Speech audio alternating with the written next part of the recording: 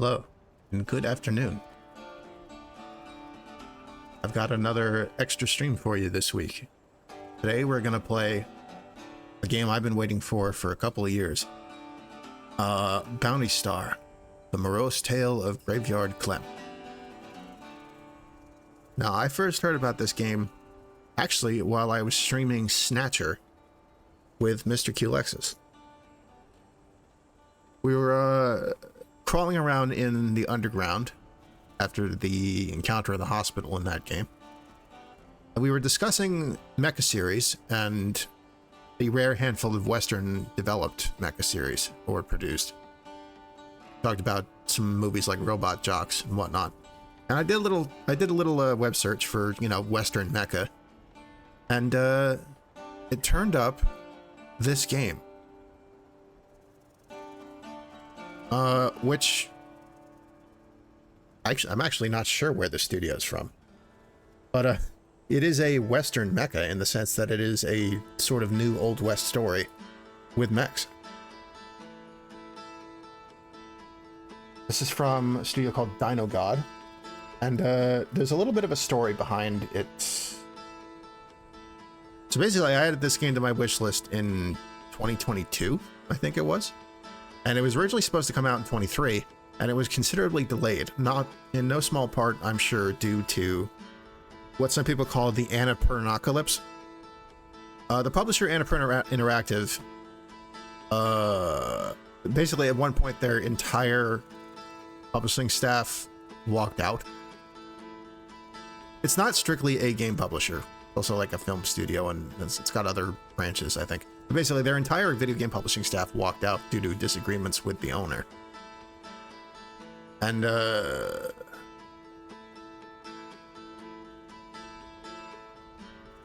by Dino God's own admission, the people they worked with to get the game out today are not the same people they entered into an agreement with to publish the game, but that Annapurna has been nothing but good to them. So, I'm glad to see the game finally out. And it doesn't have any bloatware near as I can tell. There's no epic services, there's no easy anti-cheat, there's no bullshit. As far as I can tell, it's a game I actually felt comfortable purchasing.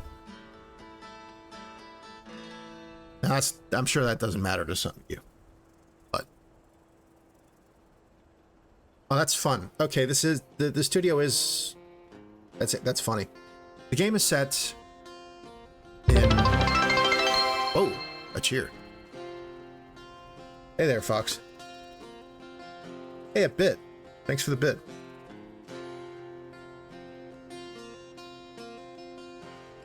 So this game is set in the studio's home turf of Arizona. But it's a by their admission post-apocalyptic version of Arizona called the Red Expanse.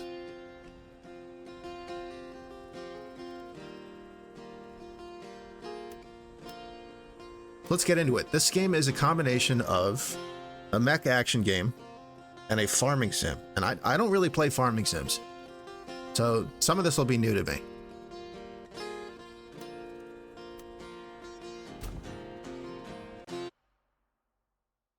This game features the music of a guy named David John Legg, aka Brother Deeg, who is sadly no longer with us, but he, let's see, 191 days ago, gained bed space in Arizona, 8:37 p.m.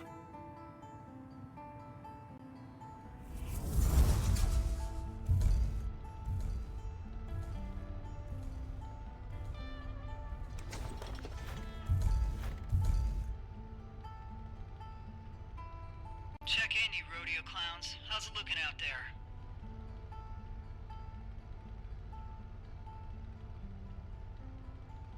I guess I have to advance the text myself. That's us. Clementine McKinney.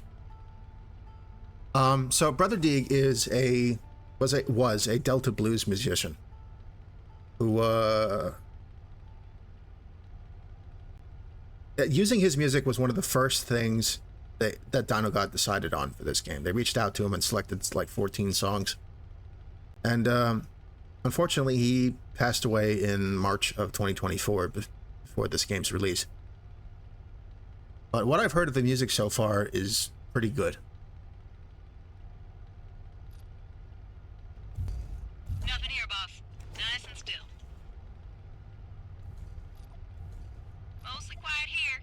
Picking up some light stomping, but I'm guessing we got sorrows on the move. I'll keep my ears on it.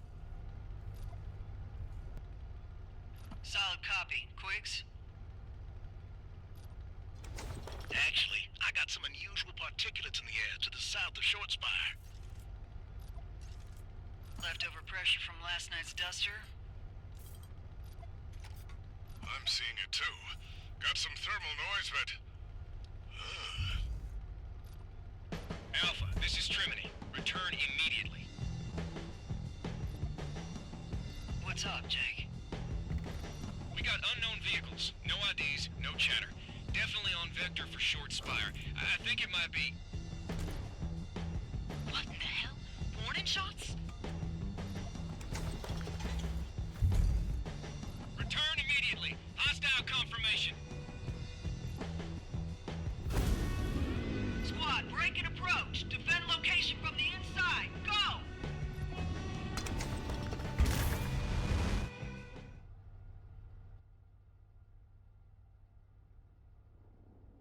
Short Spire's southern entrance, 8:54 p.m.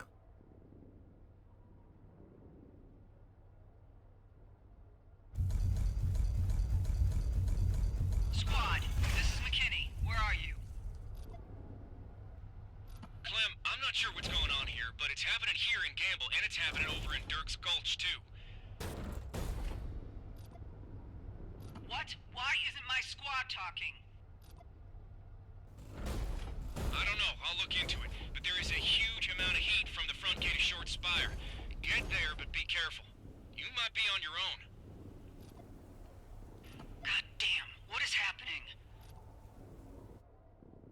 I'm glad lockdown procedure went off without a hitch, but I'm gonna have to clear a path through the streets and emergency gates. Forgive me, folks.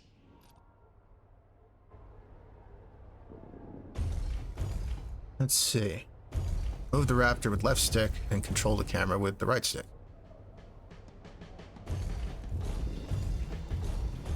It's weird. Is it locked to an over-the-shoulder perspective? Well, like over the left shoulder, I mean.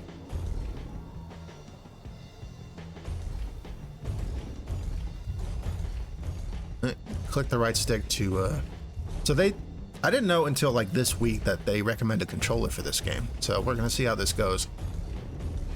Square for melee. Now, I'm a lifetime mouse and keyboard guy. What I started with is what I'm most comfortable with.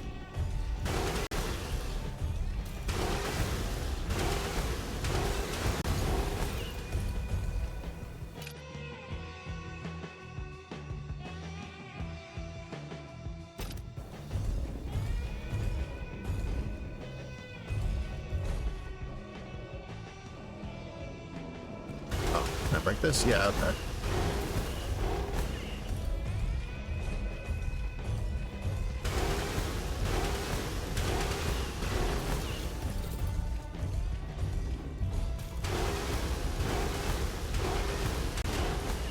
Yeah, this looks like Arizona.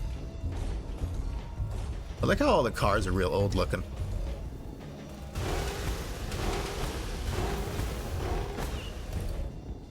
Lock-on function. That's useful.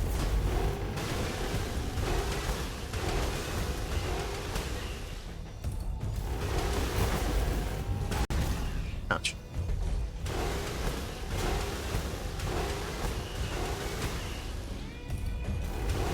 Combatants have deployed bots and appear to be in a terror pattern. Squad, report. Captain, we're pinned down by hostiles. Damn it, Jake, tell me something. Clem, we've got significant amounts of enemy mechanized infantry outside all three locations, and they're scrambling all mech-to-mech comms. They've got militia units pinned down under huge amounts of suppressing fire, but they... Odd. What is it? They aren't advancing on your units or even into the towns. It's like they don't want them inside. Goddamn, Jake, we're being sieged. I think you're right. Ain't no death chatter on the medical channels, which are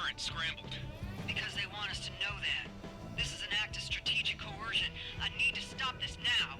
Need to get to the source of this before the Coalition raises the white flag.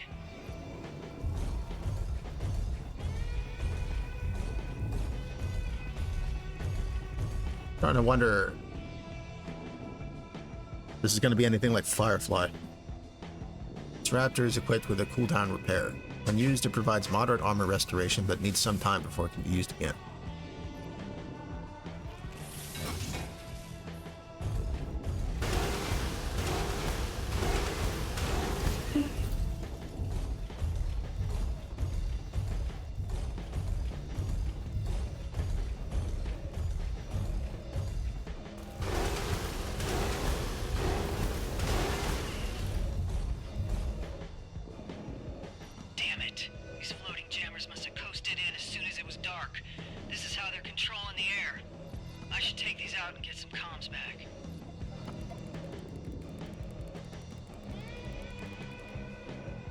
All firearms have a limited effective range. The reticle will shift when an enemy in sights is in that effective range. Okay.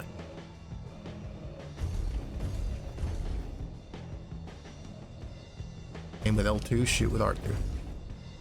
Manually reload by pressing R2 when not aiming.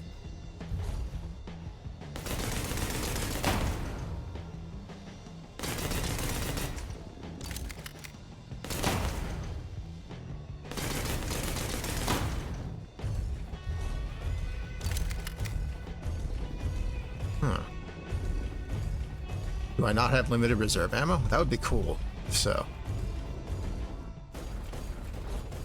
Almost to the town square. Source is there. Clem, can you hear me? Elijah? How are you talking to me? I'm at the Garcias on the shortwave. Got some bandwidth when you pop the jammers. I'm gonna get in their MK1 and come fight. Absolutely not, Elijah. These aren't marauders. These are mercs, and there's a lot of them. You need to leave. Are you kidding me with that? This is our home. Dad never would have just left if this was happening, and you know damn well you wouldn't either. Fine.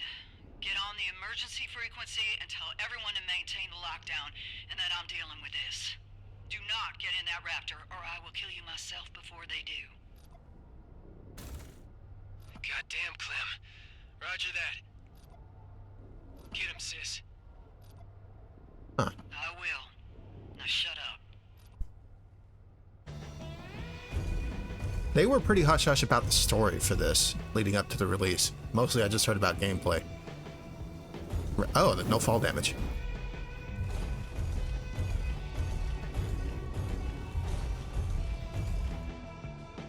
These sons of bitches got floaters deployed in case all this goes south for them.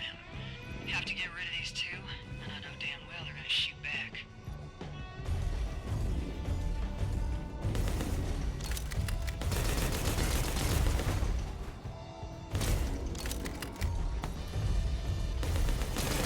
Lock on. Avoid attacks by dashing in any direction with circle.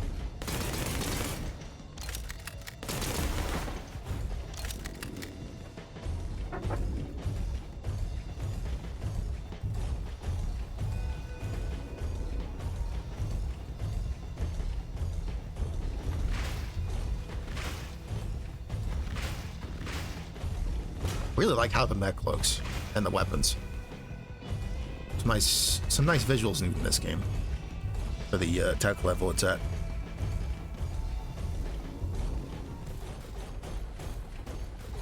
Well, you're going to be looking at the mech a lot, so better be a nice model, you know.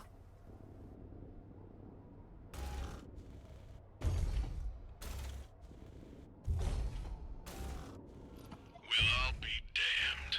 One of you snuck on through the curtain. Uh-oh. Who the hell are you, and what do you want?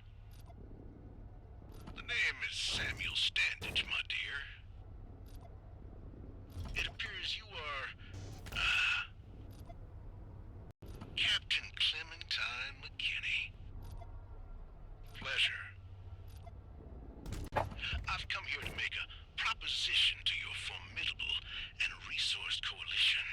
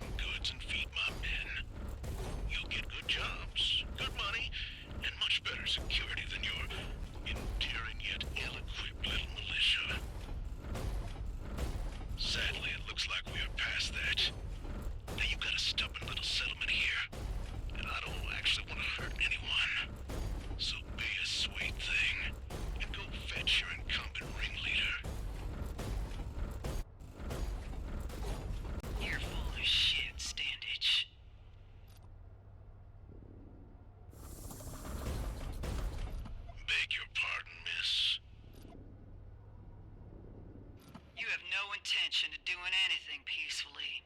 You live in 3 inches of blood and bullshit, and I can smell it through your hatch.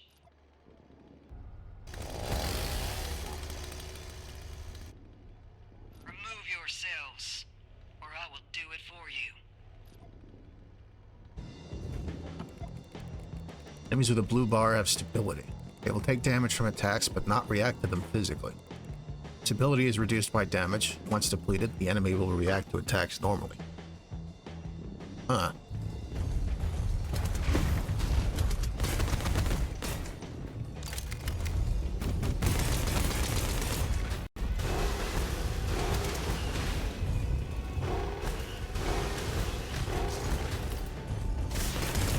Oh. Ouch.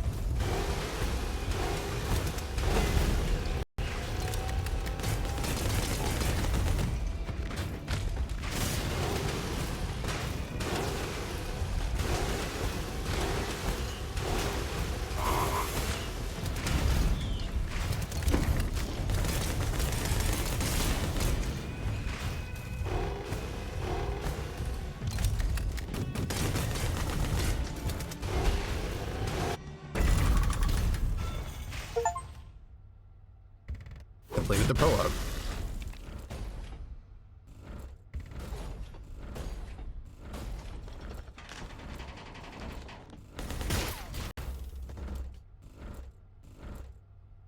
I like how they made the mechs like emote a little bit.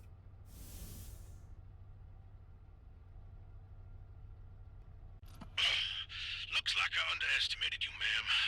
I yield. Clem, don't you dare let that bastard live. You're right. He's full of shit, and there's no way he's yielding. Clem, I can't tell you what to do, but he needs to face justice. His scheme might have backfired, but this is still a huge violation of the regional code. I say apprehend him.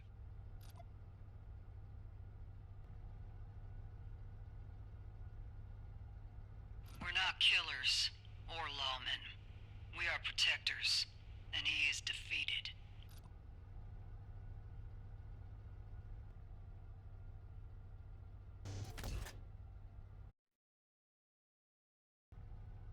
Stand down immediately and leave this region.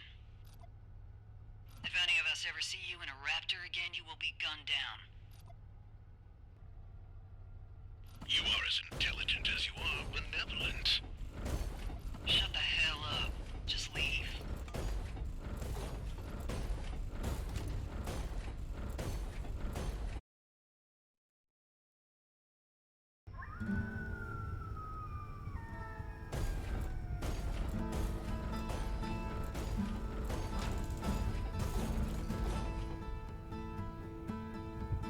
Good job, Captain. I'm worried about him. What if he comes back? There's no way this is over. Then he will have forfeited the generous mercy I gave him. I've made my decision. Let's clean up. Roger that.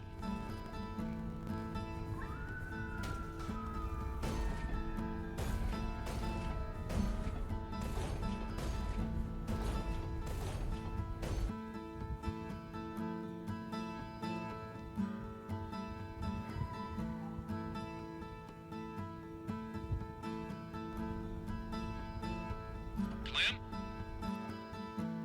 Jake, it's Dandage. He's Uh-oh. changed his vector.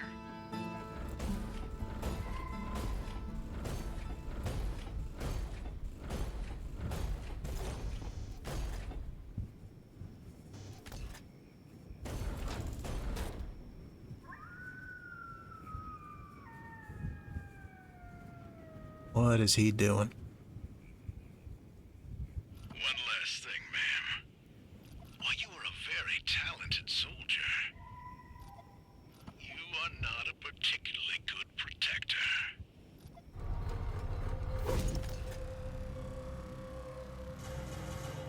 Uh-oh.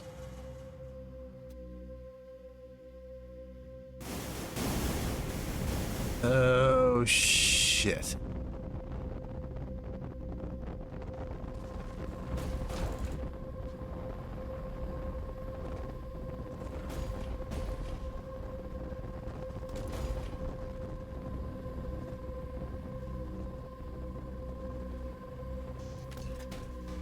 Yeah, I would say so.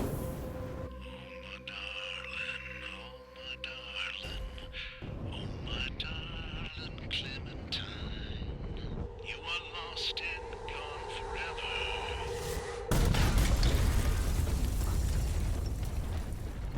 Dreadful sorry, Clementine.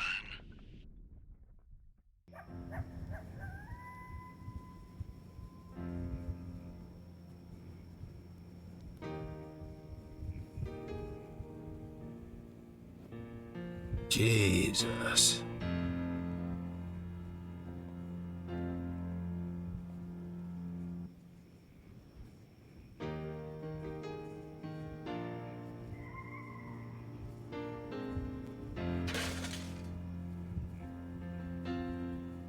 Well, I guess we know why she's called Graveyard Clem.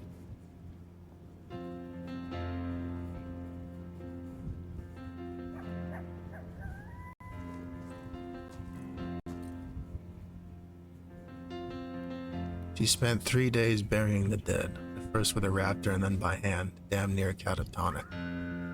Those that survived gathered what they had left and slowly in grief left short spire forever.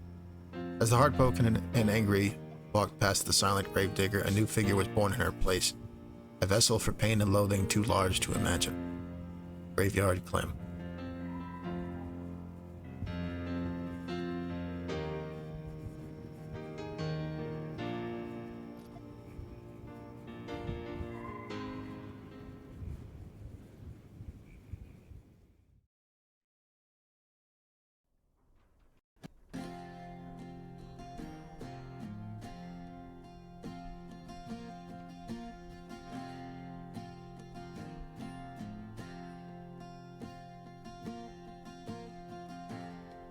Hey, Clem.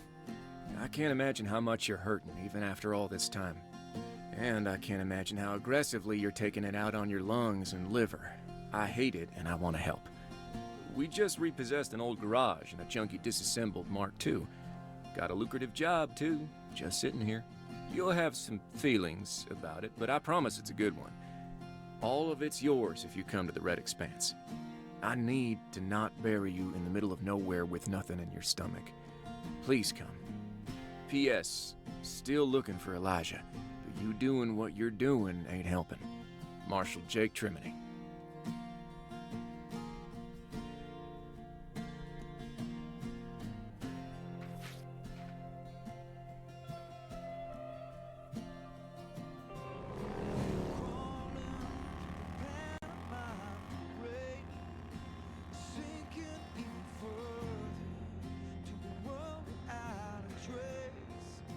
Yeah, R.I.P. Ruther Deeg. Sounds like he did good stuff.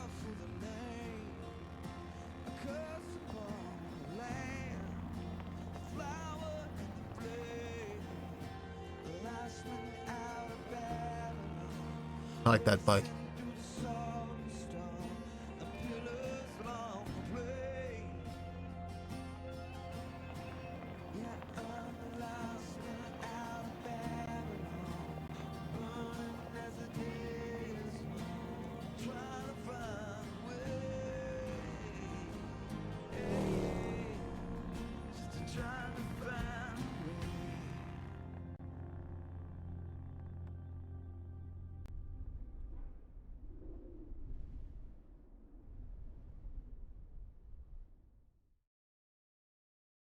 Volume all right for you guys?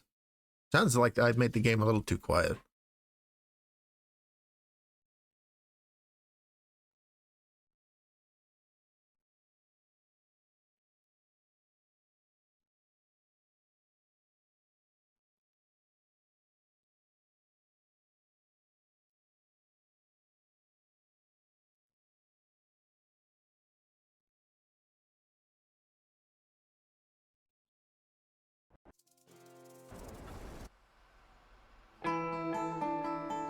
We are.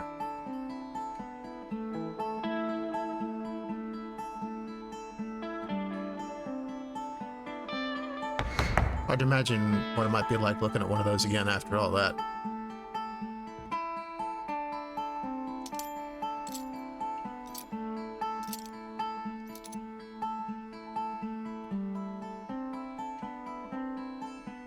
Damn, Clem.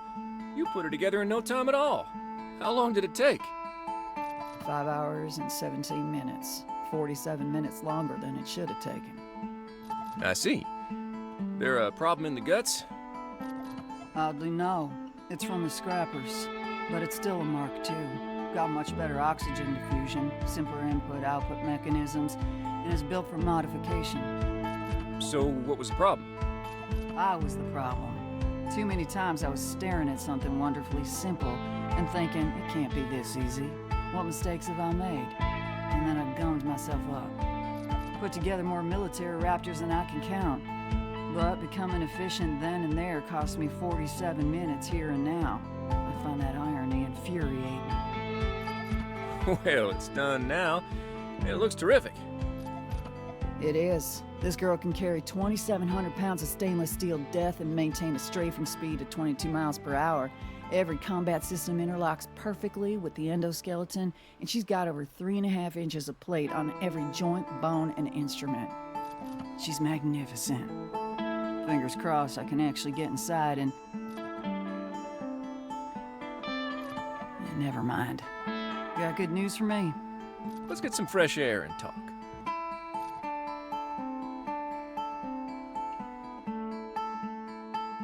This is garbage. It ain't garbage. It's just probationary. You'll be able to pick from a selection of low-risk marks with no one crawling up your crack. Except me. But I'm used to your stink. Low risk, Jake. Which means low profit. What is the problem here? Look, the Syndicate ain't comfortable just yet. They know about cane beds, and your stock is low. Are you kidding me right now? I came here because you said I'd have actual work. I know, and you will. Just gotta get you back in shape. For fuck's sake. So what do I do then? You shape up. Tell me what that looks like to your people. Well, listen. We repossessed this place from another pilot. He was a piece of criminal dog shit, but he wasn't stupid. This building and this location, primed to be the foundation of a legitimate operation. You, of all people, can get it there. Clean it up, power it up, turn it into the self-sustaining operation we both know it could be, and take on a handful of low-risk bounties. Once you do that, I can reapproach the Syndicate and we can get you what you want. And you're confident about that? I am. You'll be wearing that bounty star before you know it, and then the cash will start pouring in. Fine. I will attempt this. Now get out of here so I can work. And to grow. Suppose it's official now. I'm a bounty hunter. It's probationary, which is more than a little infuriating. But it's work. Jake's trying to scrape up a bounty for me. Bless his big, dumb heart. Suspect he'll contact me soon. For now, I need to step outside and rattle out the brain worms.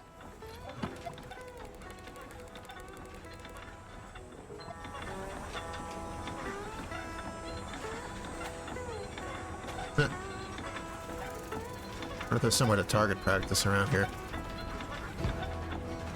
Now, at some point during development, it was going to be possible to get out of the mech in a mission and do stuff that are just here at the farm. But apparently that caused some bad scope creep in terms of how the missions were designed. And that had to be cut to keep the game on track. And you know, that's fair. You know, they always said in Interstate 76, don't get out of the car. And I think that extends to mechs.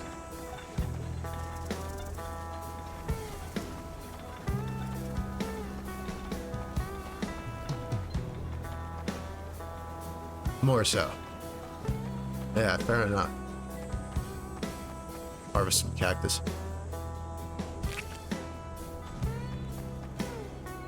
The more so tale.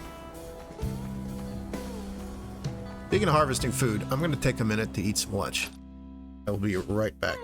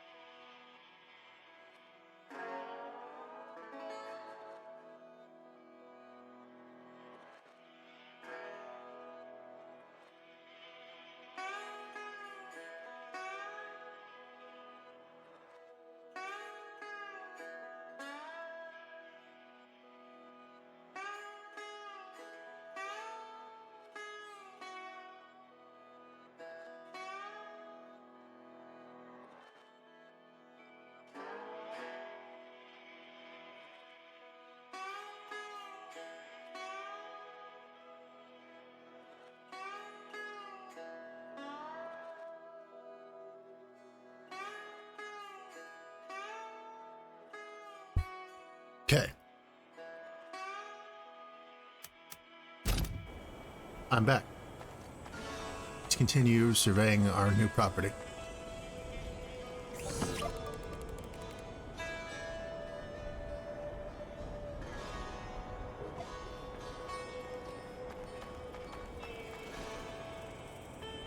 Got a tank of something on my belt.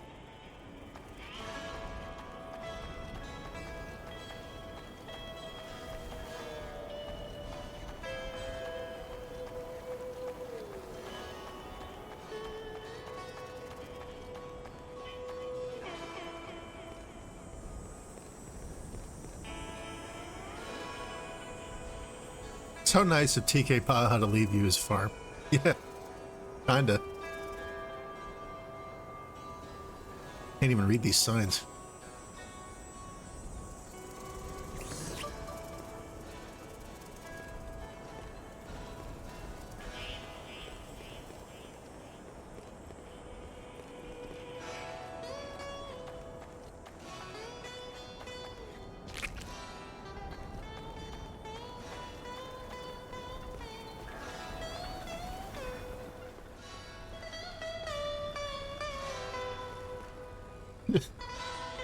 This shitty computer over here.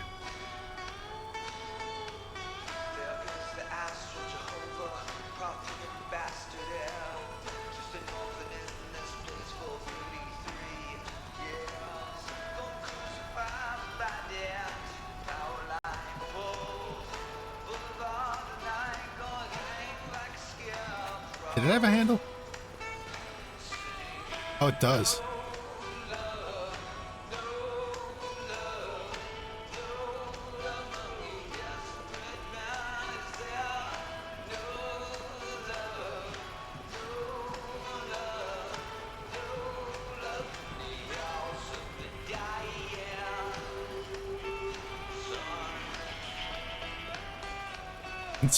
Press X to kick the jukebox.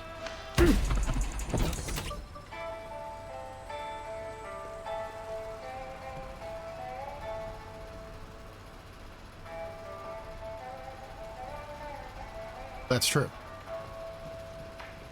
We have slightly more amenities than your typical apocalypse game. Oh, I can't actually go up there.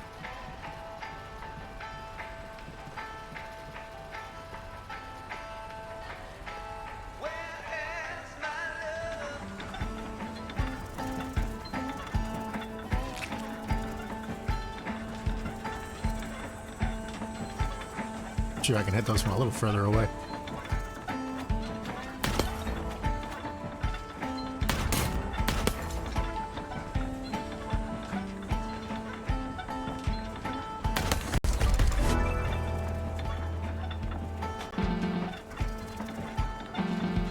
Incoming call.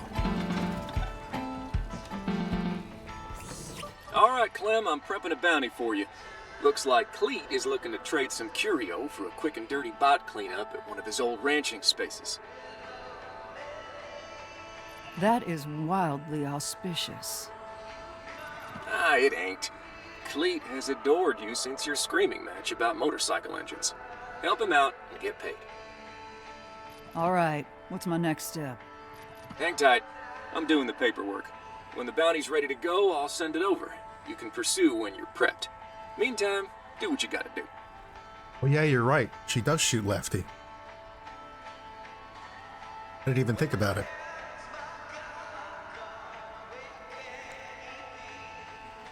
Roger that. I'ma eat. It's probably because it's the same in the mech, and probably because you got the melee weapon in the right hand. Good idea. Expect the bounty within the hour.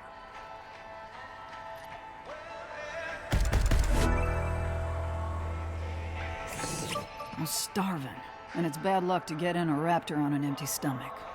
I ought to throw something together. I want some corn for this meal. Now's as good a time as ever to get that merchant terminal up and running so I can put in an order. I've got a battery I can use.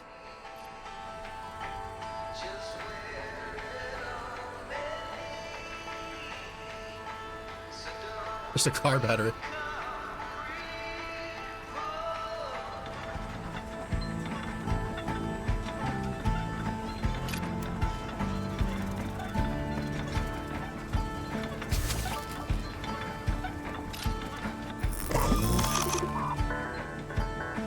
Syndicate of Dust.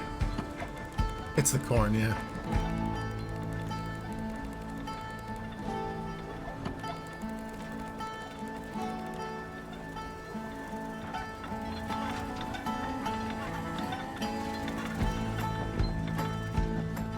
It is kind of a small mech, isn't it? It's like, actually, it's smaller than a gear. It's like the tome sized. Or the landmates in Appleseed.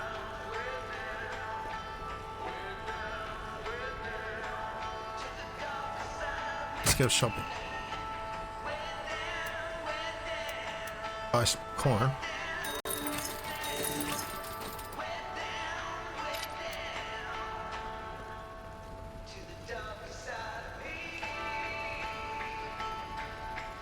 I'm not normally into this kind of music, but this is better than most of what I've heard.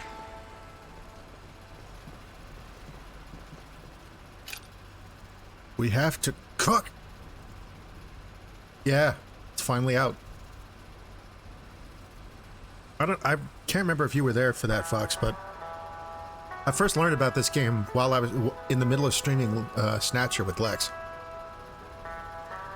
We were talking about Western Mech series, and I did a quick web search, and I found out about this game that way. Let's see here. I only have one recipe right now. Sweet cactus salad. Cactus and corn, an easy-to-eat mix. A staple in the creeping deserts. Plus one, as a wise man once said, girls just want to have lunch.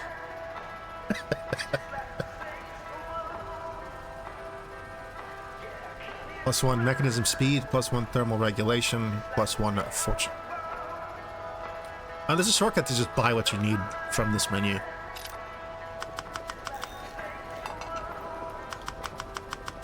A little of this, a little of that, done and dusted.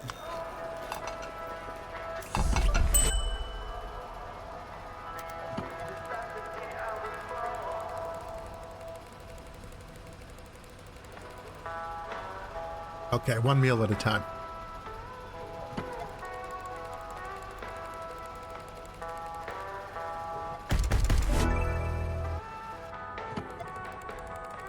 Oh. I got mail.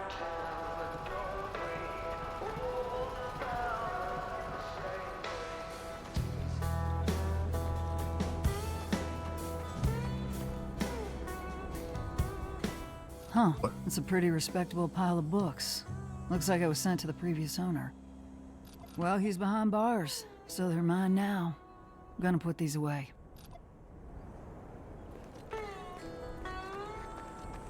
Book learning.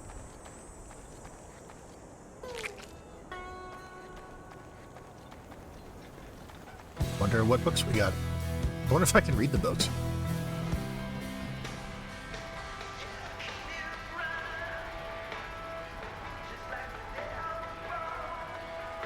Field notebook. Like that square ass bike, yeah. Press X to read. History of the World Part 1 by the Historical Archive Coalition. Clem's synopsis. I remember reading this one as a kiddo. Fascinating information about the old world. You know, at some point there was an intercontinental war in which every damn country with a missile or a mech took turns ending the old world piece by piece.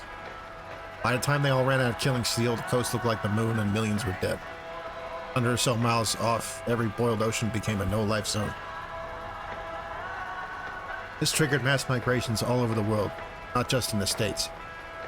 People at the edge of the blasted coast, desperate to escape that bad dream, moved inland. With the infrastructure wrecked, food, water, and fuel had become extremely scarce, and those on the move became animals. It was as devastating as the bombs. Many millions more died underneath the trampling hooves of the terrified and starving. In the States, these migrants became collectively known as the Black Buffalo. Unfortunately, inlanders clinging to their still-standing territories resolved to halt their advance. States-long borders were formed in both the east and west that deployed deadly force as the back buffalo trickled in.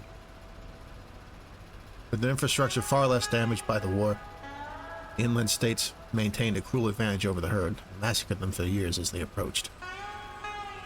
As the bodies piled up outside the borders, ferocious new diseases were born in the dead flesh of the black buffalo.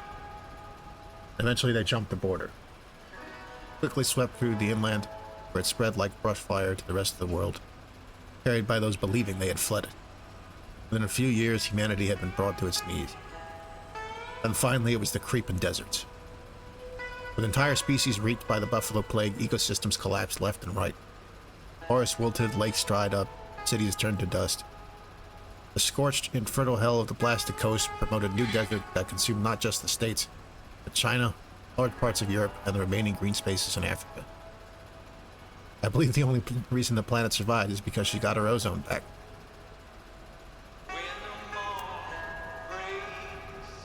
As we understand it, the buffalo plague ran itself out, and those left standing outside of a few rambling humans were the birds and the lizards.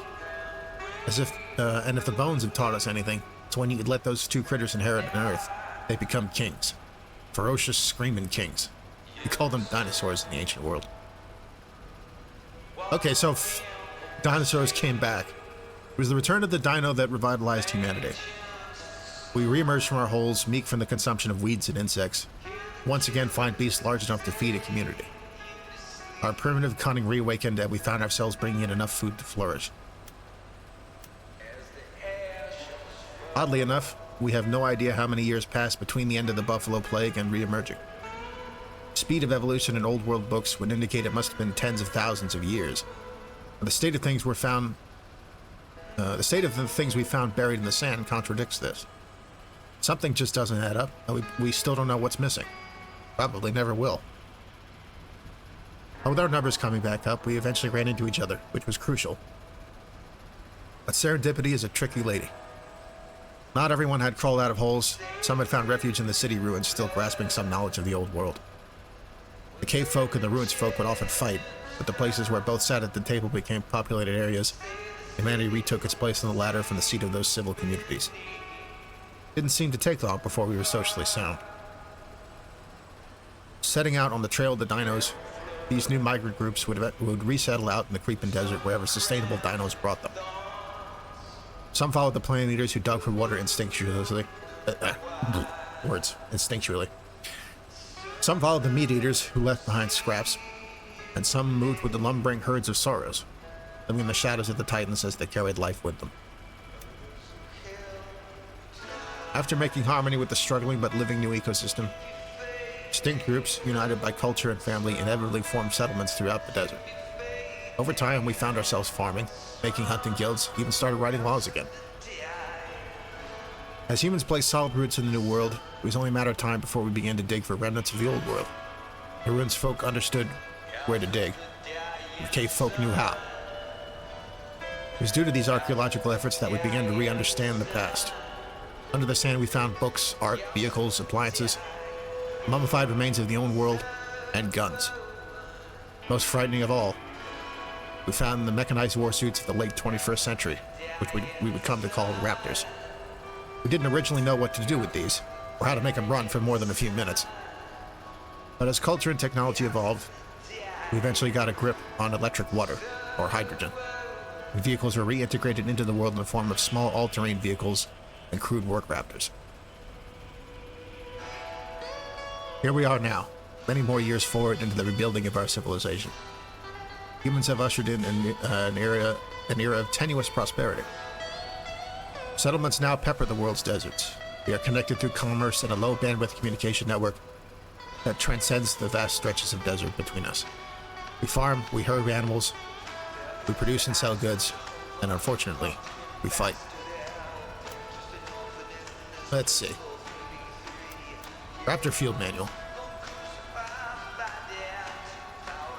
Let's see. Melee attacks, lock-ons, shoot. Gas jets, burst repairs. Temperature regulation.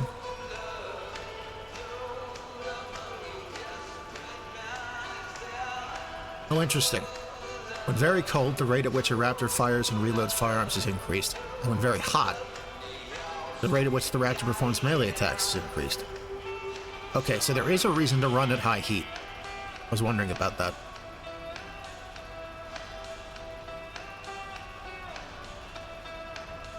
Stability bar, chain binder. Customization.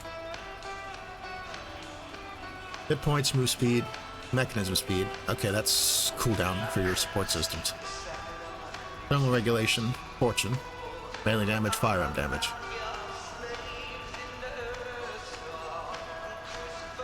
Engines have a limited bandwidth for augmentation, deferring by engine.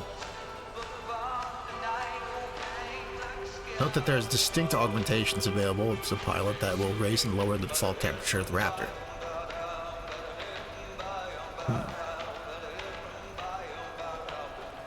Wheels further augment your stats. Oh, got another call.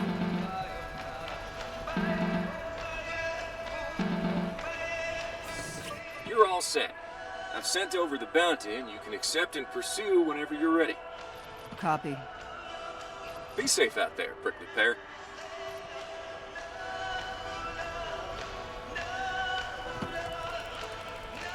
You have a new bounty. Check the map to view and accept.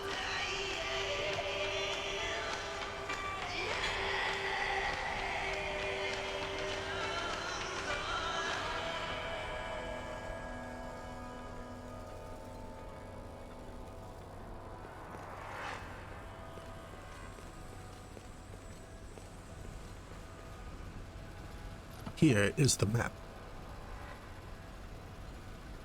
Location, rewards, enemies present.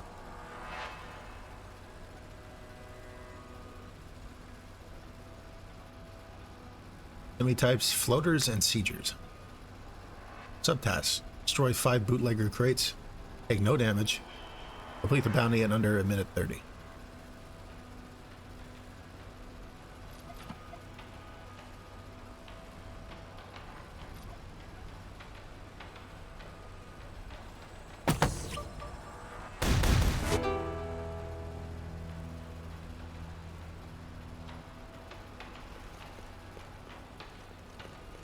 It's time to clean out the proverbial rats in the basement.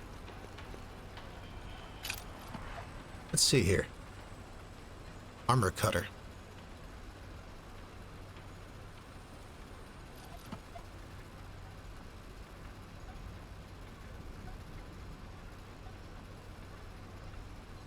Start with 2 augmentation slots and can be upgraded to equip more.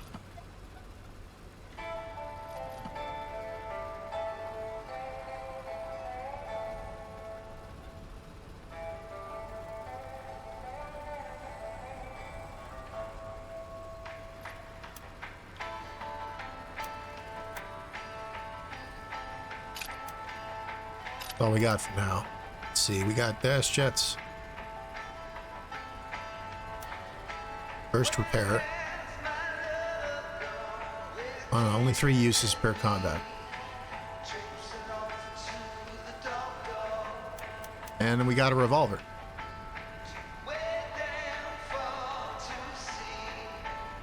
Reliable, versatile, and iconic. Yeah, the garage.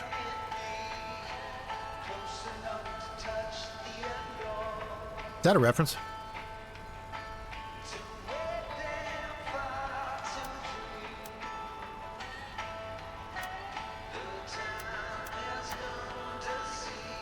Oh.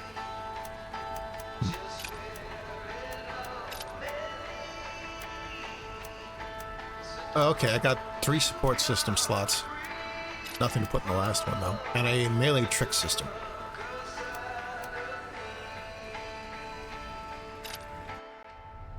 Here we go.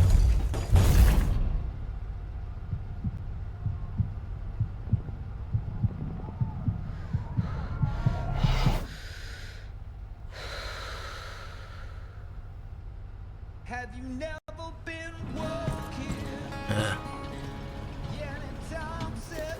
Now, I can't say I've ever had to bury half a town, but I know what it's like to go back to a place where some bad shit happened to you. It's not easy.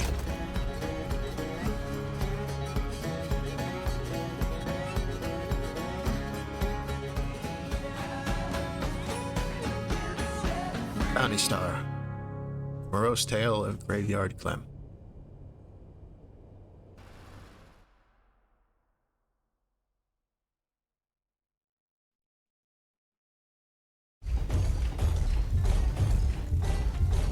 I love the little wiggly fins on the back. The old corral. Neglected place once full of life.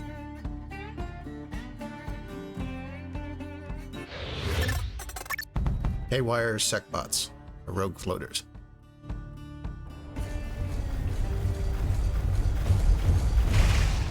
I need to remember that even though it's nice and cool in the morning, this girl can still overheat. If I let that happen, I'll be a sitting duck for a few seconds while the system reboots.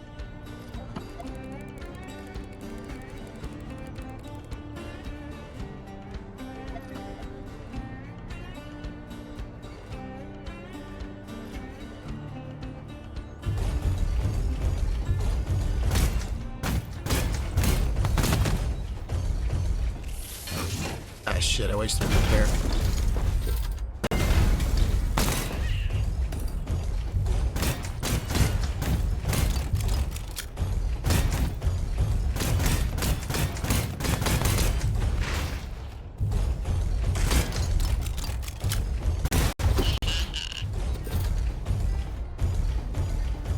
Yeah, we'll figure it out. Mech Games Garage is pretty make or break. That's very true. One of the things I remember most about MechWarrior, Star Siege, and a lot of other games is the extensive, heavy gear also, the extensive customization.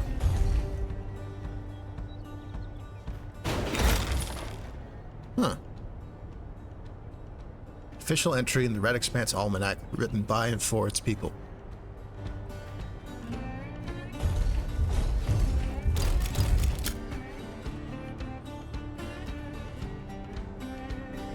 Big part of why OG Armored Core is good is the garage. I believe it. Certainly a big part of the Armored Cores that I've played.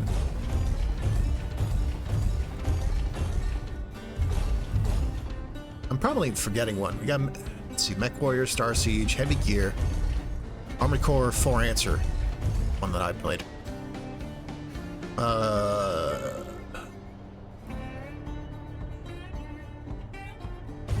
I haven't played a lot of the zippier ones that Garland has played. My mech games tend to be, honestly, more like this. A little more grounded and weighty.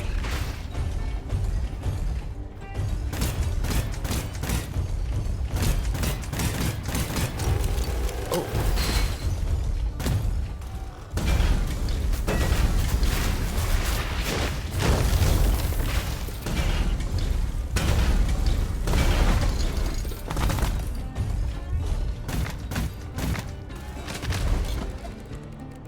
Names with an R symbol on their bar have ranged resistance. All firearm damage against them is greatly reduced. Ain't that a bitch?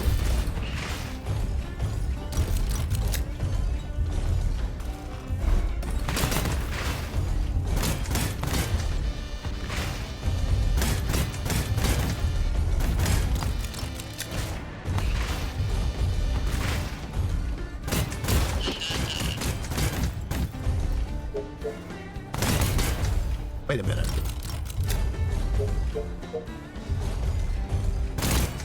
There's like a... Whoa. Like, you hold it down, you can like wind up a few shots. It's almost like a charge attack.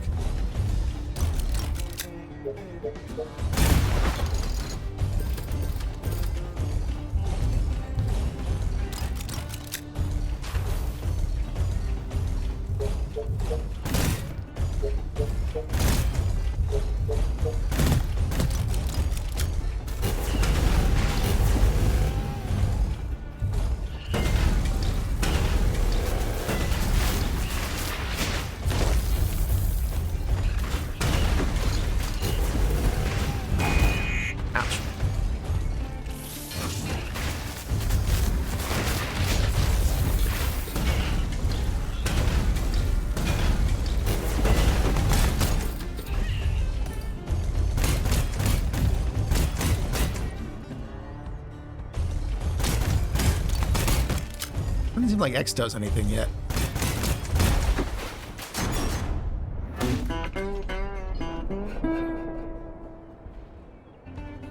Hope I get to upgrade the damage on this revolver. It's a little piddly right now.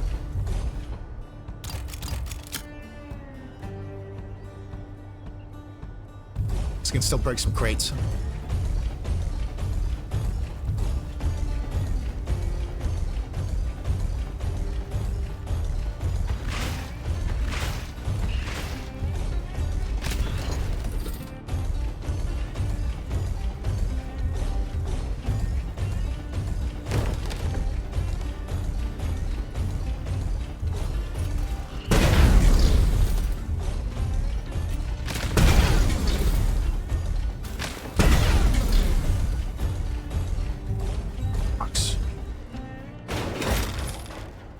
Armor plate increases raptor hit points.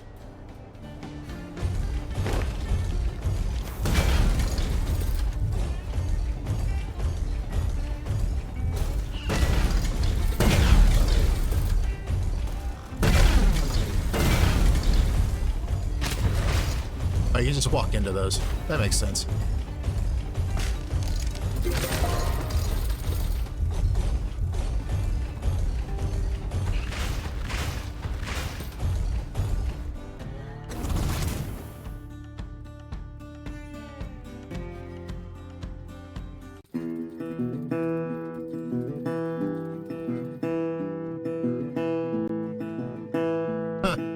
Fuel and ammo expenditures. It's like the MechWarrior Mercenaries games.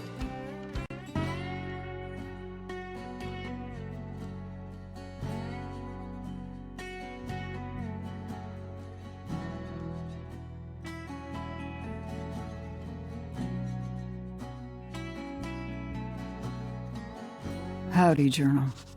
It's been a while, but you must forgive me. My fondness for writing burned out a few moments back. However, I still recognize that writing without fondness can still be medicinal, and it's time to swallow it down. To whomever might stumble upon these words one day, my name is Clementine McKinney. I go by Clem. I was once a soldier and a protector and a sister. But then I messed up, and now I'm nothing.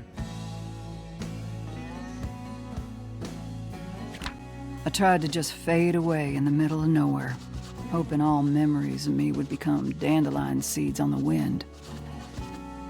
But I underestimated the cruelty of an empty stomach and couldn't turn down my friend's food. Now here I am in the Red Expanse, doing the one thing I've ever been good at. Tuning war machines and then using them to make death. If you stare into the long braid of cruel ironies, that is my story. It is fairly obvious that my destiny is to fire bullets.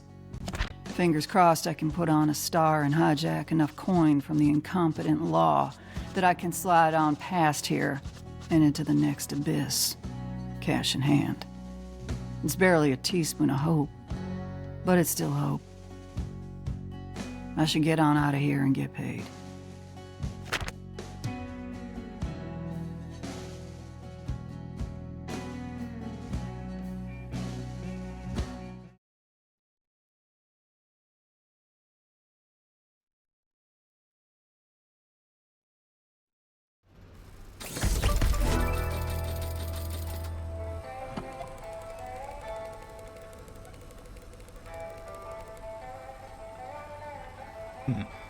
Returning from the field advances time. Some can only do so much in a day.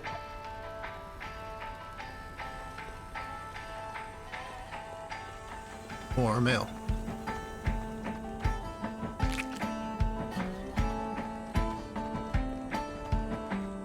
Looks like I got a letter from Clem. Let's see what that old buffalo has to say. Well, howdy, Clementine. I really appreciate you helping me out. Well, I'd love to restore that old corral and keep some beef there. But bots and smugglers like it too much. Now that you're on the job, this might actually change someday, but only if you stay frosty. With that being said, there's a little nook just south of your garage, right past the old exit 4 turnoff. You're welcome to use it any time as an exercise space for that raptor of yours. Cleared. P.S. Saw this at the thrift and thought of you. Please take it. Advanced Raptor Field Manual. Written and distributed by the Southwestern Federation Military Administration.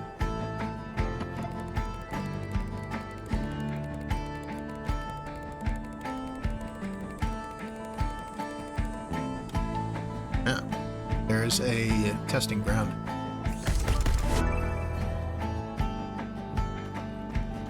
I admit I never made much use of those in games that have it. I find just going on an actual mission to be the best test of a loadout.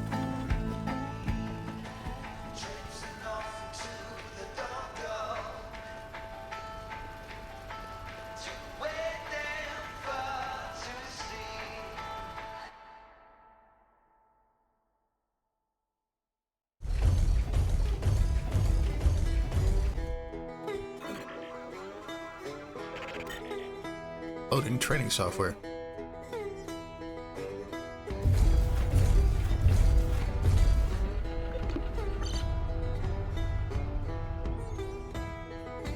Cleet wasn't kidding about this place. This is rightly spacious. Good thing I still got this old training software.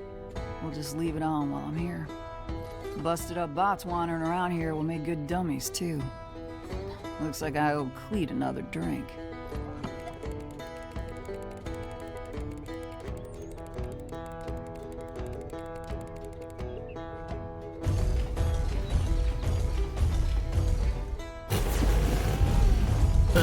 They got test dummy markings on them.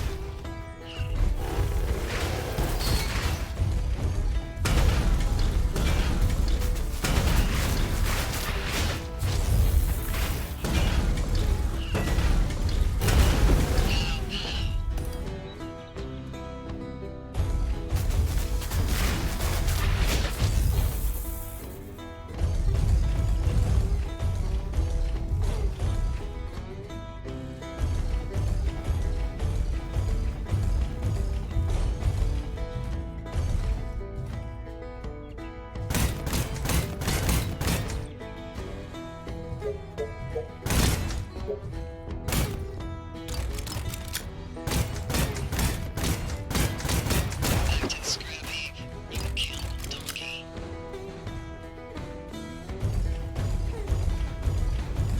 Port systems.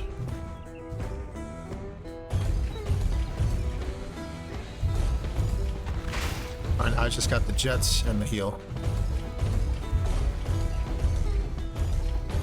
Raptor temperature.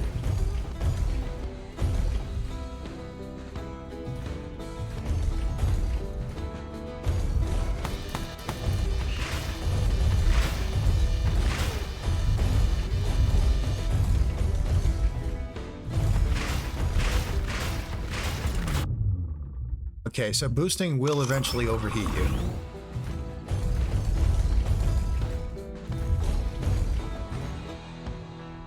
Blade is strong against skin but weak to scales. Bludgeon is strong against scales but weak to plate. Boom is strong against plate but weak on skin. Some enemies are specifically melee or range resistant.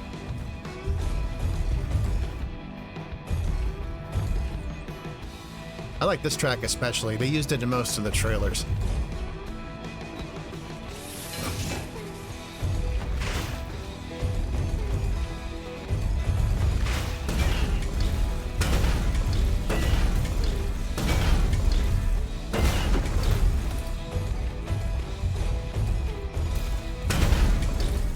That's a scale version. That's a skin version. That's a plate version. Okay. Chain binder. Don't have that yet. Okay, gun canceling. Yeah. I don't have that yet either. Or melee tricks. Okay. Oh, how do you jump? Okay.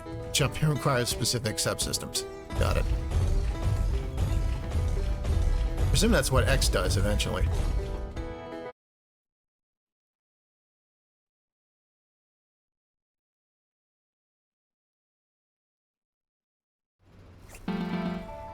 I got a call.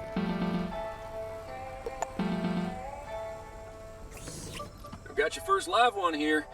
A local thief with a litany of petty charges on his head. Most recently, he made off with a few carts of goods from the Moonlight Ranch Company, and they've posted the bounty. You got a location? Him and his gang seem to have made camp at Coyote Wash. Sounds simple enough. Well, not so fast. He's wanted dead or alive.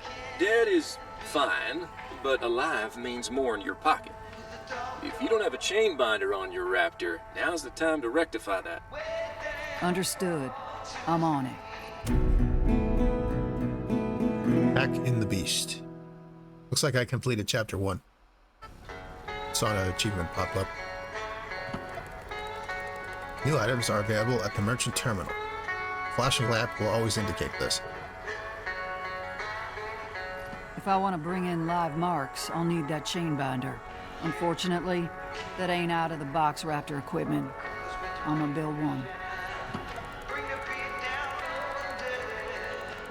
Clem can always obtain scraps in the field by defeating enemies and opening chests, but they may not be purchased individually as well.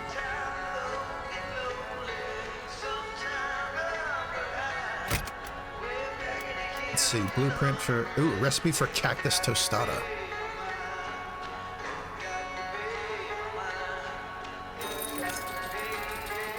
Buy some tomatoes. Old cannon blueprint. Short range but powerful raptor firearm. Looks like a shotgun. Requires workbench level 2. Chaff countermeasures. Chain binder.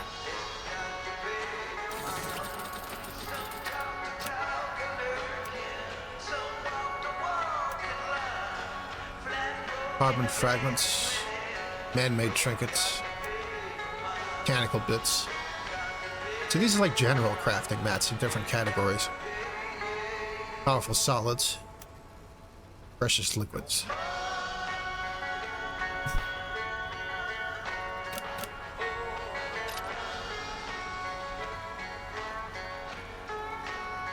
What a yield workbench.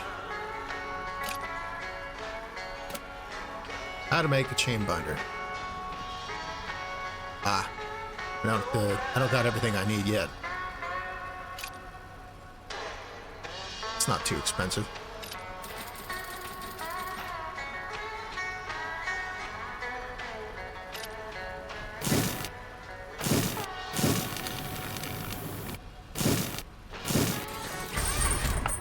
This will hold together nice.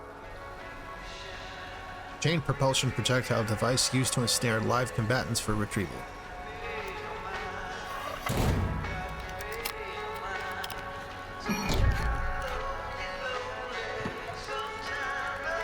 The chain binder is now permanently equipped on the Raptor and can be used in combat. Like other permanent upgrades, it is visible on the permanent upgrades list on the Raptor Properties tab of the Ready Raptor interface. To use, get your target to low health, aim your firearm with left trigger, and hold R1, fire a chain. If struck, the enemy will be captured. Chain binder will need time before it can be used again. You may capture most enemies this way, even if they're not marked. You'll be rewarded with a flat fee at the end of a bounty for every enemy captured.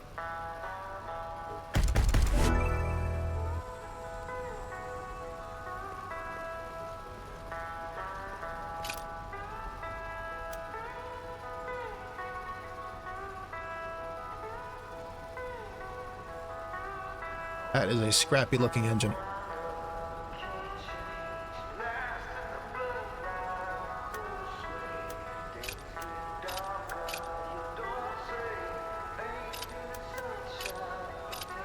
The augmentations, okay. Plus 25 health. I'll take it.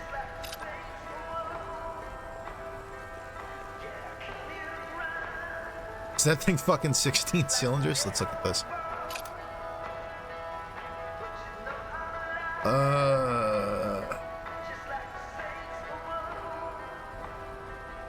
I see 7 caps on this side. It might be 14 cylinders. That's weird. Did they make 14 cylinder engines?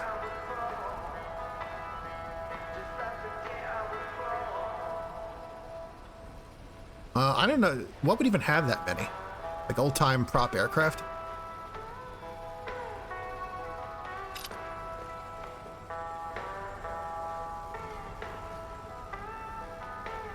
Huh.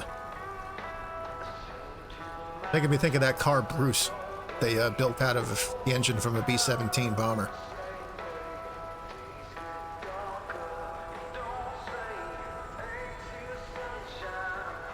Jetto Corrigan.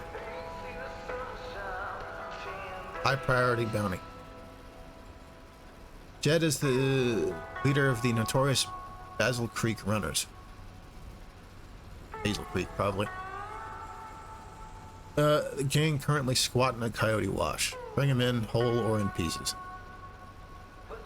New types include Mark 1 Raptor bandits, on-foot bandits, and floaters. Subtasks. Destroy 10 deployed mines. Don't overheat. Capture 3 bandits. Let's make some food. Actually, maybe I can put some new gear.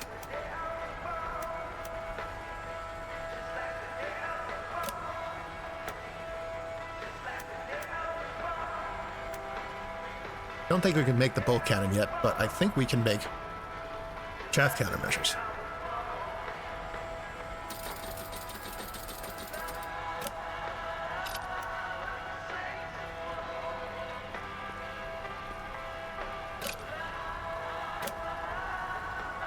Projects a temporary sphere that bullets and missiles cannot enter.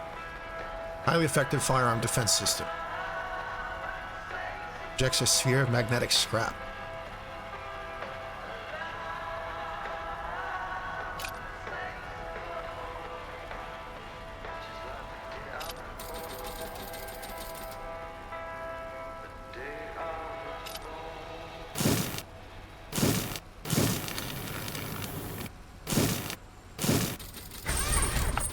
Can't wait to break this.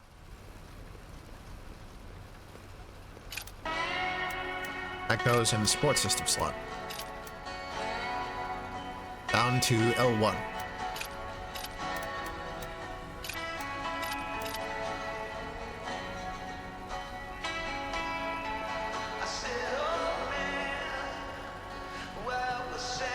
Let's see.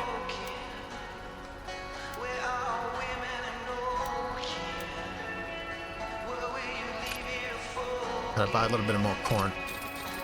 Sure, we'll eventually be able to grow our own. That's like one of the whole things about this.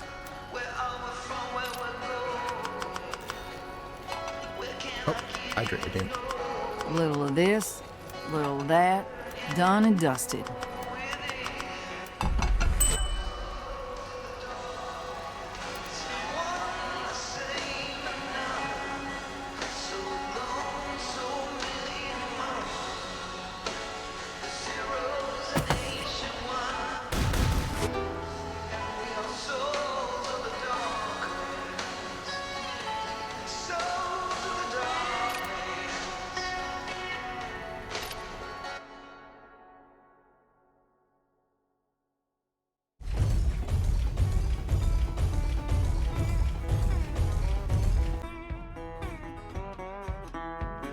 Coyote Wash, a secluded criminal gateway.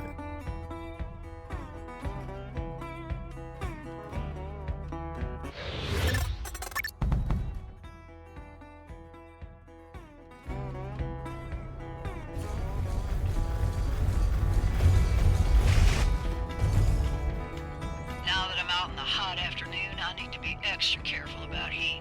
Can't go too hard all at once or I'm asking for trouble.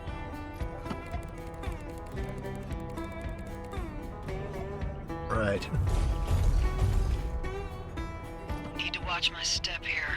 These donkeys love to lay down mines. Gotta avoid or shoot them to not get my girl's legs blown out.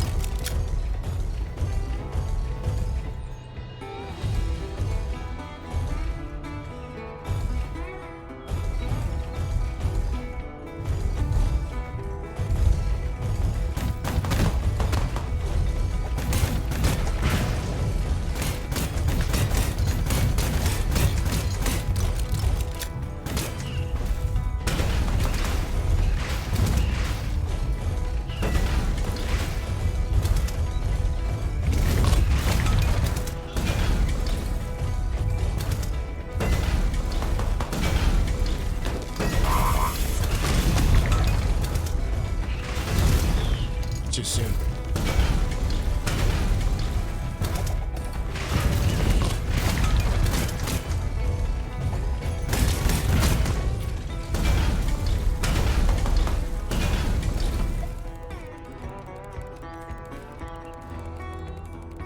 Aim with L2 and hold R1. Spider. Oh. Spider mines. Yeah, that would suck.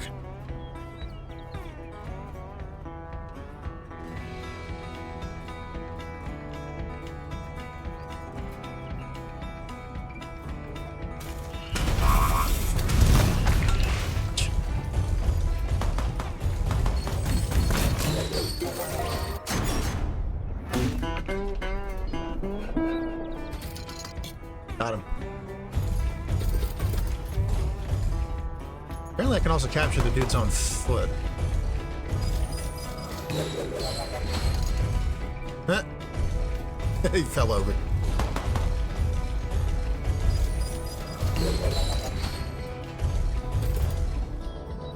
Gotcha.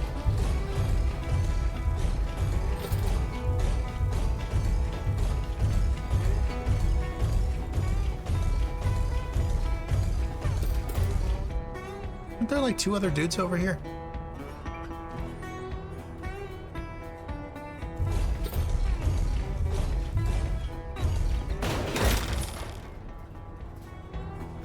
Another almanac entry.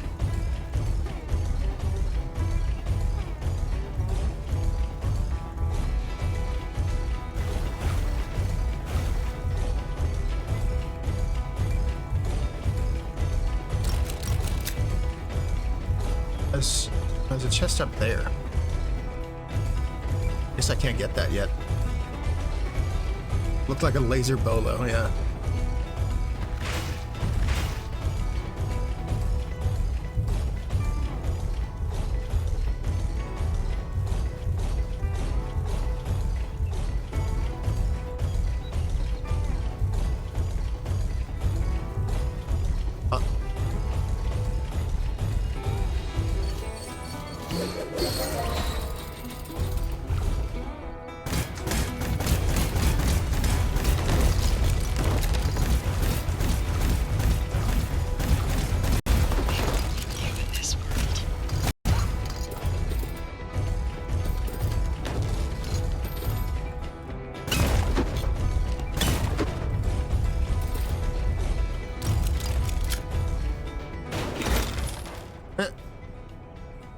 Handed figurine. A lightly articulated representation of your everyday thief. Absolutely crucial in childlike simulations of good versus bad.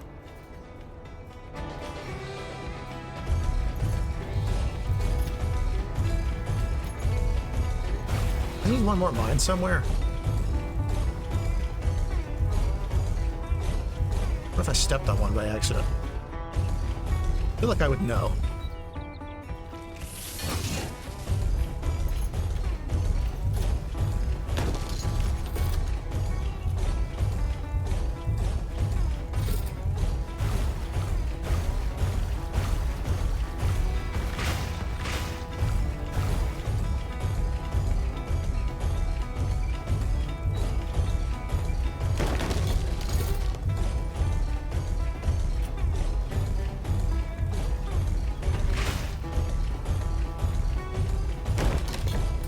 Another box. Fruit skewer recipe. Made with cactus meat, berries, and dwarf citrus.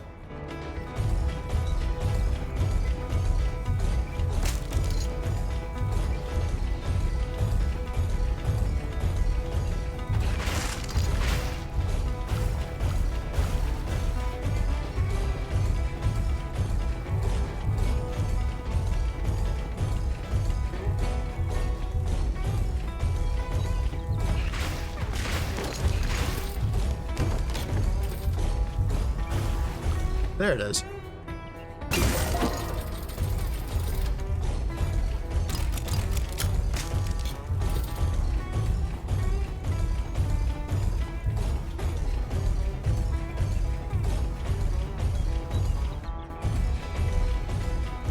Yeah.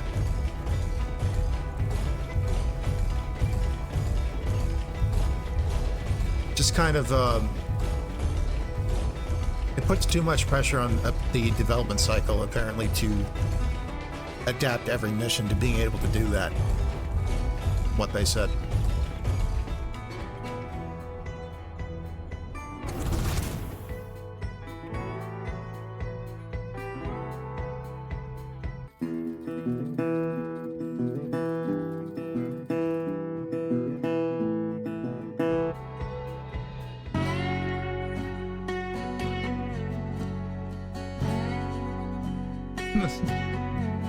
It's still wiggling over there.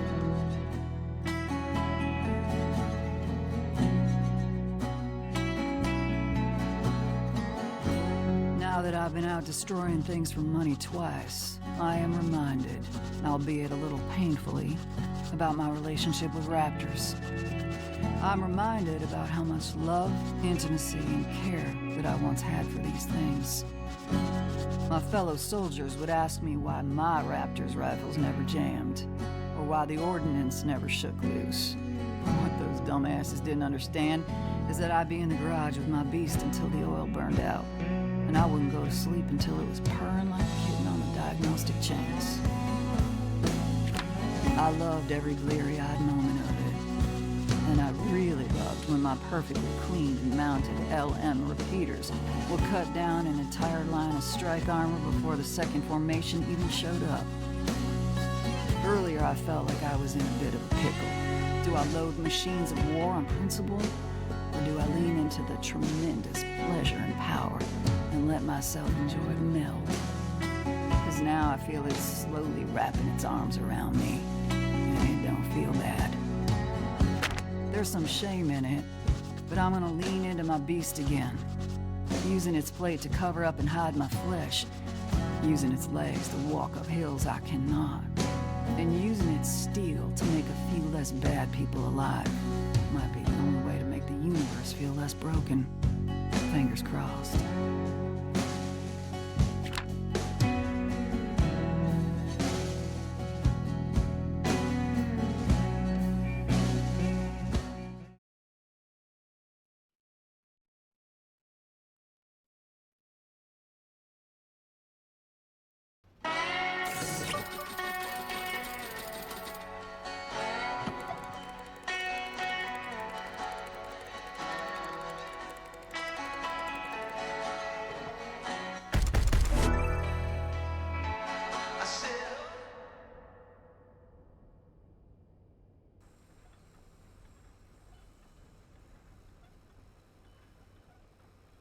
Yeah, I think I see what you mean, Fox.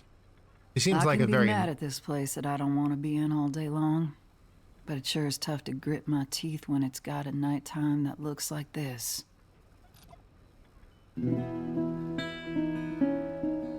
Wow.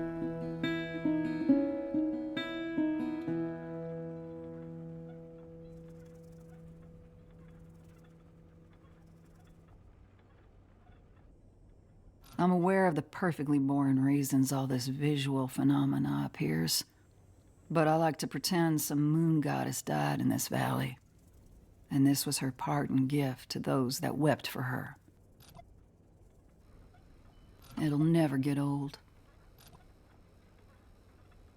And I've done enough for one day. Time to apply a fresh coat of drool to my pillow. I want those.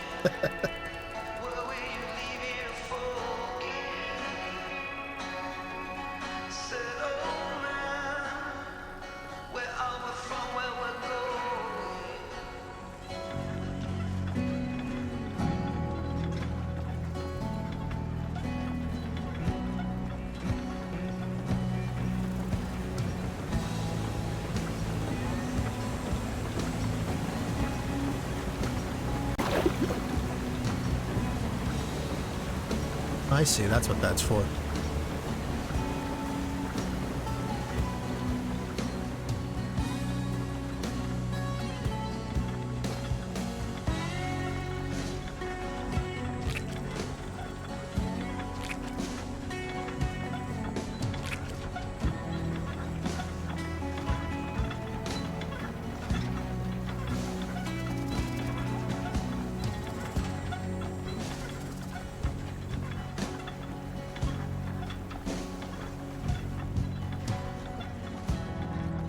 Whoa, there's a big ass tree over there.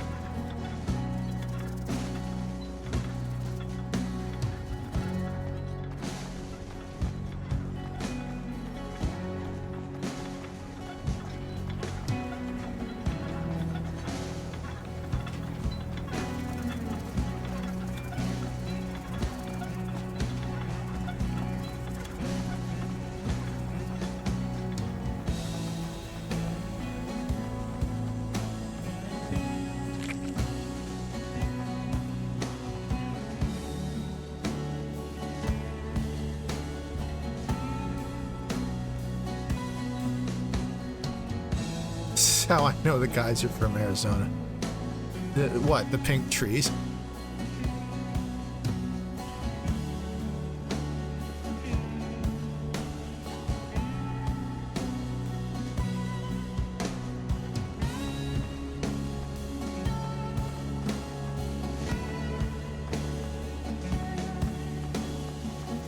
Sorta.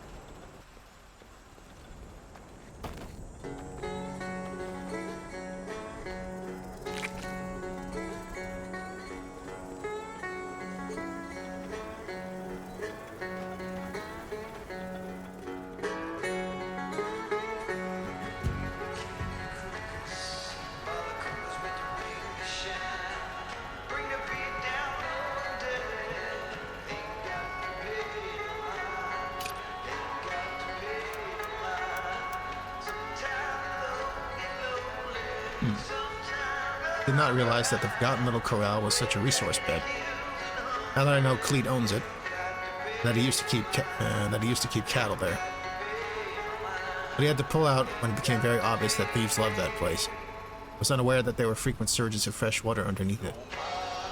So it explains the oddly thriving Kraken woods. When I'm there, I feel like I can smell them through the hatch, which would only be true if they weren't thirsty. Now I know I ain't crazy. The old Highway 44 runs right by it. Goes from the eastern lines all the way up to the northeast corner of the valley.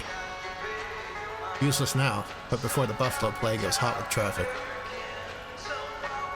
I can't figure out why those old caver structures on the outskirts of the corral are still there, and this ain't particularly illuminating.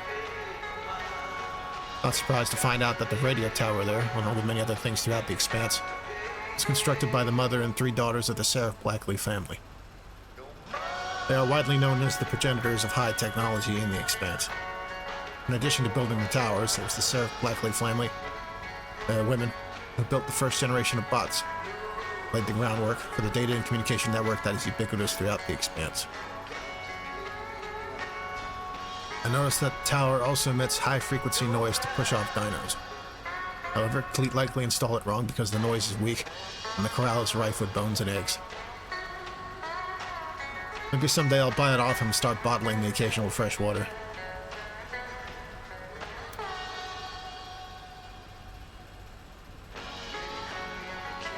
Here's the thing about the melee trick systems, which I don't have yet.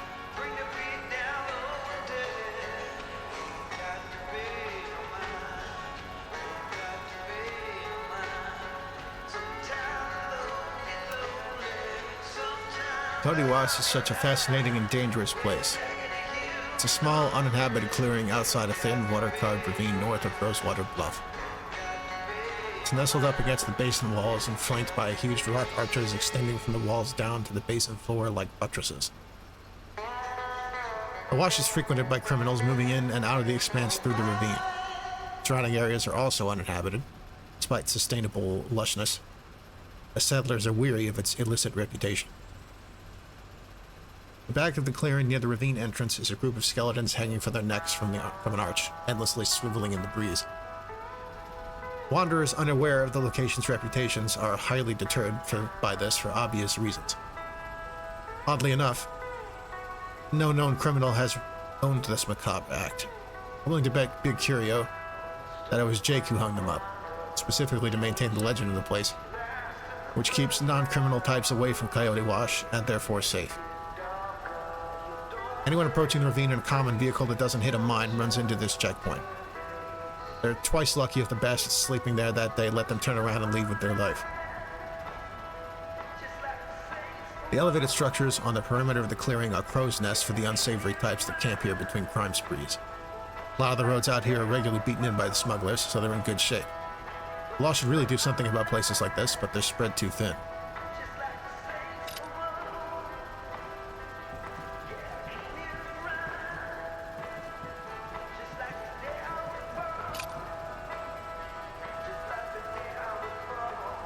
Fancy time will progress the state of the garage and alter available low-priority boundaries. Furthermore, certain things will only happen during specific times of day.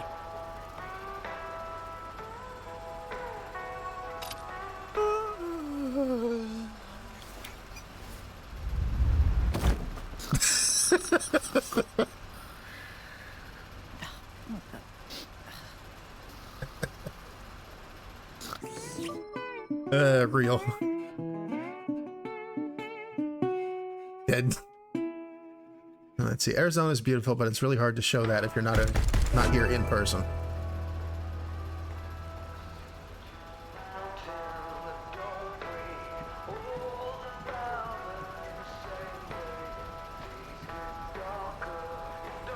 Got more mail.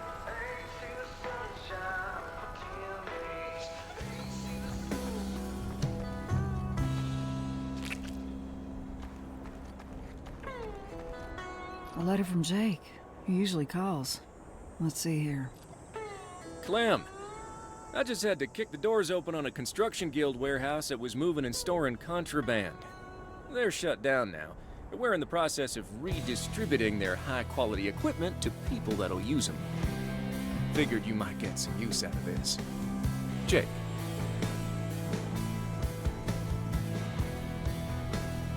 I'm glad I could show you this, Fox.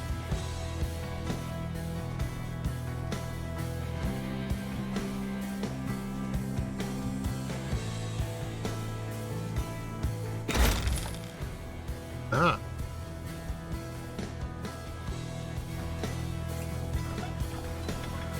And build us a better Well, I workbench. ain't gonna sit on this workbench upgrade plan. This is what I'm doing for now. And I won't be able to do it for long if I rest on my cheeks with yesterday's tech.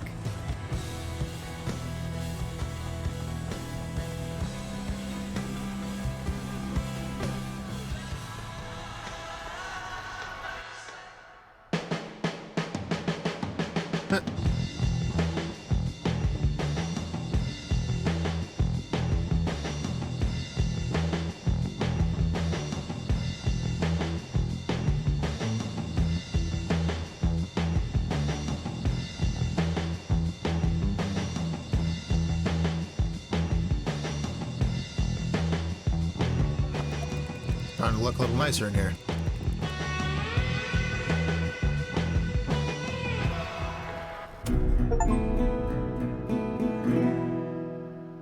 Step, but cautiously.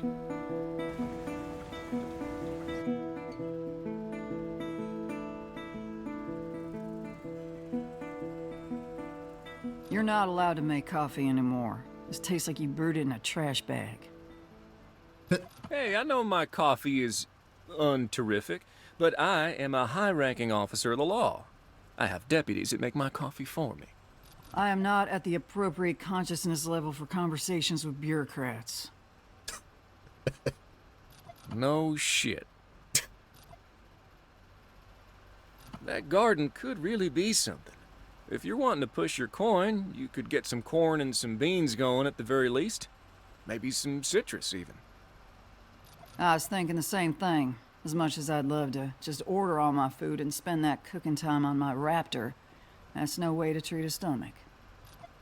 Exactly. And hell, you get some clean plant water going, and there ain't no good reason you can't also have chickens. You got plenty of room for some coops and even some incubators. Pump the brakes. I moved in here 3 seconds ago. I understand you don't want to be in Rosewater Bluff around all them despicable good folk, but this place has space to spare. Cultivate it.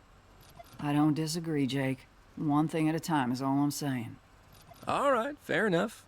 I'm just excited for you, cowgirl. Anything interesting going up on the bounty board today? Yes, actually. A burner and his crew, all wanted for a disgusting myriad of crimes. We believe they sleep off their benches up at the Ararat Hotel.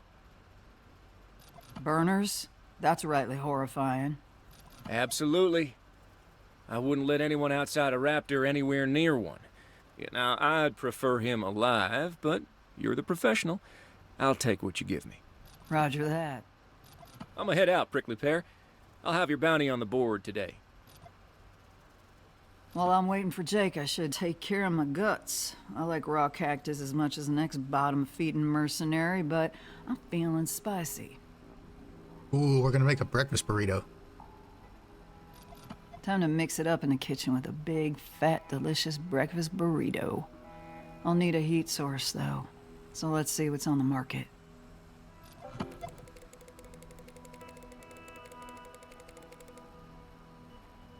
Tools can be bought wholesale, built, and oftentimes either.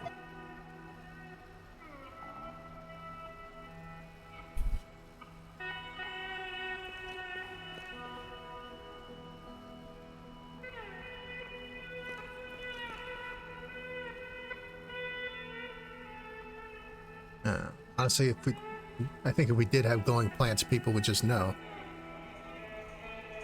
Like that one beach with caves in New Zealand. Lots and lots of citrus.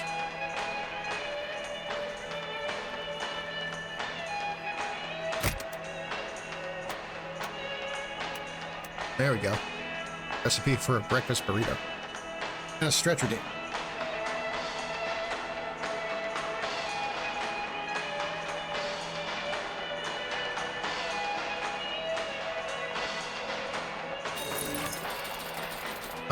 Here's some eggs.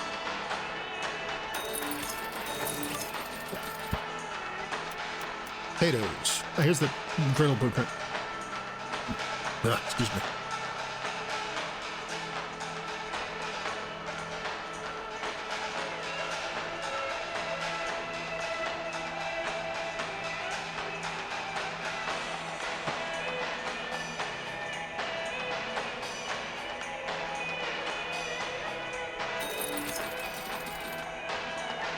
Starchy, dense, earthy nightshades. Extremely versatile. Tomatoes, tortilla. Here's a tortilla. Flour-based wraps that can firmly hold many types of ingredients.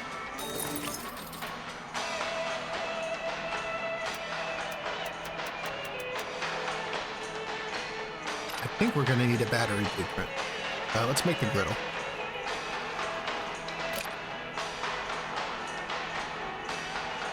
Need a few carbon fragments.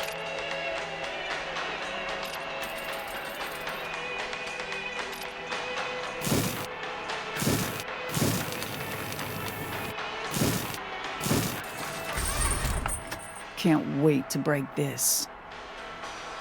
A small, inexpensive kitchen appliance that can serve as a heat source for small foods.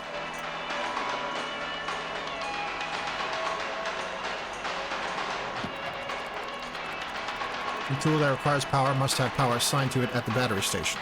It must have its own battery. You can build or buy batteries at any time.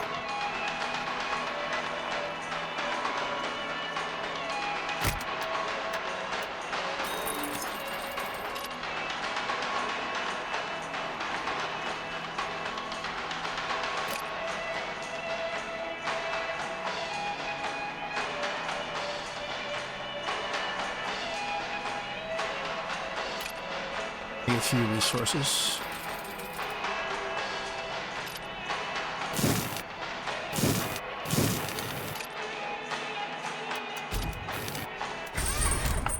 This will hold together nice. The de facto lead-acid battery that powers almost all domestic machinery in the Red Expanse. Cooking eggs mid-battle.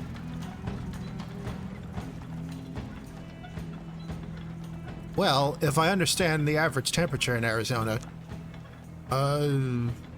just leave a few mechs on your hull and come back later. Did I say mechs? I meant eggs. Let's see. Power up the griddle. Upgrade the battery station for more battery slots. I guess we're gonna have a lot of stuff.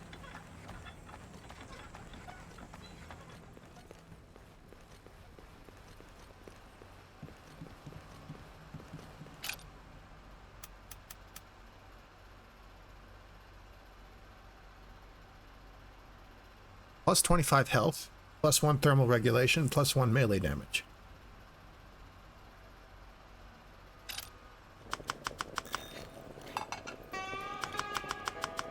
A little of this, a little of that. Done and dusted. Man, that's a real ass looking breakfast burrito.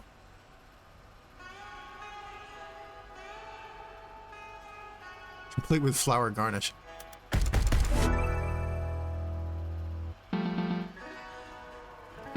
Not a call.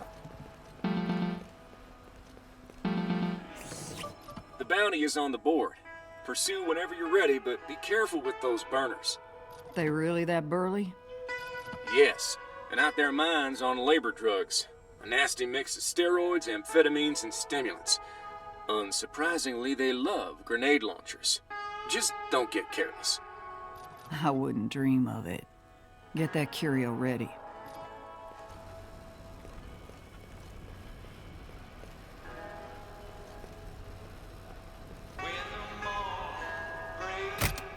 I guess I can make that shotgun now.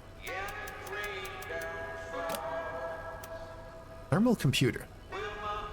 Increases the speed at which the raptor returns to its base temperature.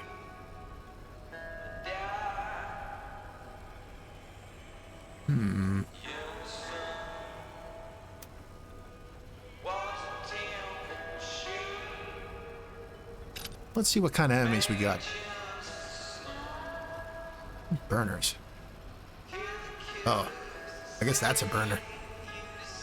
Duncan the Rivet Steckler is a criminal wanted for a litany of destructive crimes. He absolutely shouldn't be alive, and I'm offering a reward for his death. He can't come back to society under any circumstances.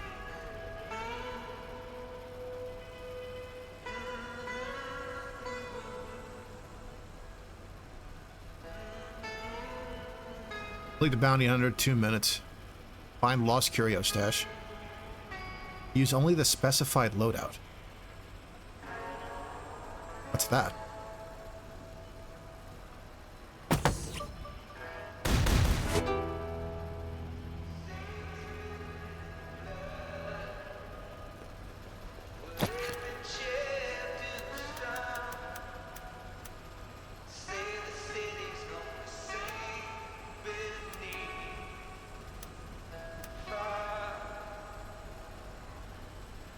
But it said I was getting more money for that anyway.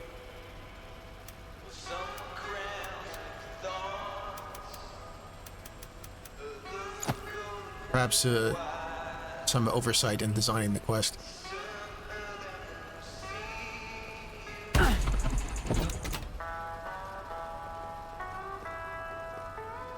So what is the specified loadout?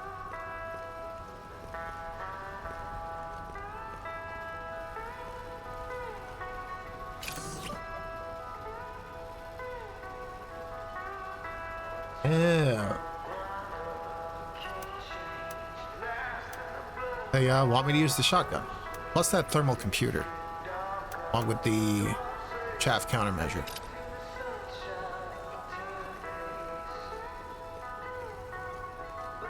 In that case, buy the computer and the blueprint for the bolt cannon, which doesn't leave me with a lot of money left.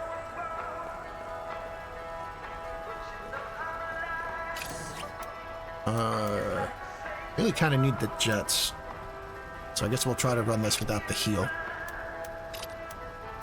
Oh wait, thermal computer is an augmentation. Okay.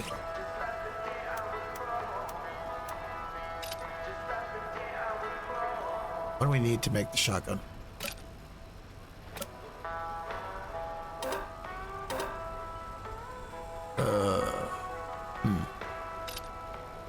Okay, we need like 100 more curio. As they said, we could sell scraps and cactus components.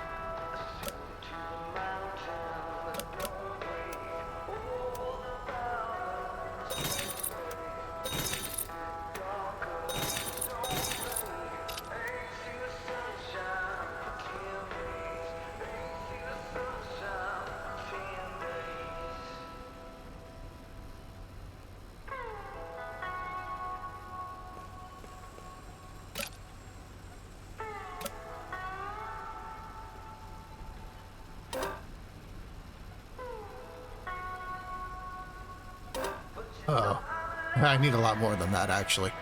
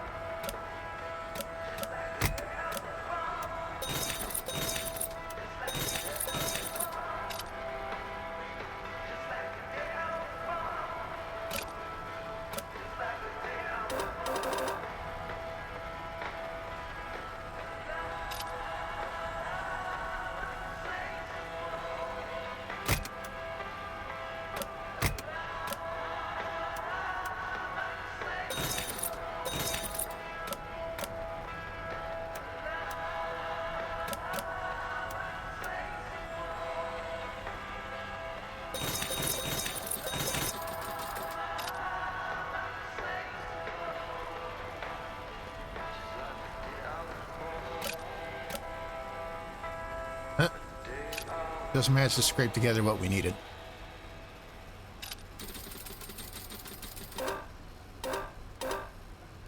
Oh, so now I don't have enough cash. Let's see if we can harvest and sell a few more cactus bits.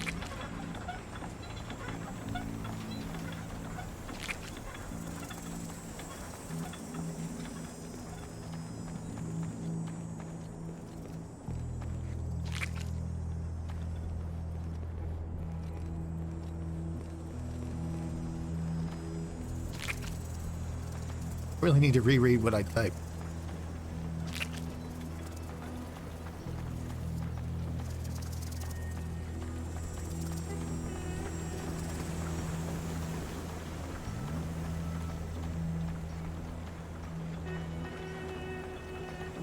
I more or less got what you were trying to say.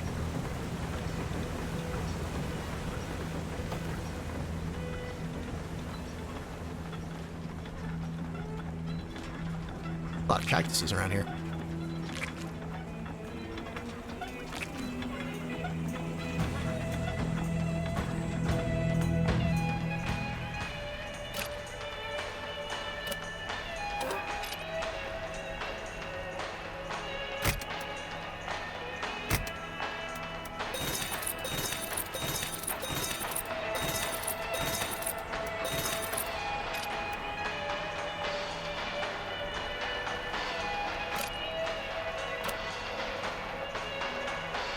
There we go.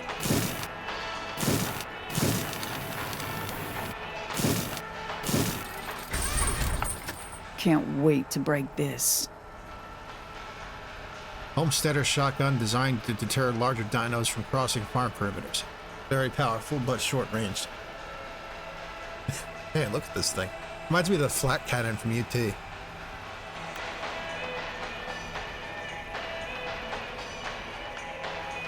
Okay.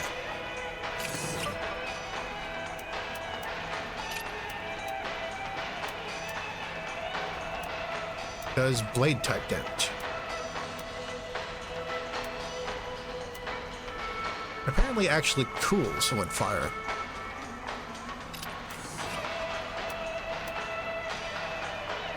If I'm understanding this correctly.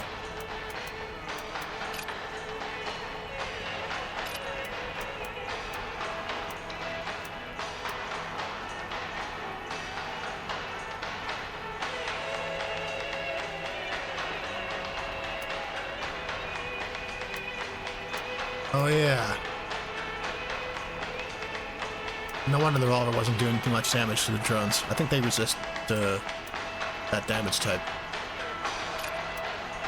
Bludgeon.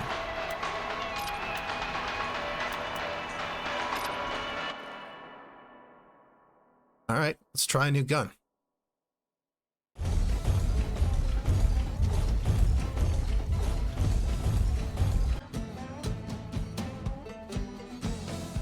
Ararat Hotel, a once legendary destination, now destitute. Highly destructive addict, Duncan Steckler. Hey, he looks like a fun guy. Whoa. That thing is beefy looking.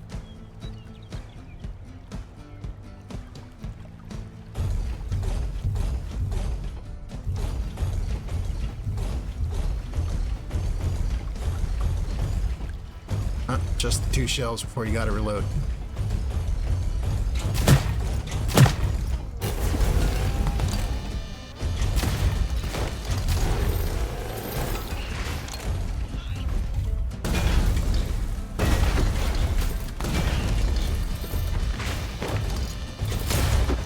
Damn. That's a little more like it.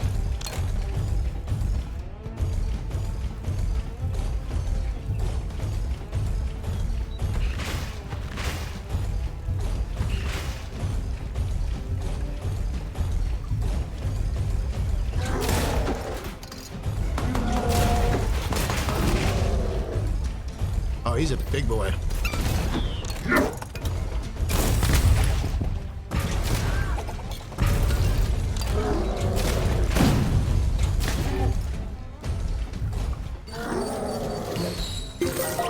Yoink.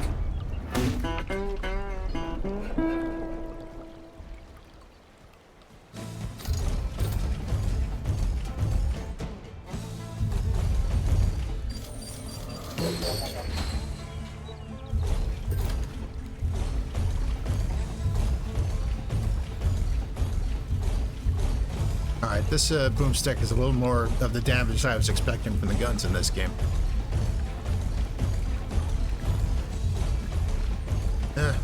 I suppose that revolver was just a starter. Let's find that lost curio stash. Yeah, I just captured him. Oh, here's the almanac entry.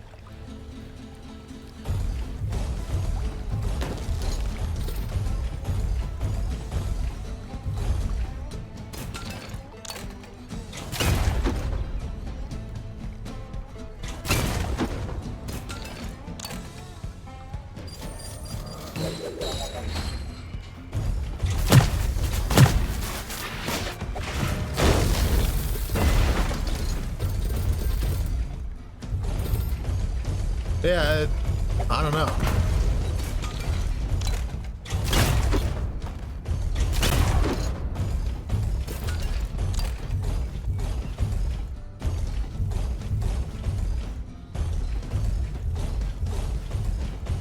But it says wanted dead or alive, and reward is big or alive.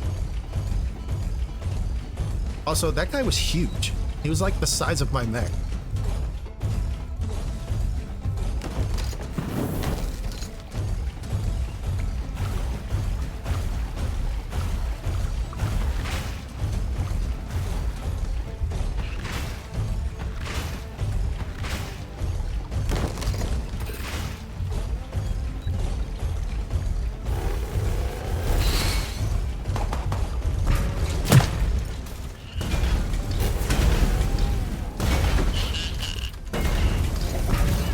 Ouch.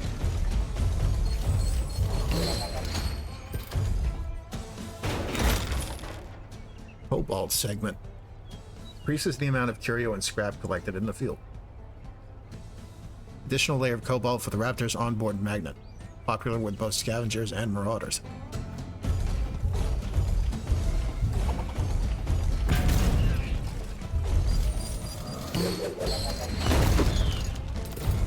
Ouch.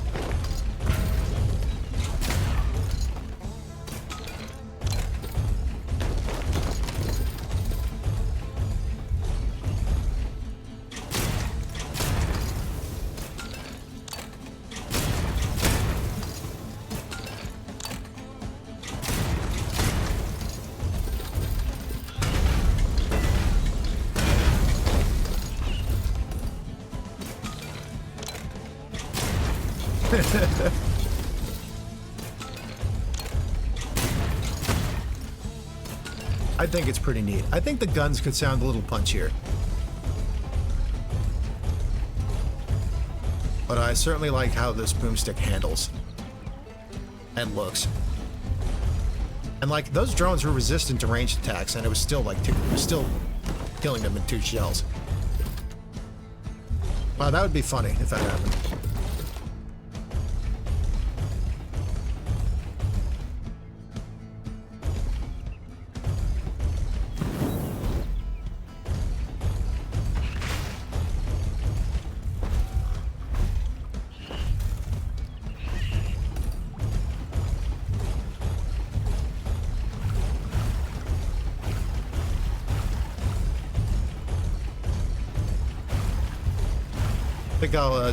I think I'll do some art for this. Use it for my thumbnail.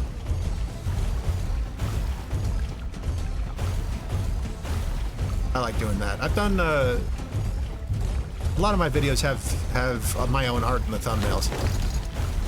Not all of them, mind you, but as many as feasible.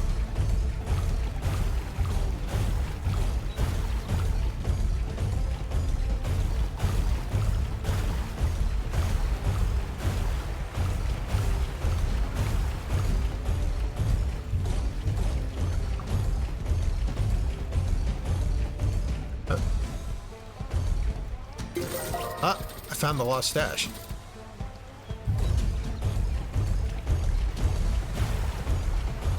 Okay, good. Mech-proof buildings. Yeah.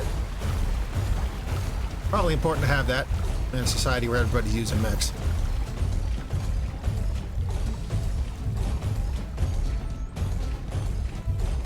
I think I might have seen a box behind the hotel.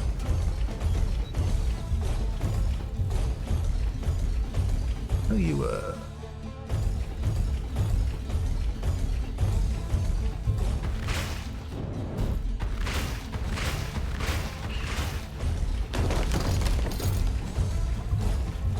gotta go a long way, I think.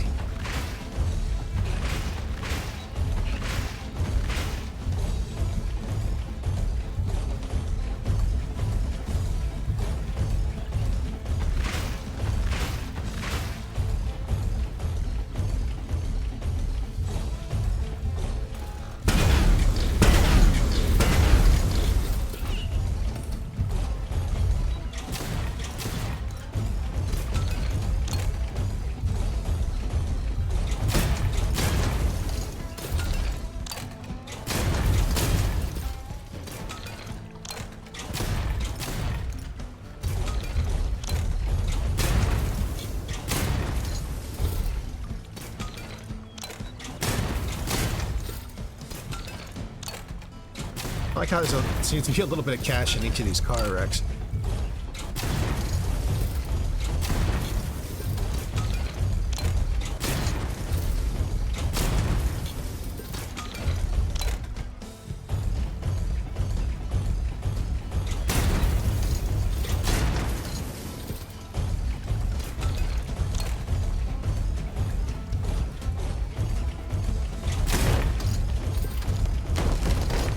There's a little bit of money in pretty much anything you can break, it looks like. I like that.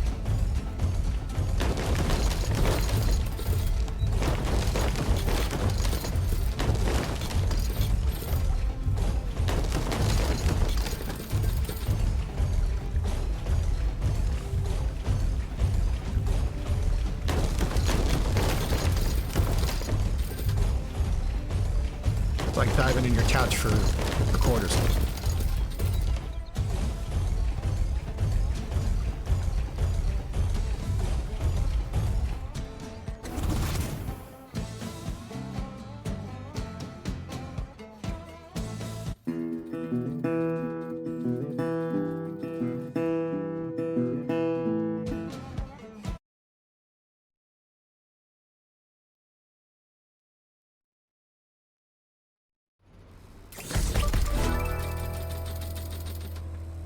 The cost of fuel is hitting my bottom line a little too hard.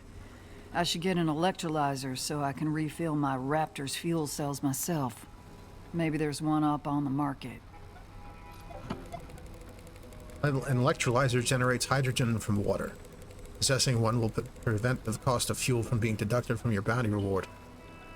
But the electrolyzer must be supplied with water every day.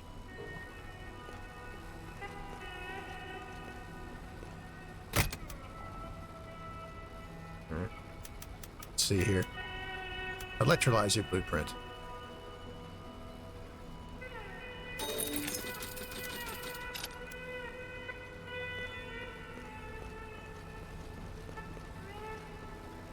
Already got water.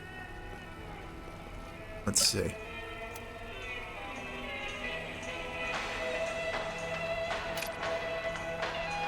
Gotta buy what we need.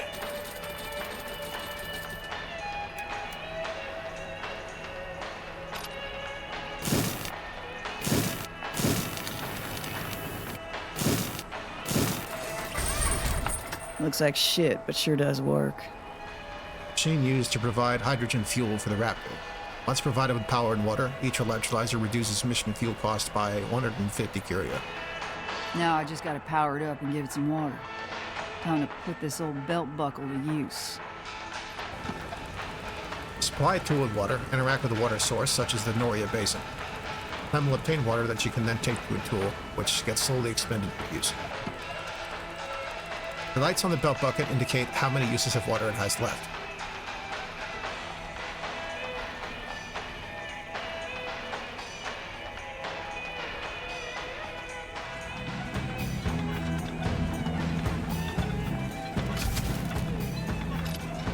I'm gonna need another battery.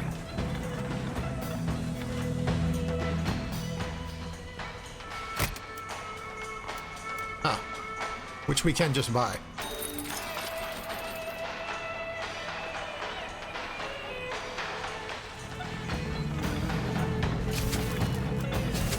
Powered up. And which is over here. Fill that up. All tools that require water need it routinely. Sometimes daily, sometimes per mission. Always check their status.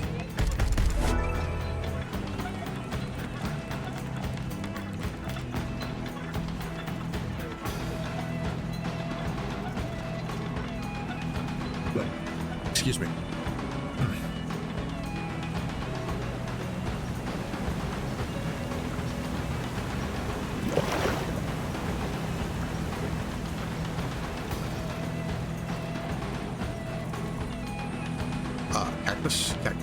Cactus.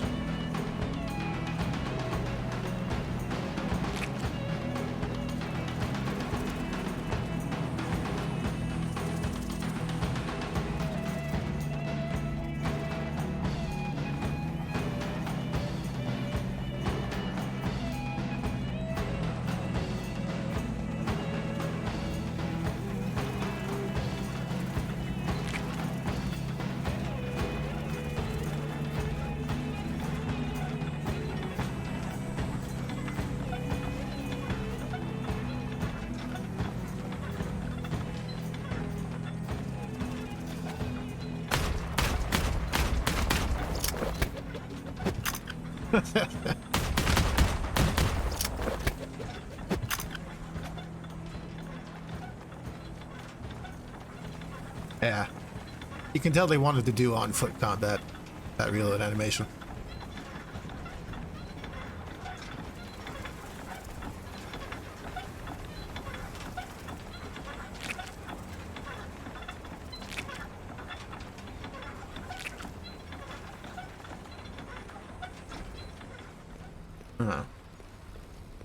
Are we done with the day's activities?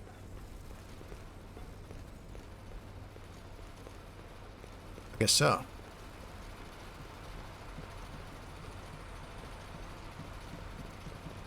I guess we can read that lore entry we found. It could be DLC. I guess it depends on how well the game sells. Stuff's rough out there for small games now. I heard that, like 5,000 games released this year that didn't even make enough to cover the $100 cost of getting on Steam. And like 8,000 made less than $1,000 in total. Saturation's pretty bad.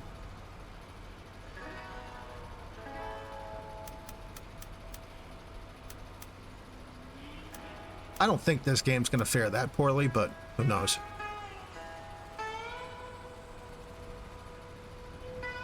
Let's see, Ararat Hotel.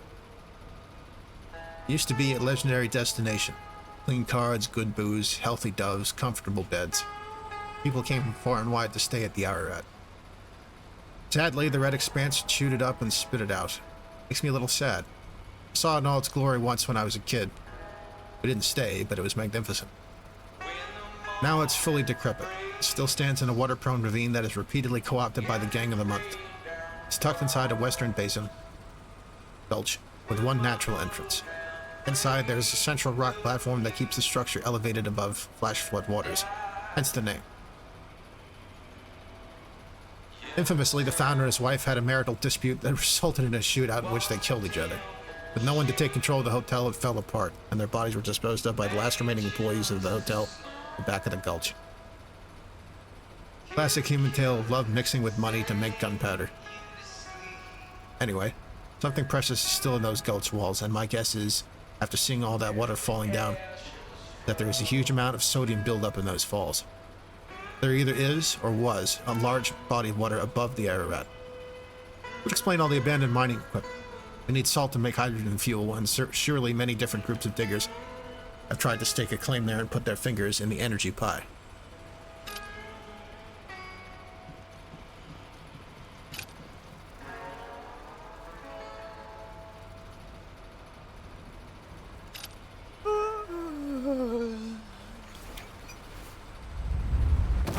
Flop.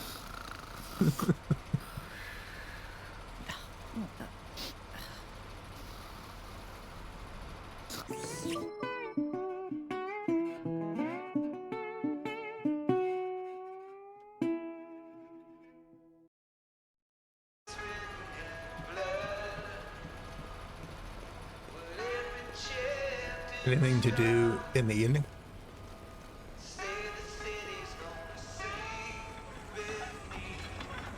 Don't need to resupply that hydrolyzer yet. Oh, I can gather some more cactus.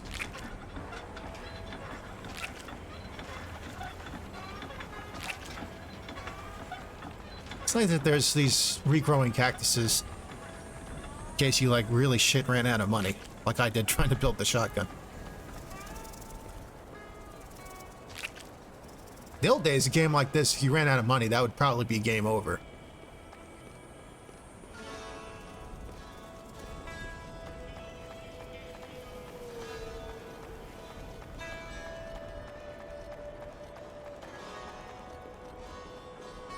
Pretty sure that's why Mech Warrior 2 Mercenaries in particular had you had the option of either starting a mercenary unit or joining a mercenary unit. And starting meant you were responsible for your company's finances, buying and repairing mechs, hiring and firing pilots, so on and so forth. If you join a mercenary unit, it removes all of the management sim elements. You just play the game's missions in sequence. Like the basic Mech Warrior 2.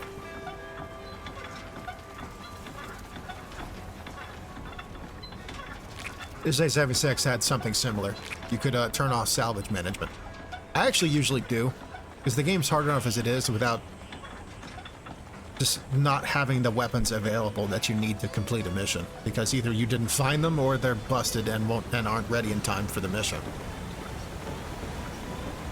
But I haven't actually played Interstate 76 on this channel yet, or any of the other Mech Warrior 2 engine games. I can show you them. I have a Windows 95 emulator set up, which was a bit of a process. But there seems to be an issue with those old Activision CD PC games where the music doesn't play, like, at all in the emulated version. I don't know, because I can tell the emulator that the disc for the game is in the virtual drive, basically. It's like you have to mount the virtual disc and install it from the disc, as if you were installing a game in the old days. But if for whatever reason, it can't read the music off the virtual disk. So what I would have to do is basically run a playlist of the game's music in the background while I stream the game to you. Kind of budget, but I get the feeling any of you guys watching these videos wouldn't particularly mind.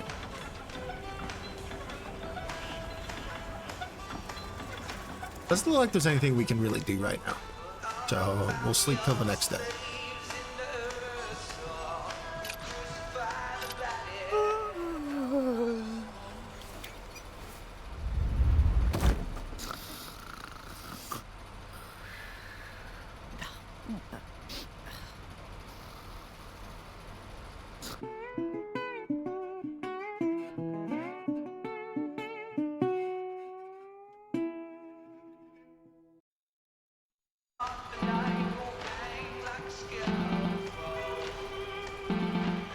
Getting a call.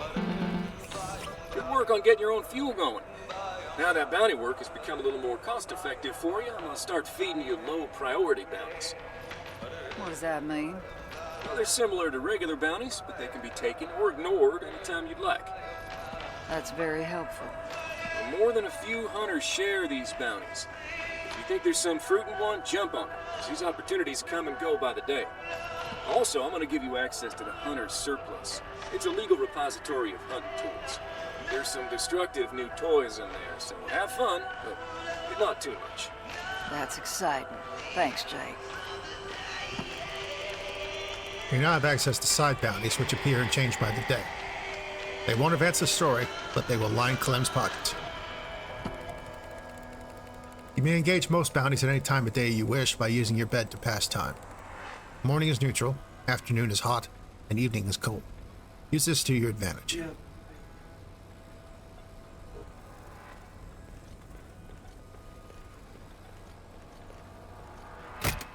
What do we got? Peppers.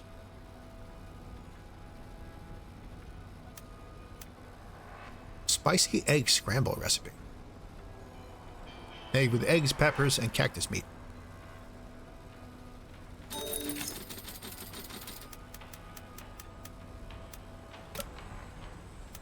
New weapons for sale. Let's see. Wait a minute.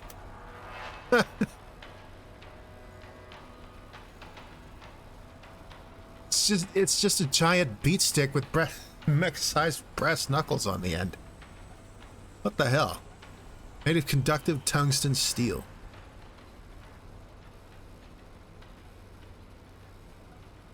You might be right, Fox. If that's the case, I don't remember which one that was.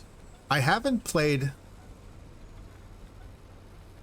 I didn't play the original Mech Warrior from '89. Or there were two other ones back then. The Crescent Hawk's Inception and the Crescent Hawk's Revenge. I didn't play those. But I did play Mech Warrior 2 and Mech Warrior 2 Mercenaries. But not... Mercenaries is kind of a standalone expansion, but I didn't play the one that requires Mech Warrior 2, which is Ghost Bear's Legacy. And then I didn't play 3, or its expansion Pirate's Moon. Then I did play 4. But not its expansion. This is weird. I didn't have a lot of expansion packs when I was a kid. I think my parents were like, what do you mean I have to buy more of the game? I don't know. I don't really remember. But for whatever reason, I had a lot of games, but not a lot of expansions to those games. There's a non-standard restart attached. Is that like a... What do you mean? Is that like some kind of spoiler?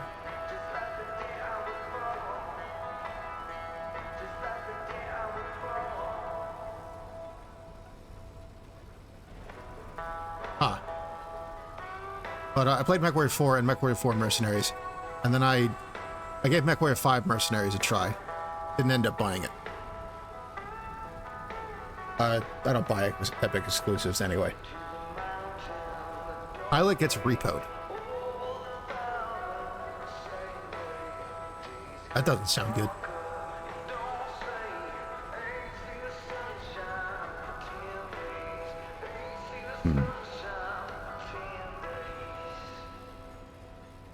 And modified to be more effective.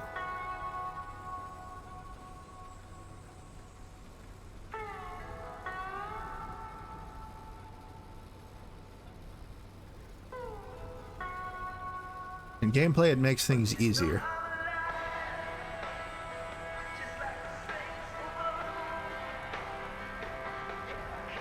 But the implications are gross at best. Sounds like.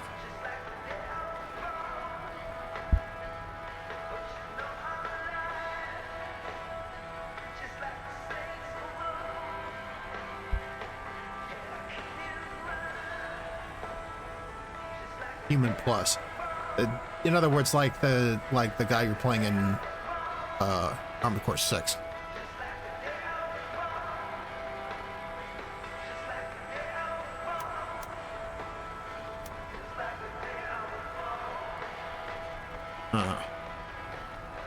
That's interesting. A booster that reduces heat. Weaker than common dash jets, but capable of rapid dashes. Bomb hammer. Ooh, high heat generation. Mining class hammer used to dig tunnels and demolish stubborn geological obstacles. And an assault rifle. High-speed automatic raptor weapon designed for prolonged skirmishes against low armor enemies.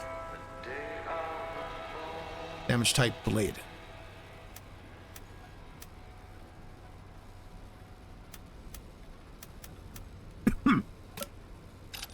Well, let's look at one of these low-grade bounties.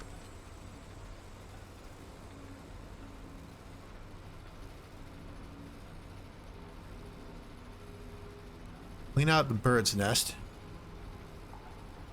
Looks like a crashed airplane.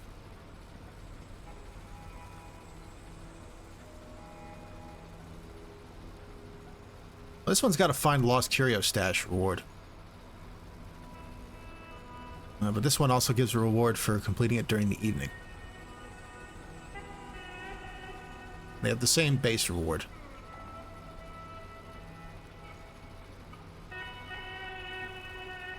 This one has complete using alive optional.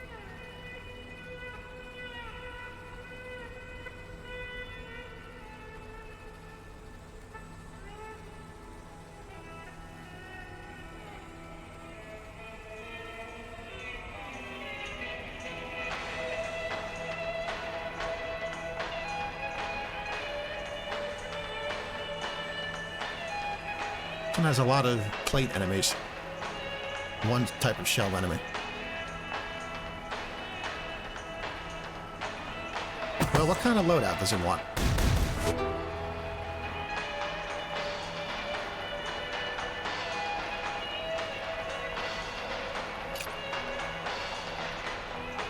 Oh. Just all of the new shit. That not sure I can afford all of.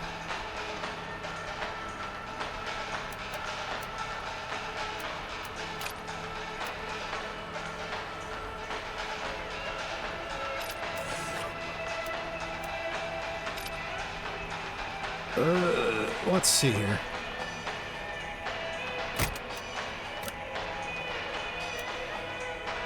Get the assault rifle.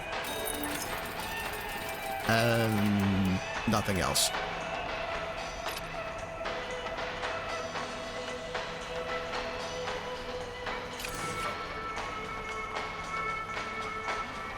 Darn.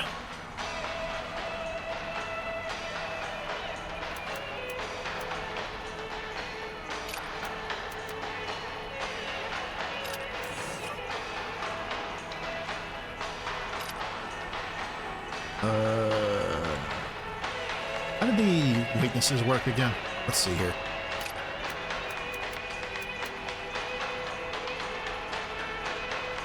Boom is strong against plate.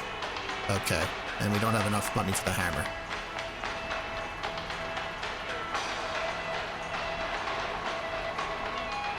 But blade damage will do normal damage to plate, so...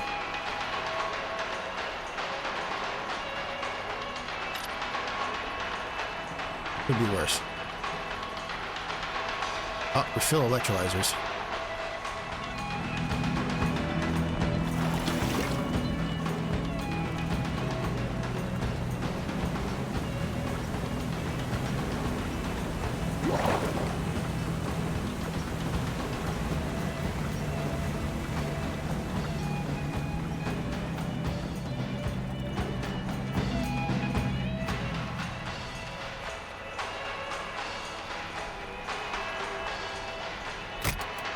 Well, if these side bounties are repeatable, we'll eventually have access to this other gear. And we can at least get the big payout for doing it in the evening.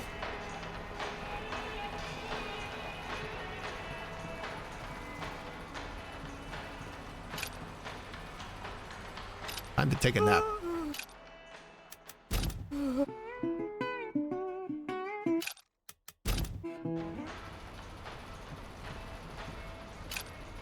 Alright, what should we eat?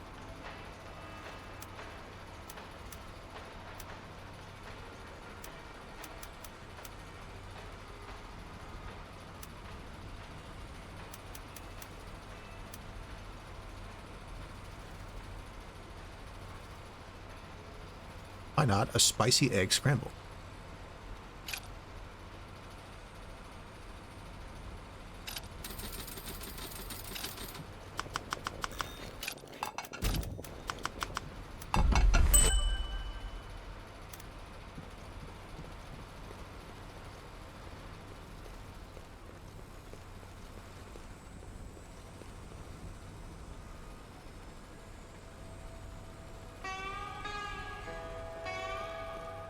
Wanted dead. Gotcha.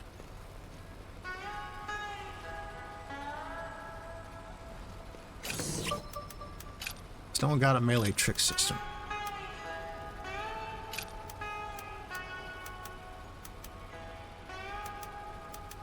And the shotgun does blade damage too.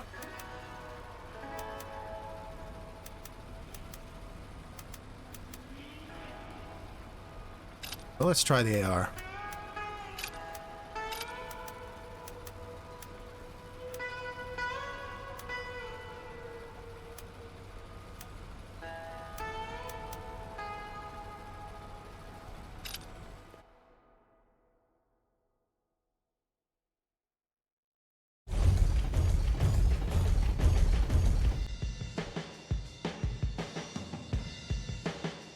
Southern entrance to the Expanse on Highway 11.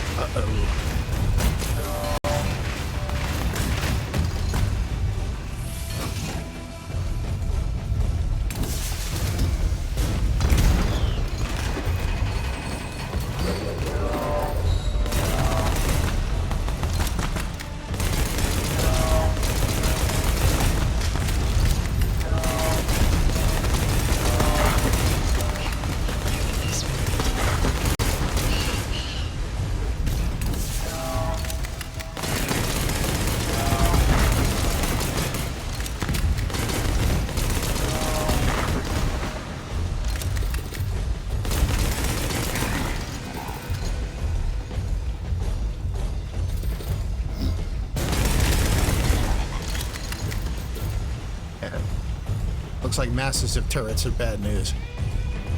Unsurprisingly, I suppose. Lock on detected.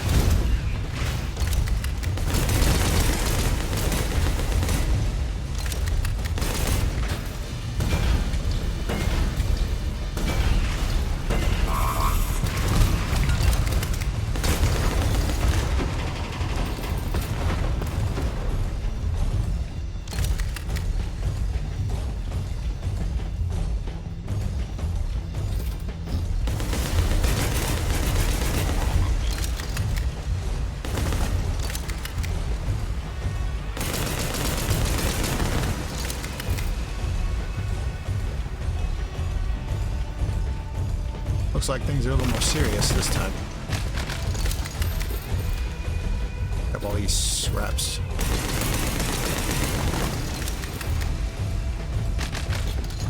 Man, can I even...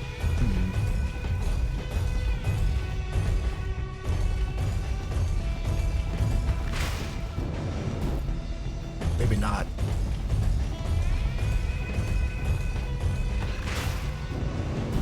No, not quite enough height, it looks like.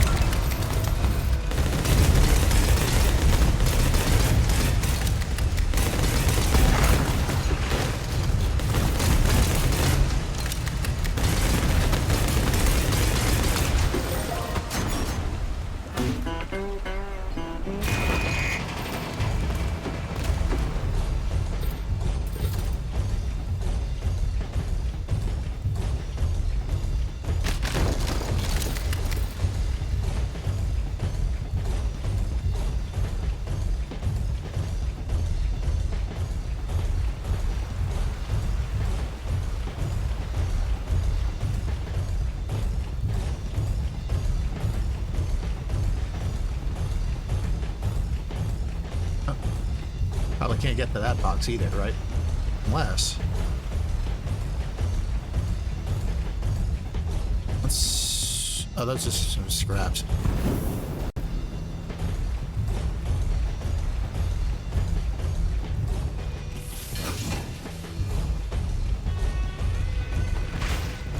That works.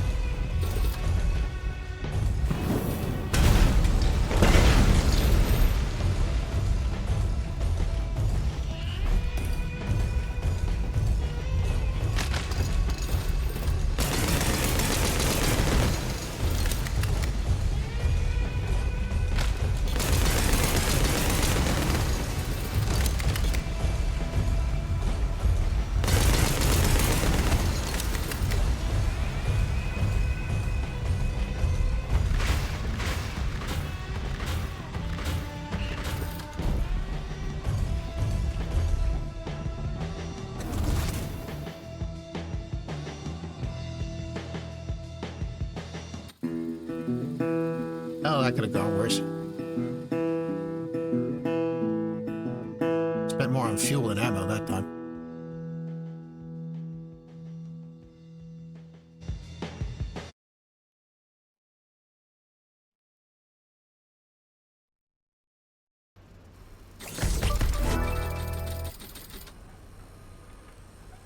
Oh, what?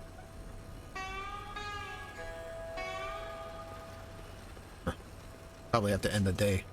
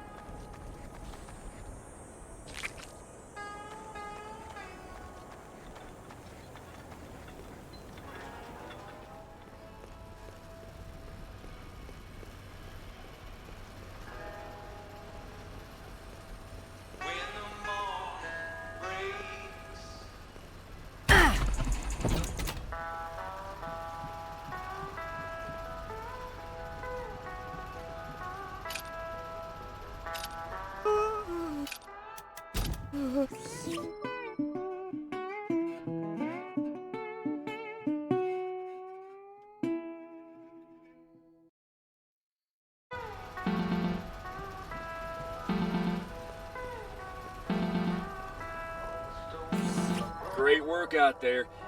When you caught your breath and feel like going back out, I got a good one for you. Hit me. Well, the mark isn't particularly interesting here. Just a standard gang of lawbreakers, but the place is. You'll be headed to the grave, Tanks. That farm down in the grasslands? You got it. It's called that these days because it's cursed real estate. The father of the last family that owned the property got real deep in gambling debt. Didn't take long to get involved with bad folks' coin. And I presume he couldn't make good. You'd be presuming right. He didn't make it out his front porch before he met his end. Tossed him in one of his own corn silos like chicken scratch. Hell's horses. Yep. Family and farmhands got the hell out of town, but before the syndicate could deal with it, thieves made it a popular squad. Clean them out, and the syndicate'll pay up. I'm on it. But keep your eyes peeled. There's some leftover goods you might appreciate. If the syndicate is letting Jake offer this to me, it means they're easing up on their misgivings about me. And that's good news for my wallet.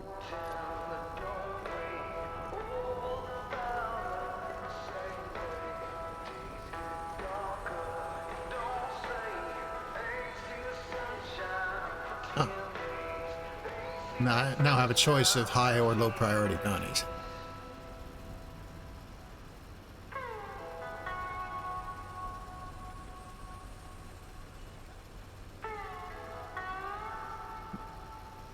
There's an enemy called a beef mantis in this.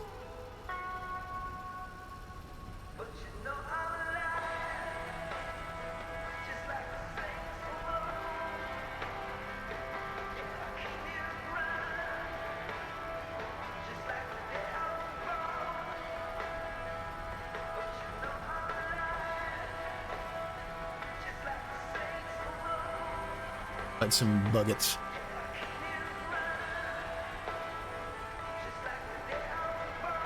Beefy.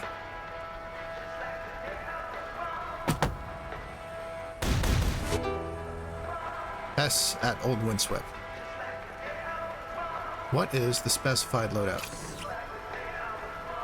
The hammer and the cooling jets, plus the health up.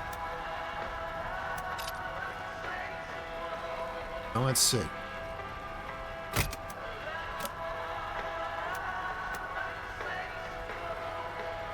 Get the hammer. Cannot get the jets.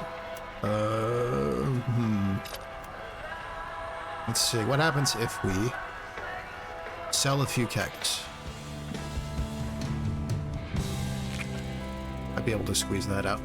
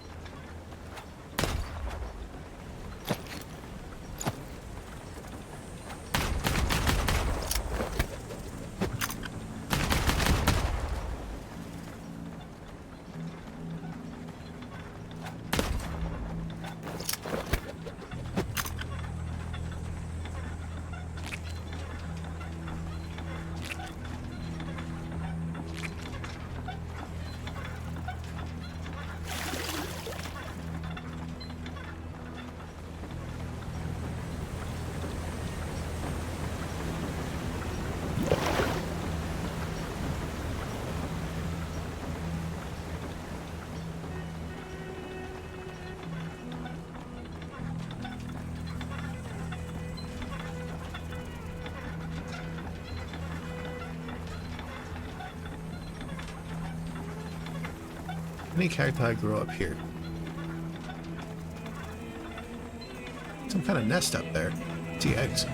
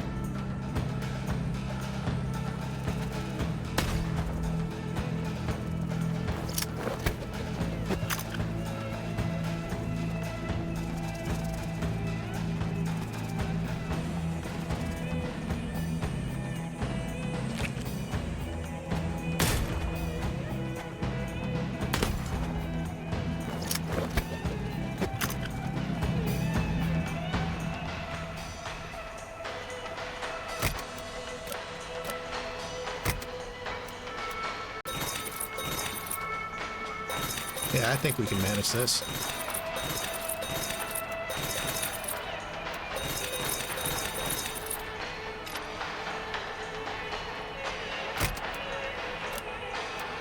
Hit the cryojets.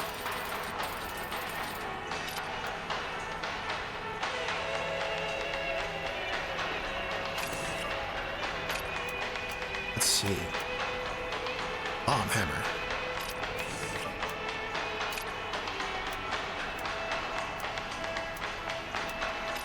Fire jets.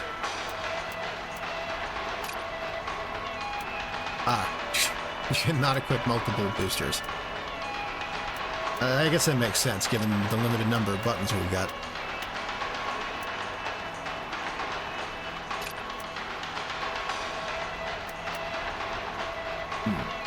Oh, it shows you what kind of enemies you got. And the weaknesses.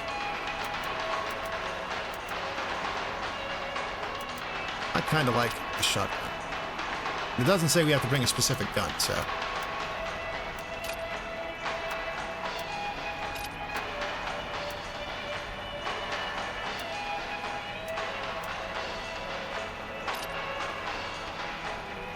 Let's make some food.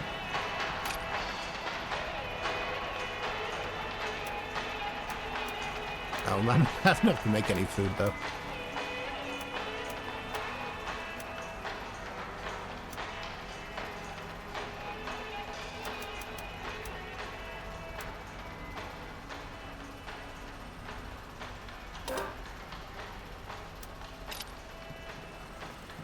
Oh, mechanically speaking, we don't have to cook a meal before we do a mission.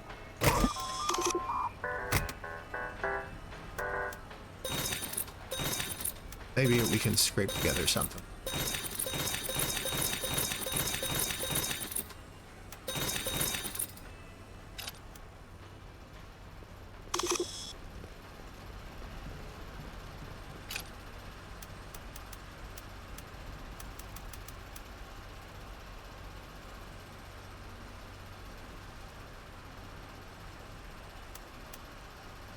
Scrape together a sweet cactus salad for a bit more loot. Thermal regulation. Just gotta buy some corn.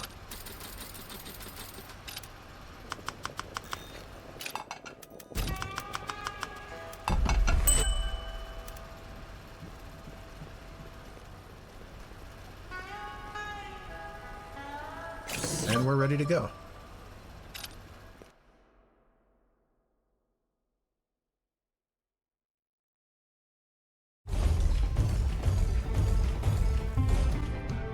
Wait a minute. Does this hammer have a revolver cylinder in it?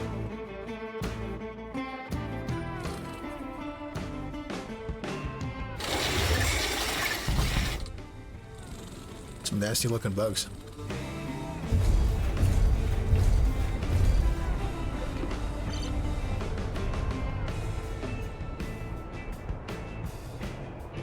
Yeah, it does. Yield revolver hammer.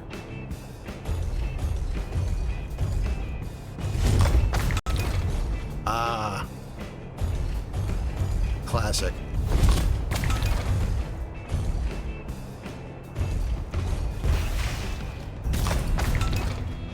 Deep strike.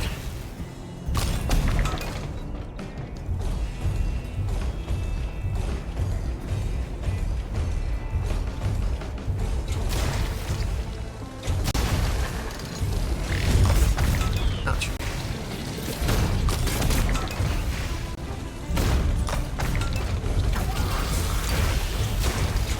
These are some big bugs.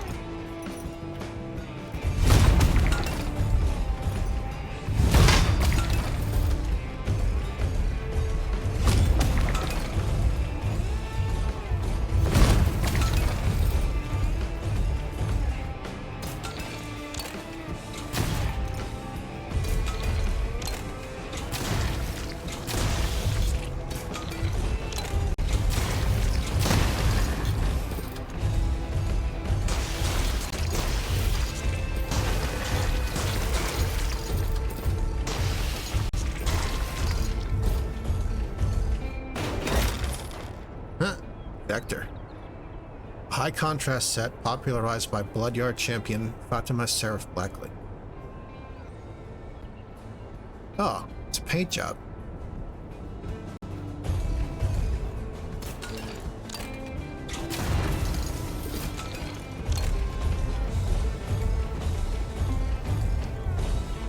Oh, is this the hidden stash?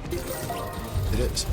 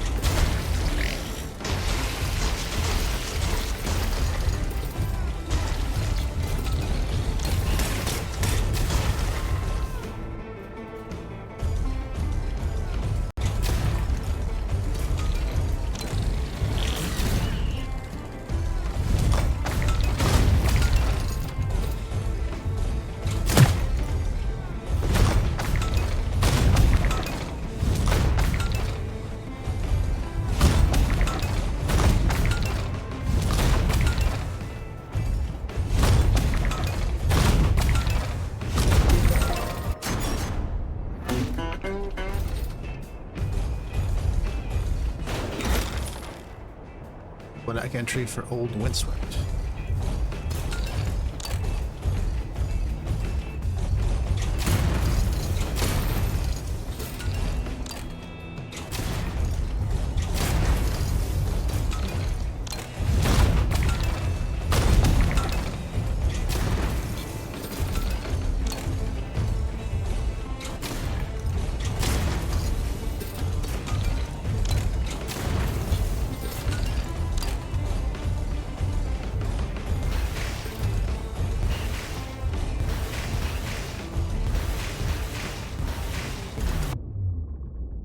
Oh. You also shut down if you get too cold.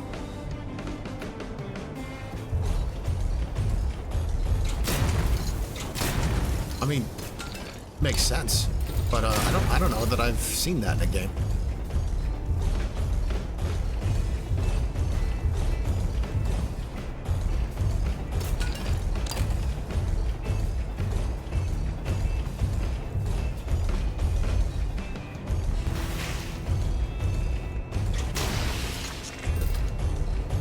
Missed an egg somewhere.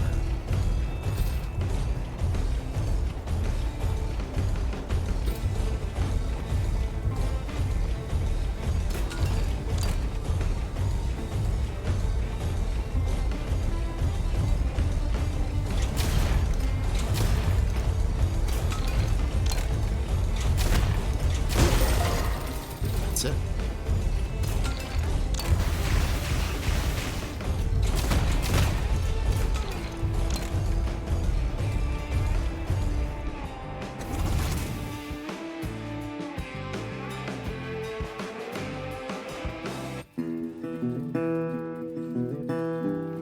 A lot of mechanical pieces.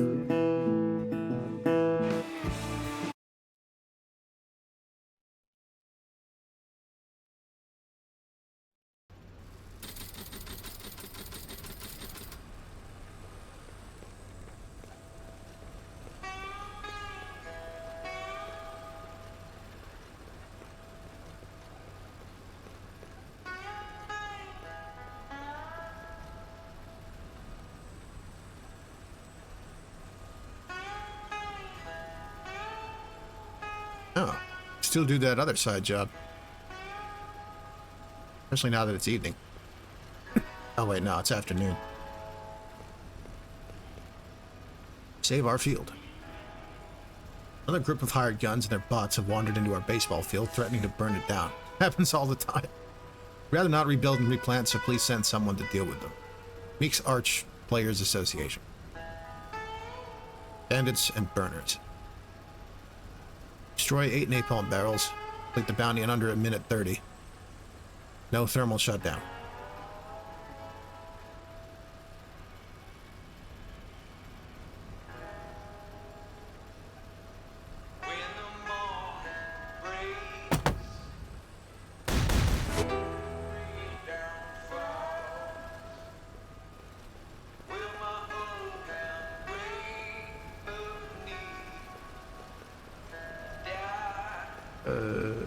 Electrolyzers refilled. Augmentations equipped. Heat. Let's see here.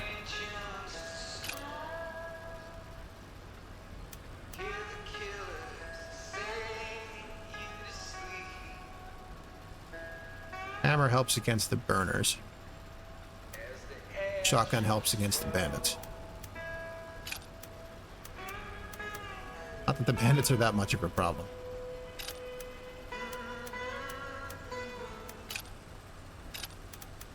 Use the regular jets.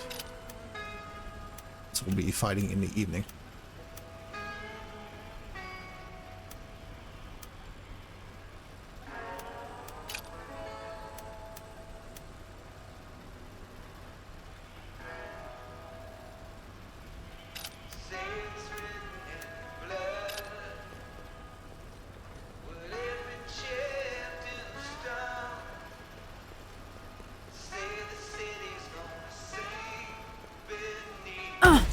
That's more my speed.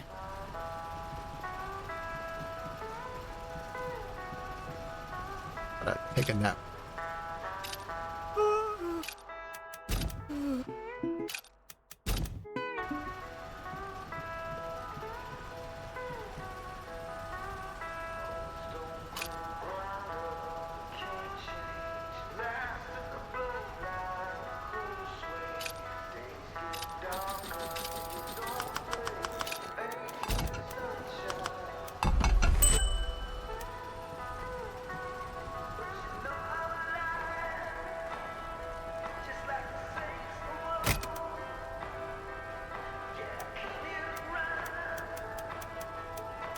Dwarf citrus.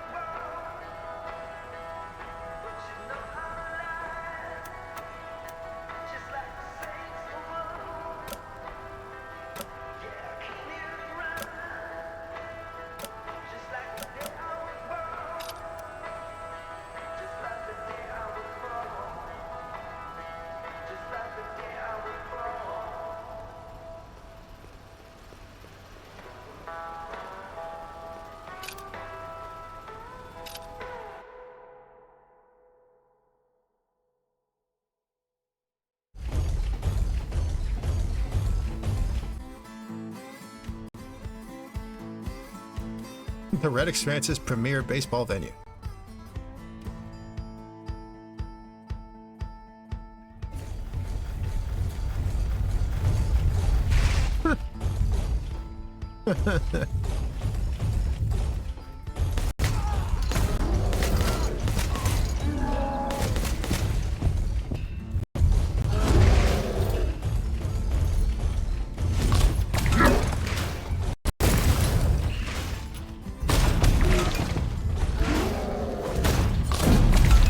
Ouch.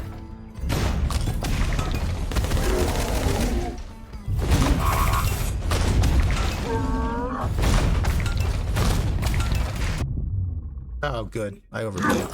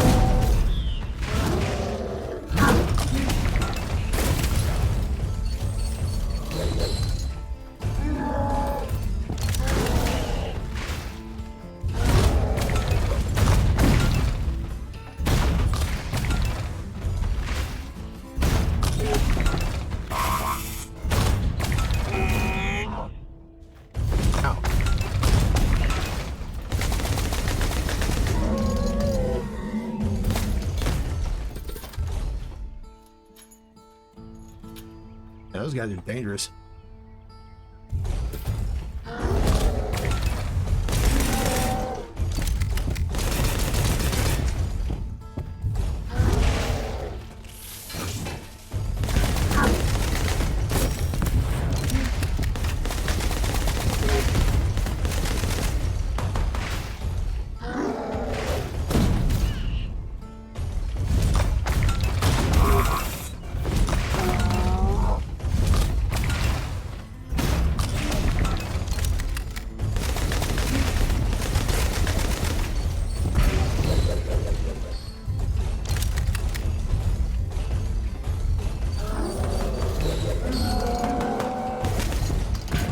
Should have stayed home, cowboy.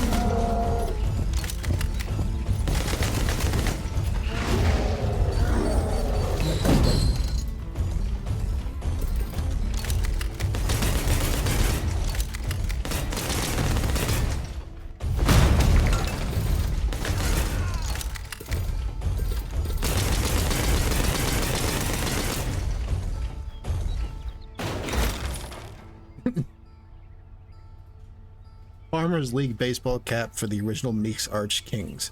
To this day, the most popular team in the Red Expanse, beloved by all at every stage of the team's lifetime for their talent, personality, and off-the-field charity.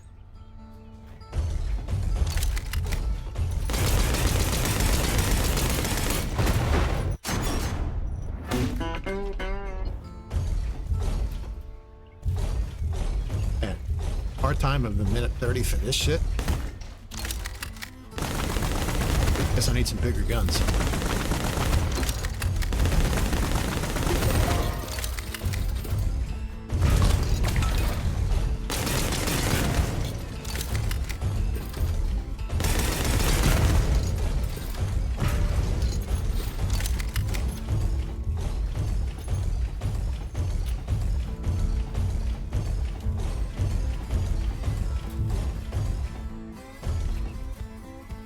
I'd love to hit a few balls in a beautiful park like this.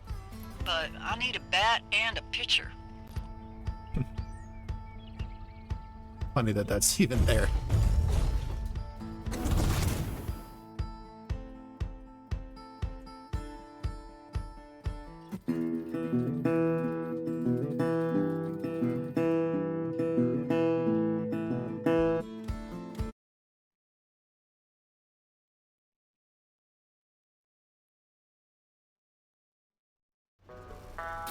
Oh, there's more hats to find. Clem has found a baseball cap from one of the Red Expanse teams. An avid baseball fan, she has made room to collect the whole set. Interact with the hat rack to view the collection at any time.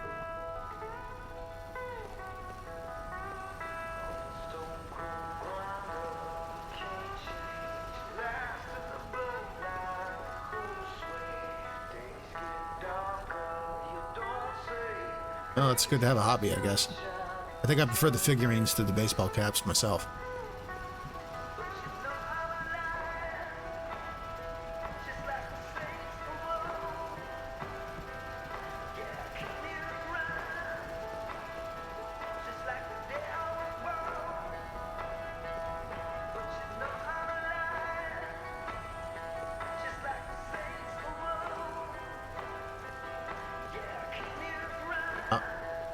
Yeah, nothing else to do tonight.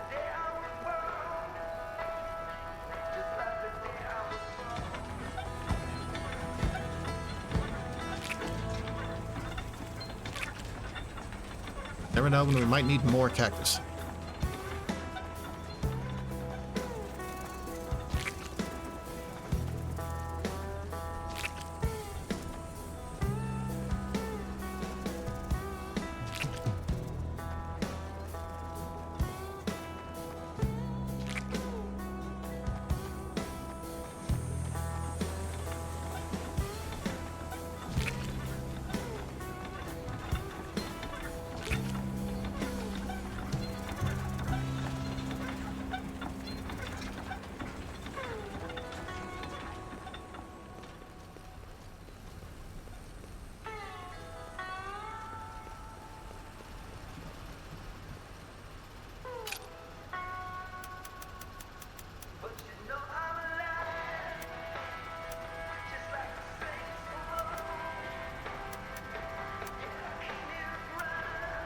HB Cheyenne Scavenger. Our friend HB is at it again. Her log details a fair amount of the energy farm and notes that a lot of the farm is still in decent shape. But once over, the substation seems promising. Not doing much of anything at the moment, but the right engineer could get in there and make use of it. Even better is the fact that the windmills are still in generally good shape. They spin, but they ain't sending that power anywhere. Kind of breaks my heart to hear. Real damn shame.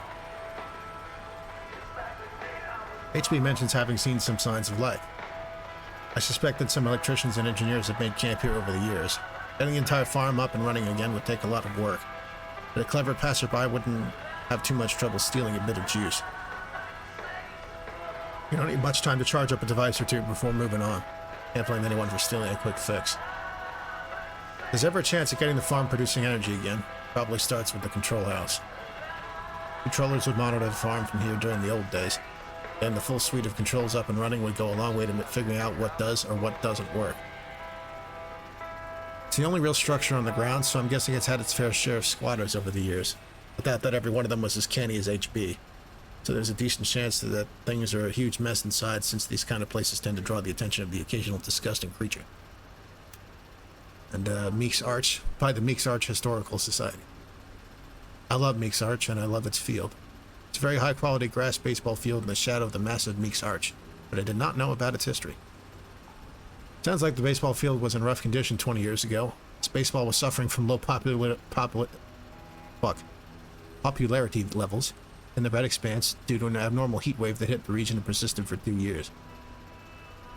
A wealthy and powerful madam named Aurora Hensley moved to Meek's Arch at the end of the heat wave. She loved baseball and used her accumulated wealth to restore the field and revitalize baseball after the heat wave.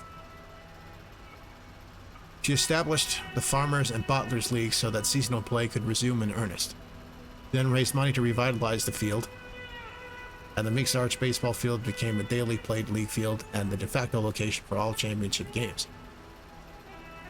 Everyone in Meek's Arch maintains this field. Even the cows help. This is grazing space when games aren't played. Today, Meek's Arch is now a go-to destination for recreational days, as it now has bars, restaurants, and inns. And all of this has only helped Aurora's pleasure trade in Meek's Arch. The titular arch is named after the Meek family, who were prolific farmers but also gunslingers. They're the reason the settlement got off the ground.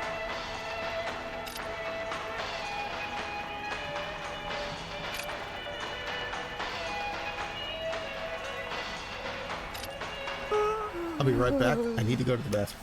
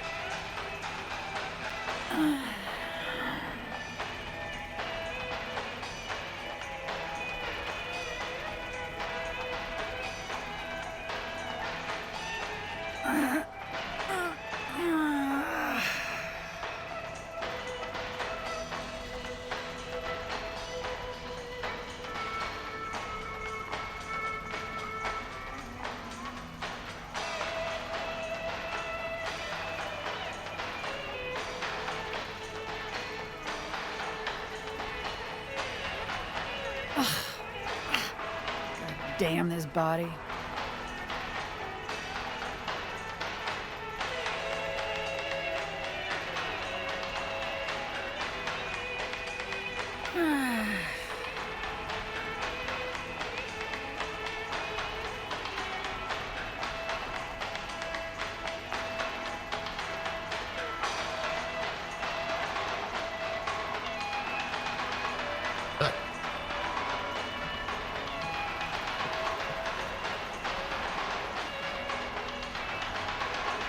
Oh, another side bounty.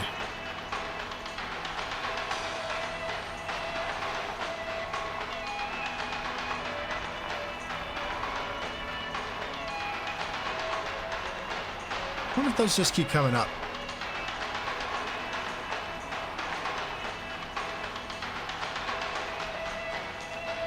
There seems to be a difficulty rating. I think that's what the number of skulls are about.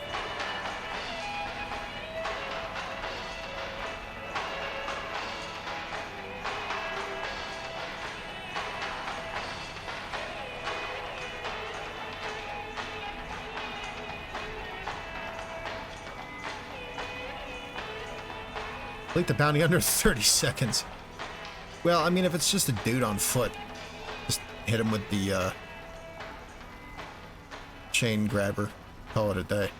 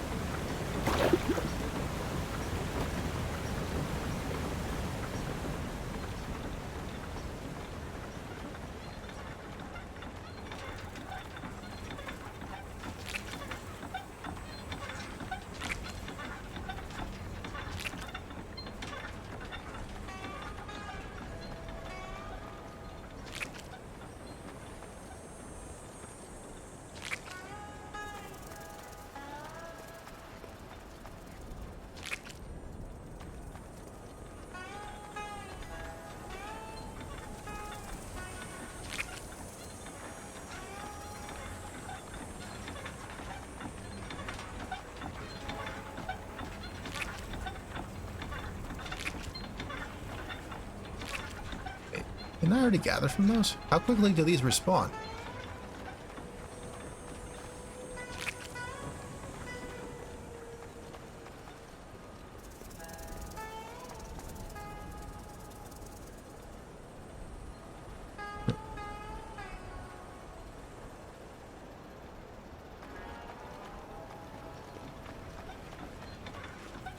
What is the specified loadout? Oh, exactly what I have equipped.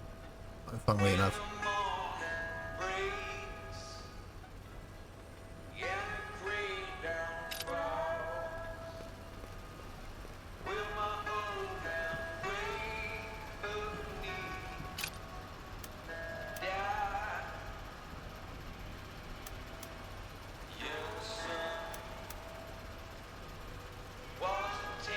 make a fruit skewer.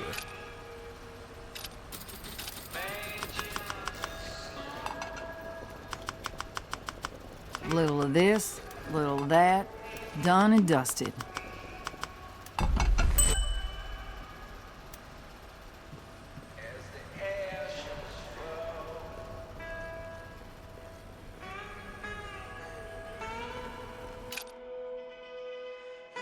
There's a photo mode.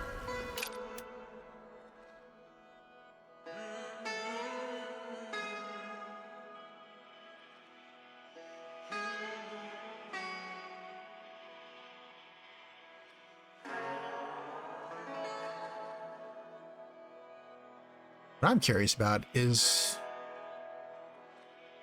let's see, there's an achievement for completing every optional subtask and every bounty.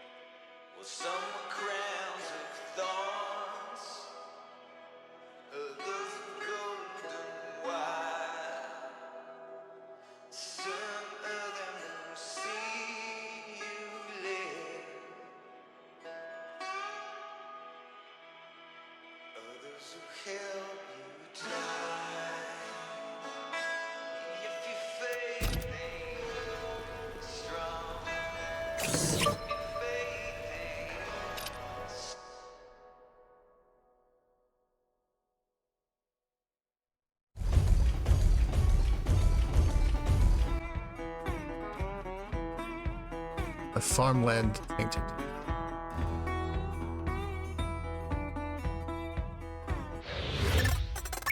Ex-soldier, now thief. Thief Jones. He's got a cyber arm.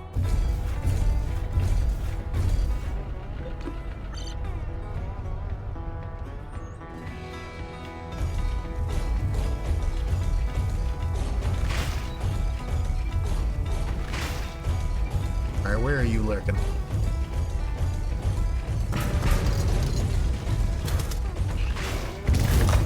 That him over there?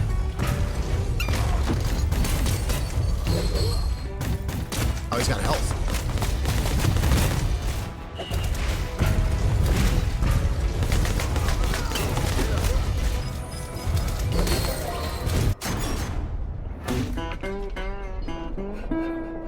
I like how it says 30 seconds, but I still failed that objective. Thanks a lot.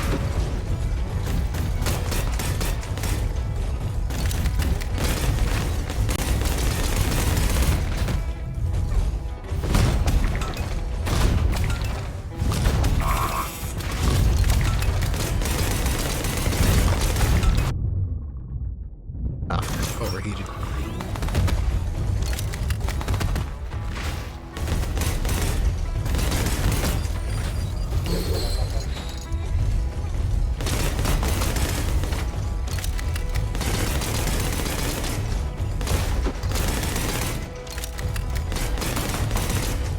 You capture robots. You can you can capture robots.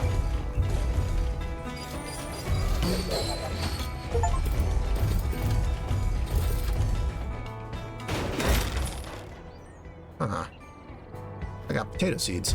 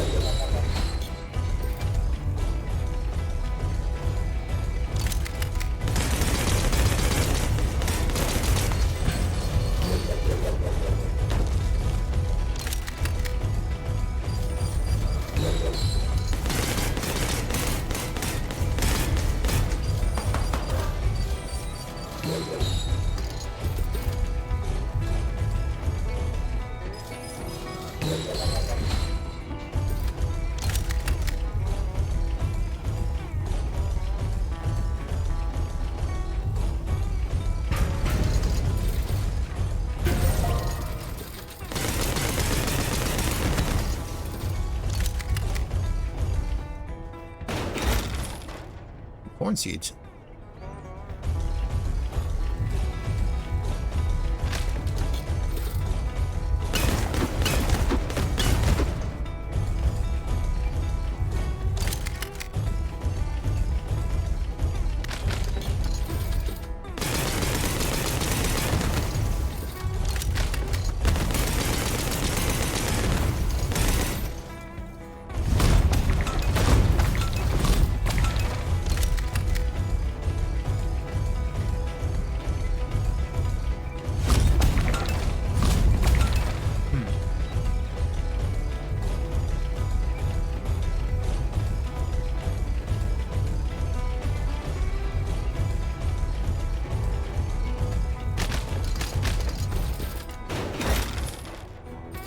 Almanac entry for the Great Tanks.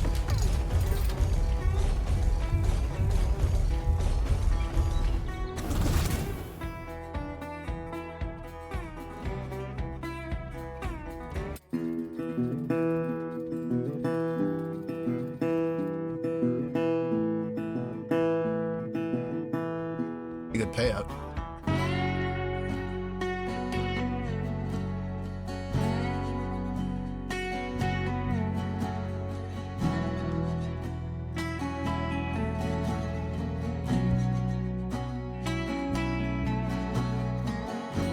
Here's what happened today, Journal. Whatever syndicate mouthpiece has been trying to keep me at the kids' table is finally letting off. They looked at the silly little reports Jake has to write whenever I do the law's job for them, and they saw something they liked.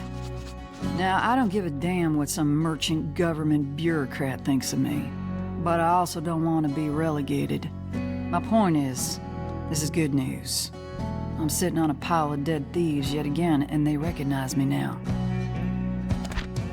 Firmly in the category of less thrilling developments is the farming I'm about to do. Being in this place for a moment reminded me of greener times and places. We all had to work the fields back in Short Spire. Soldiers, teachers, doctors, adults, children. You couldn't have convinced young me of this, but it was good for me, and my guts. I'll need to do a little more work to get it started, but I think somewhere in my lower intestines is a little fragment of excitement.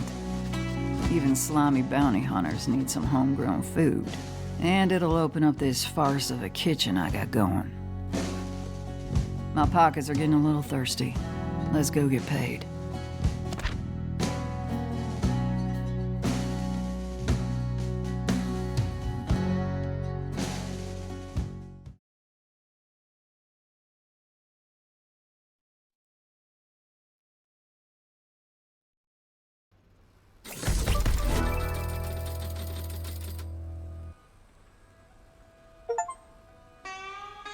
It's chapter 3. Yep. Cautiously. The moon. I like the Arcana card theme naming of these achievements.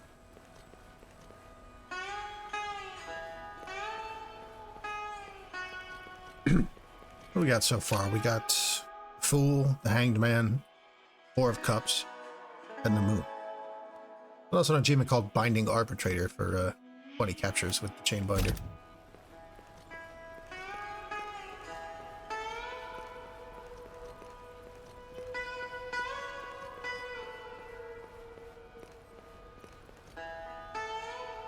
Oh. Still do this side bounty. Oh, which conveniently has a sub-objective to complete during the afternoon. It is right now. Blister Walkers, Bandits, and my favorite, Bucking Burners. Okay.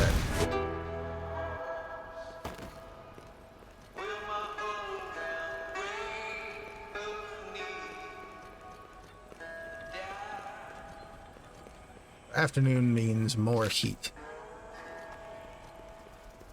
With my current setup, I was having a little heat trouble even as it is. So, should take something that cools.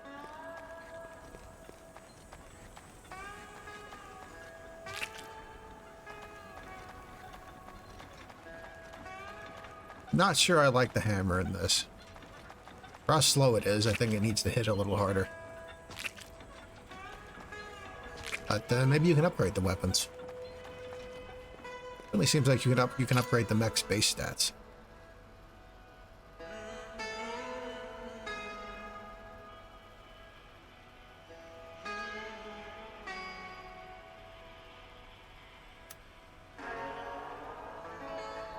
Well, hammer's technically good against the burners and the little mechs.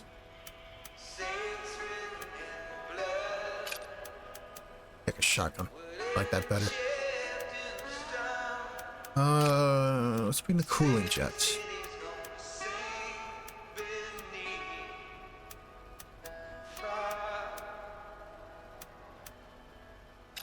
That'll help. And what else? Don't take damage. Yeah, that's gonna happen. Destroy 10 rotting barrels.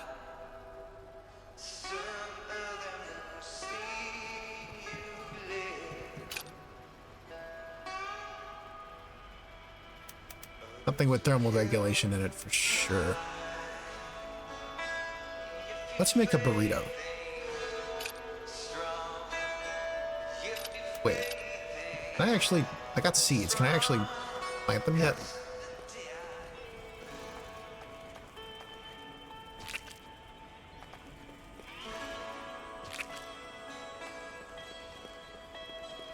I presume it's going to tell me how to do that when I can do that.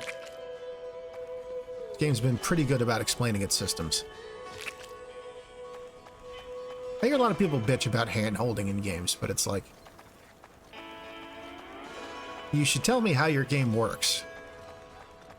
I'm not going to call that hand-hold. If you're going to make me read the manual, then fine. I'm used to that. I grew up with that. Some people don't like games shoving tutorial instructions in your face via pop-up windows. Like, I guess I understand that conceptually, but it's like, I'd rather you tell me shit up front.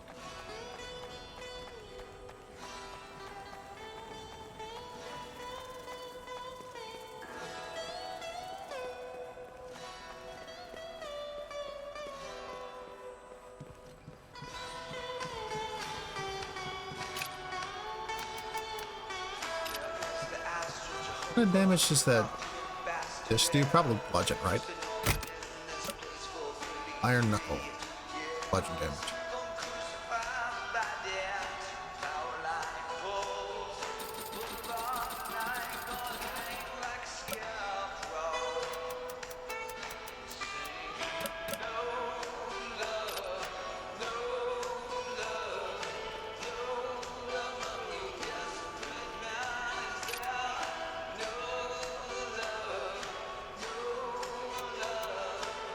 Now, I've been misreading this. The grenade symbol is... Oh, okay, I've been fucking this up. I want to use this weapon for the burners.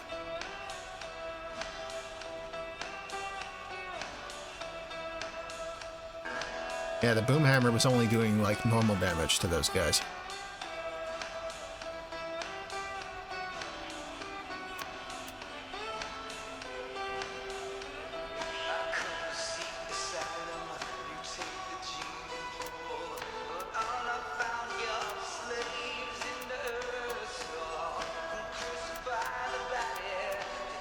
Strictly cold generating loadout. Might raise its own problems, but we'll give it a try. Did I actually eat the burrito yet? I did. Let's do that.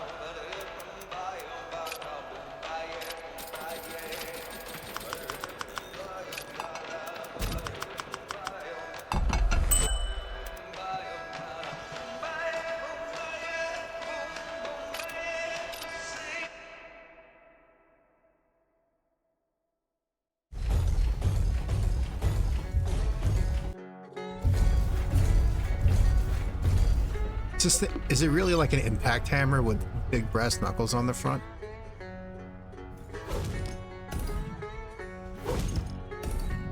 Yeah, kinda. It's got an uppercut.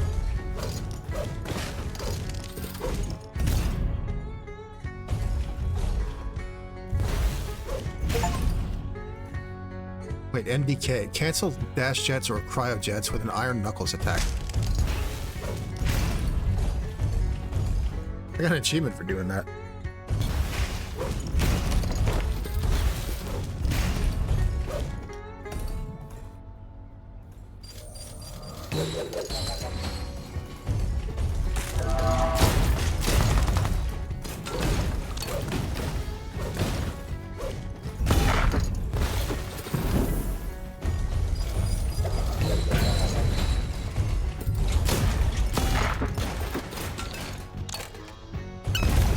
Ow.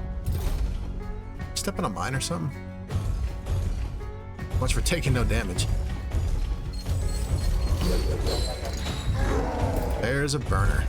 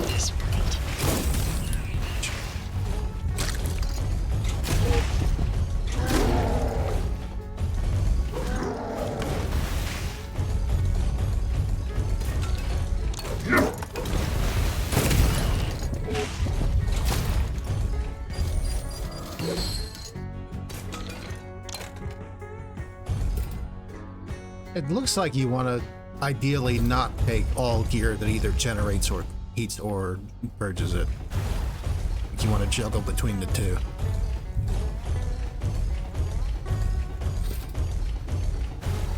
At least that's the sense that I'm getting.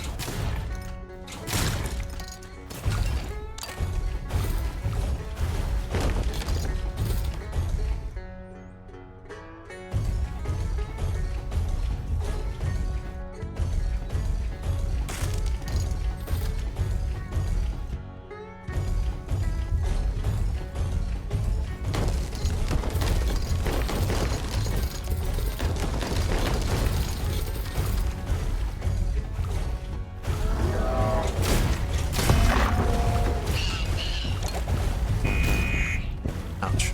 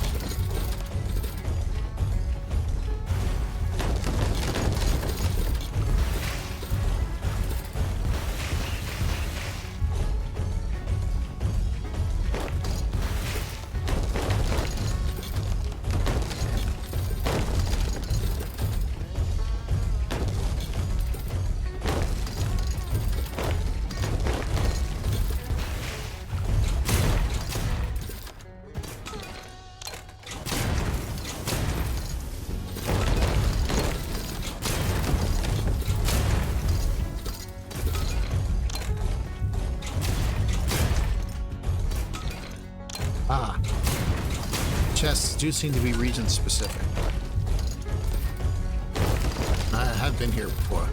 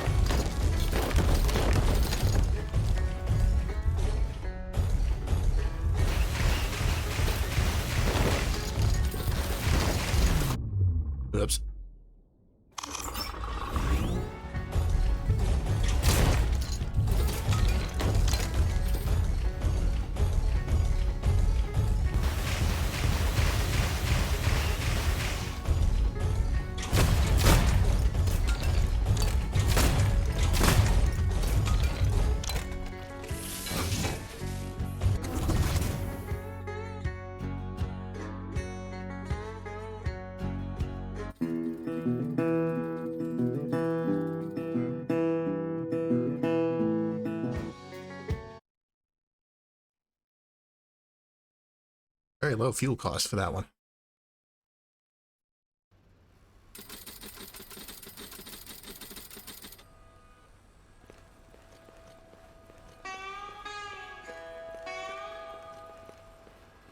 Wait until morning for the call.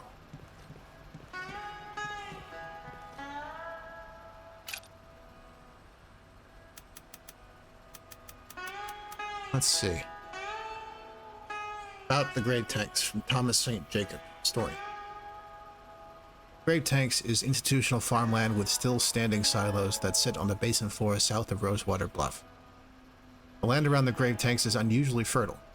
Property has traded hands many times as it has been aggressively taken over by wealthy settlers and organized criminal elements alike. But I'm particularly pleased to learn more about the story, Jake told me. Original builders were the Berenger family, wealthy members of the Caravan of Dust. Second-generation son Daniel Berenger was a husband and father of 3, gambled his way into massive debt in his midlife. He failed to make good one too many times. He was murdered by his creditors and thrown into one of the silos where he was left to rot. By the time the family located him, the corpse had poisoned the corn grain. The wife and the children abandoned the property and moved out of the Expanse. The property has a troubled selling history due to this tragedy, and unsavory elements have frequently squatted on it, undeterred by its lure. Explains the name and the incessant whispers about the place. The silo that Daniel rests in has been vandalized and desecrated by the creditors in an attempt to indicate the consequences of delinquent debt. Other unflattering messages such as debt kills, money problems, rest in poker, and bad father adorn the silo. I was there, I smelled briar grass, saw corn tracks. Sensors said it's magnificent soil. I definitely saw a former chloral leaf pasture. They release cattle right into the growth area and they eat the highly nutritious greenberries. Resilient plant withstands the trampling. Incredible crop. If that wasn't enough, the property is covered in healthy and strong plains junipers. Importing them to the Expanse was a smart move. Shade and berries for decades with little to no maintenance. Can't imagine how much coin was moving in and out of this farm with this much crop space. The pieces of garbage squatting on this land couldn't care less. Sadly, it is pretty obvious why the outlaws like this place. It's defensible, it's got a view, and it's flanked by walls. It's simultaneously a good and bad place to build a home, its criminal eyes will always be watching. It's a shame a place so fertile is cursed in this way. Can't imagine how it looked when it was fully operational. Just another Red Expanse casualty now. They'll buy it one day.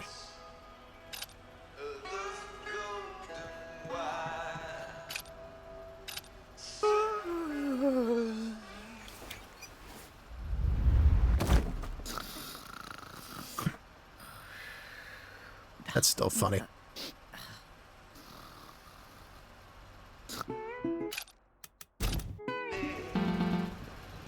Incoming call. Yate Clem. My name is Yute. Jake gave me your line. I hope that's okay. Sure is. How can I help you? I heard you dealt with the Corrigan gang, and I'm impressed. Weren't exactly petty thieves. You heard it right. I'd love to be chipper about that one, but more thieves will take their place before we know it. Exactly right. And people like you will need to show up and deal with them too. With that being said, where do you buy your raptor weaponry? At the moment, the law is swinging me limited access to the hunter's surplus. I see. The hunter's surplus ain't nothing, but it ain't great. So I'll tell you what. I need a little help moving some unsavory types away from one of my more isolated caches of product. If you agree to take out the trash for me, I'll make a short line of beautiful combat systems available to you at your merchant terminal right now. Assuming you want something a little more robust than your surplus selections. Fairly tantalizing offer. I believe we can do business. Yeah! And as time goes on, I'll have more on offer for you. Just keep doing that good work you're doing. If you stick with me exclusive, I'll shave a little off the cost. Fair enough. Thanks, Yute. What a gonna. Ute Aratai, magician. RTA has made some stock available at your merchant terminal. Be sure to check it before going back out into the field.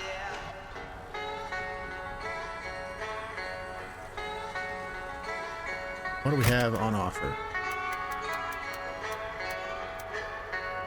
Ah, another electrolyzer blueprint.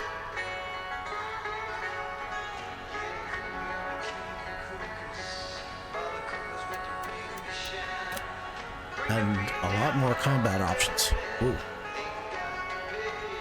Let's see here. Cold coil. Increases base temperature by 25%. Grenade launcher.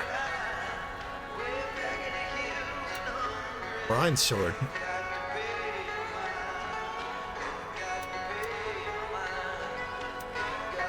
Gun cancel system. Okay.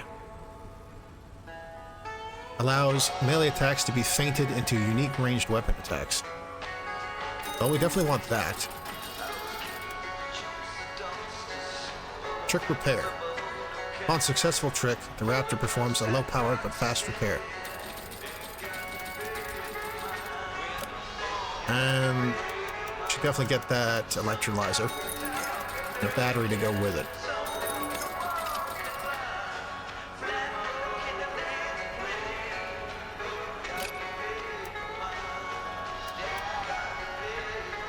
Uranium shard. Can I even buy that?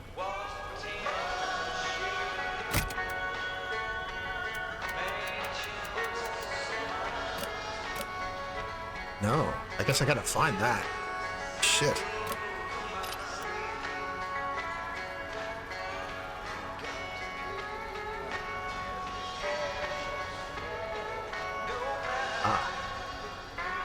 More bounties have opened up.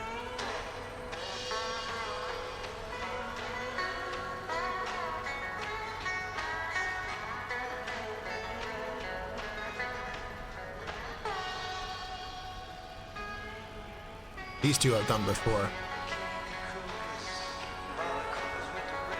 I think. I know I did this one before because I've already got the complete during the evening bonus for it.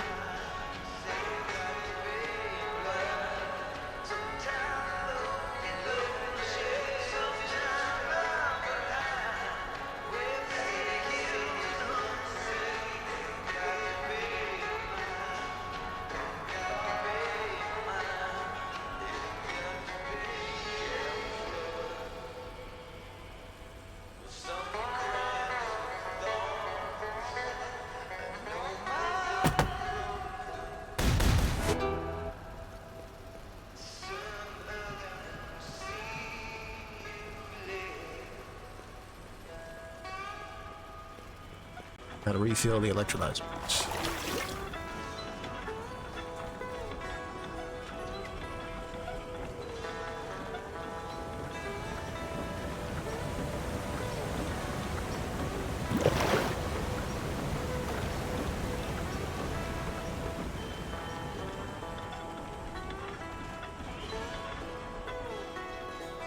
What is the specified loadout?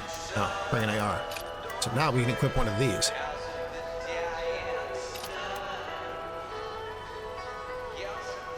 Oh wait, what do I need to build the gun cancel system?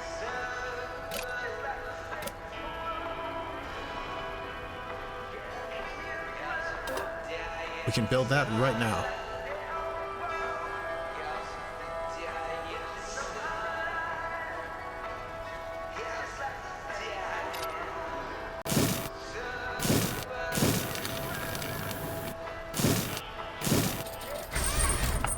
Can't wait to break this. Permanent system that allows canceling a melee attack with a unique firearm attack, reloading the firearm in the process.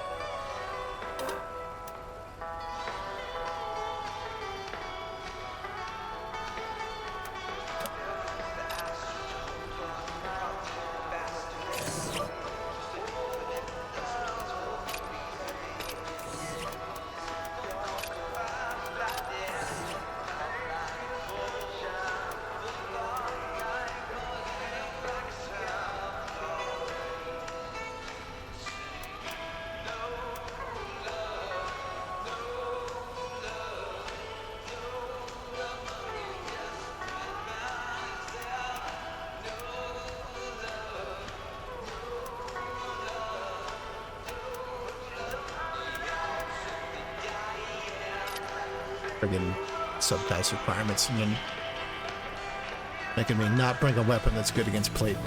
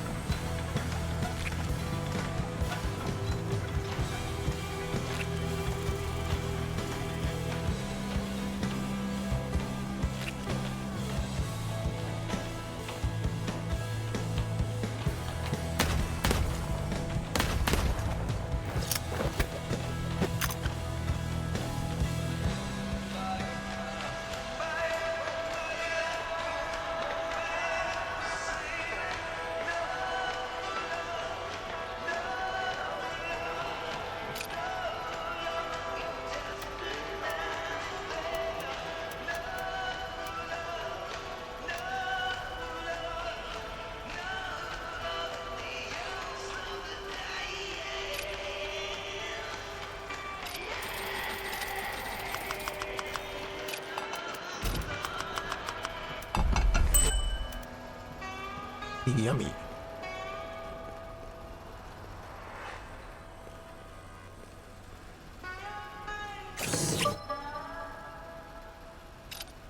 And away we go.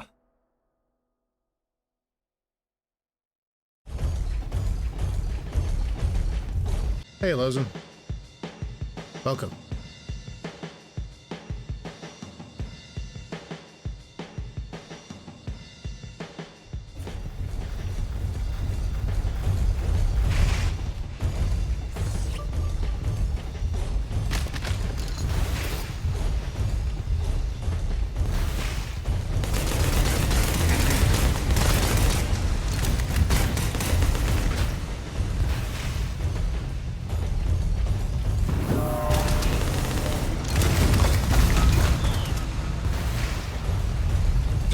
Did I do it?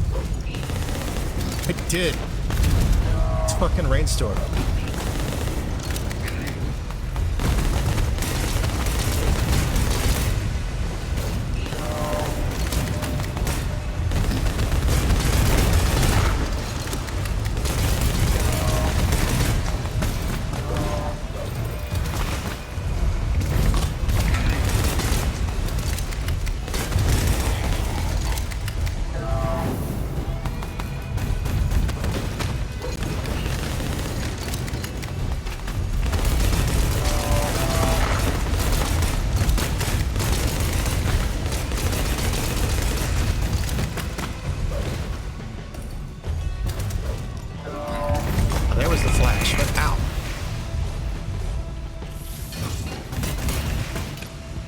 How do you do the tricks again?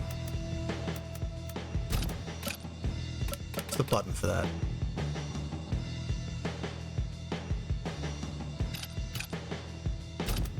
Should actually go to that training field and figure that out.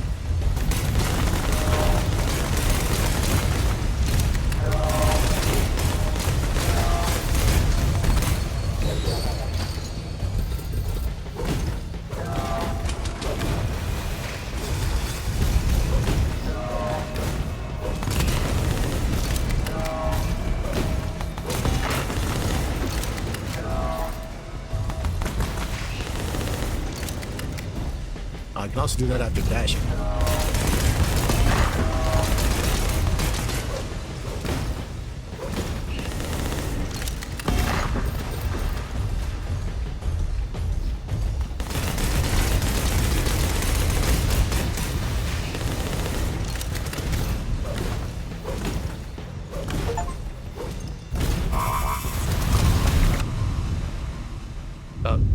I cooled off a little too much.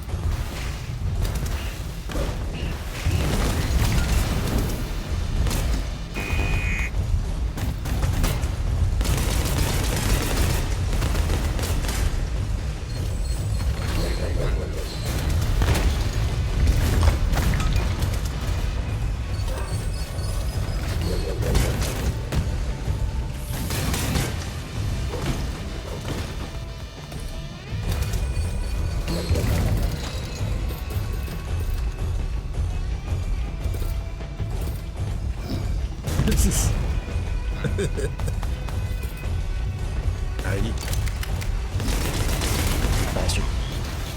I'm sick of your shit.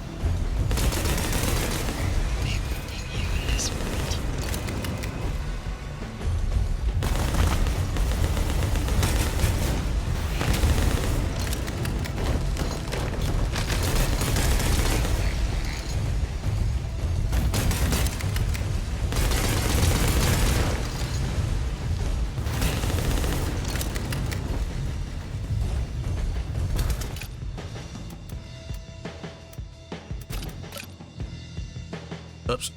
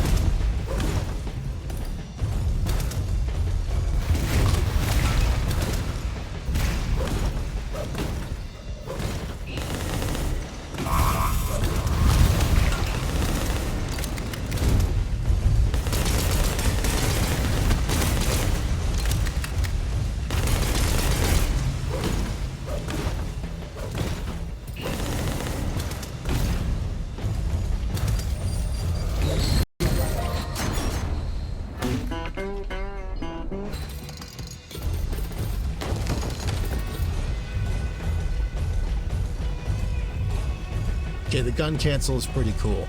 I don't know how good the assault rifle one is at actually hitting anything, but it gives you a free reload and then sets you up for a jump attack.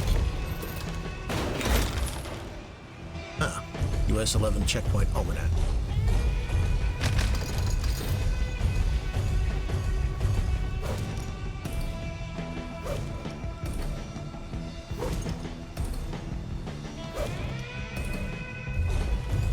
So that pink flash denotes when I can use my trick system, but I don't fully understand how to do that yet.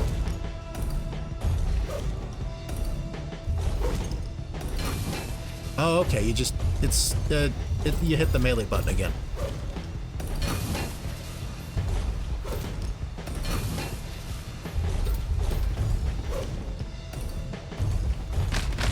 So being that's a timed input thing. I don't know how useful that'll be to me in general, but I'll try my best to take advantage of it.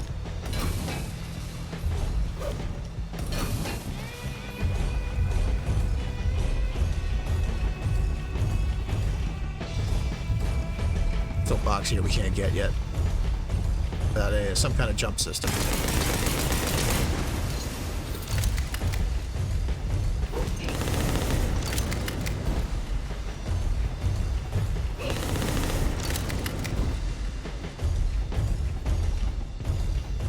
I'm curious to see what other gun cancels there are, because it's apparently unique to each gun.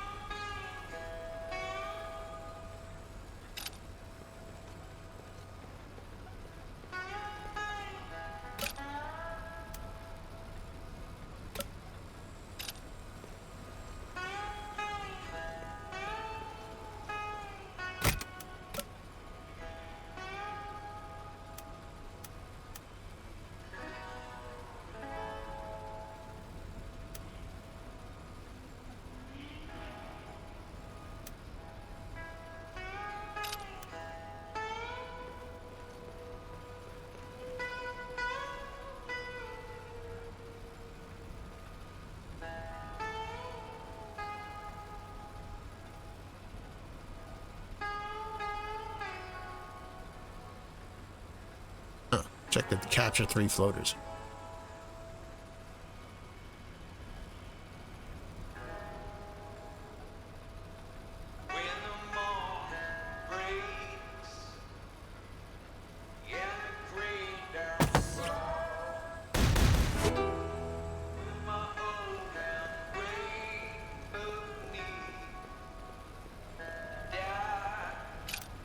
Let's see here. Got all kinds of enemies.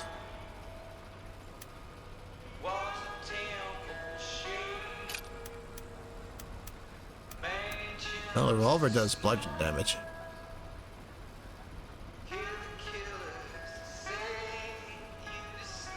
We mostly got plated enemies.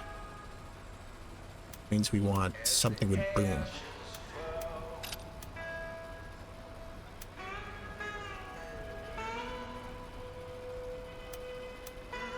Now, the iron knuckle will still help us. But maybe it's time to get the grenade launcher.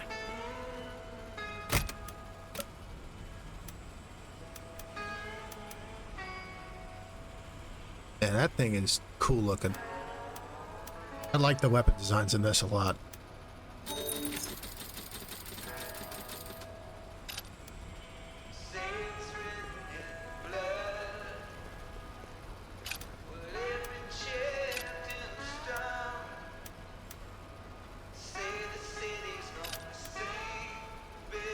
Wonder what gun cancel the grenade launcher has.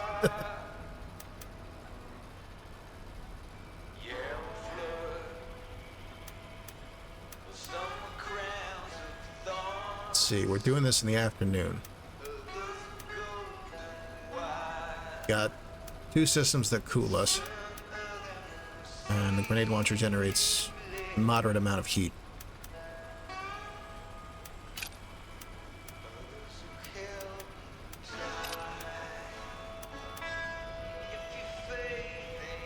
The magnet upgrade's pretty nice for the more money.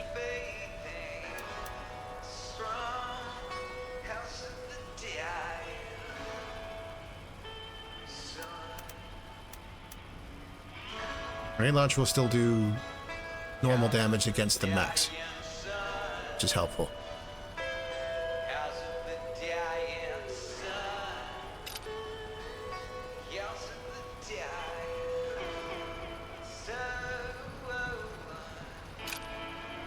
Let us eat. I think I'll go with the eggs again.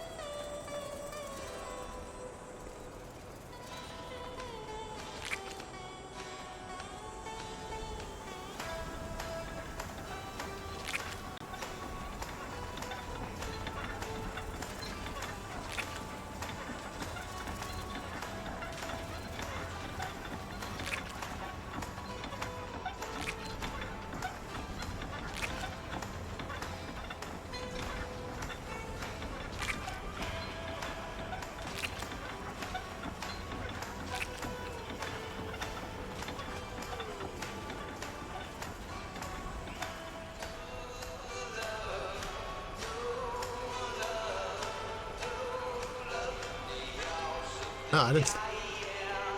Oh. I didn't realize it, but the basic revolver. Damn! How big the basic revolver is next to Clem.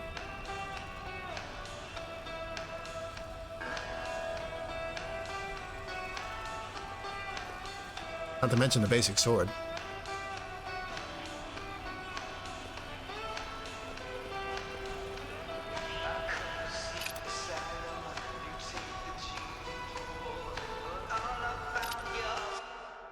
Here we go.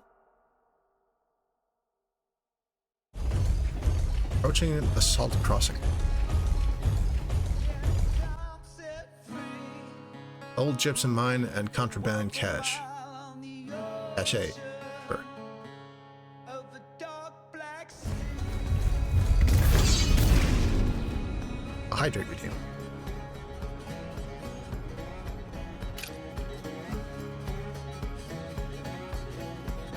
Okay, don't overheat. Capture some floaters, destroy some barricades.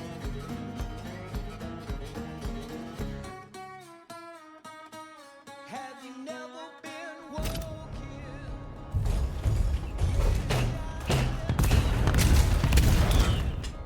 Ow. Balls. Okay. You can hurt yourself with the grenade launcher, including while using its cancel. Man, that thing's chunky. Holds... Wait, only 3 grenades? It looks like it should hold a bit more than that, guys. Fucking dumb man brand grenade launcher.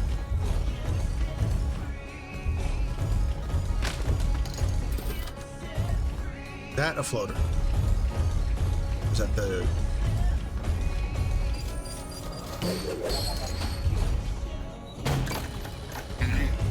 Oh, pretty direct on it. Oh man, that almost one-shots those.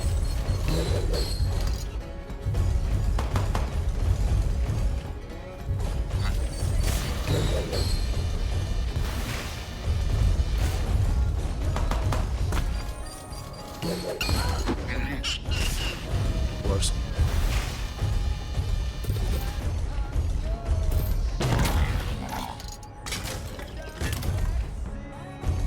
Does not take long to reload it.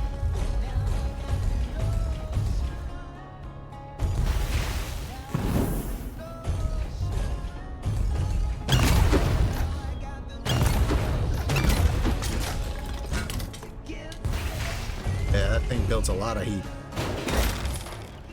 Green hibiscus seeds.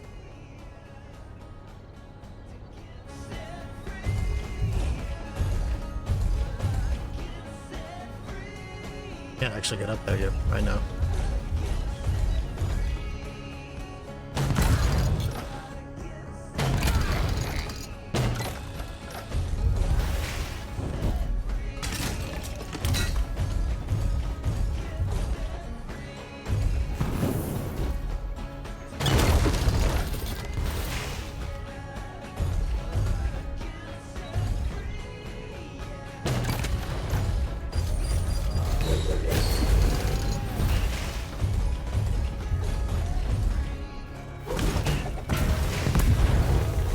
Okay, so you don't have to fire every grenade.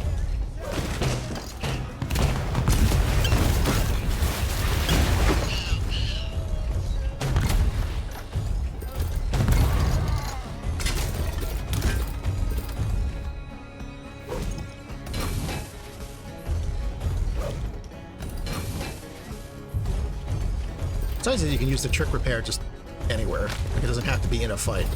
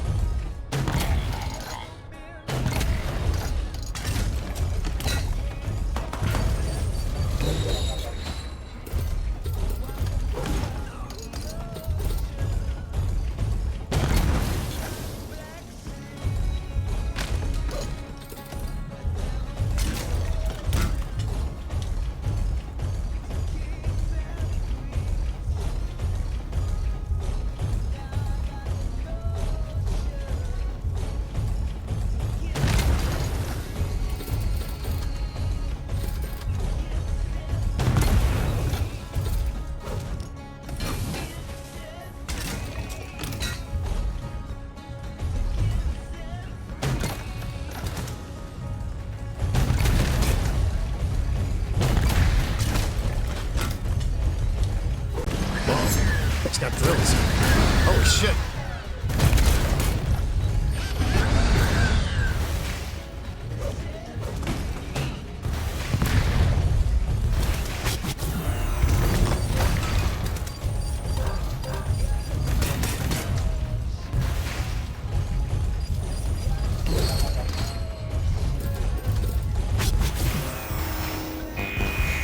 Ouch.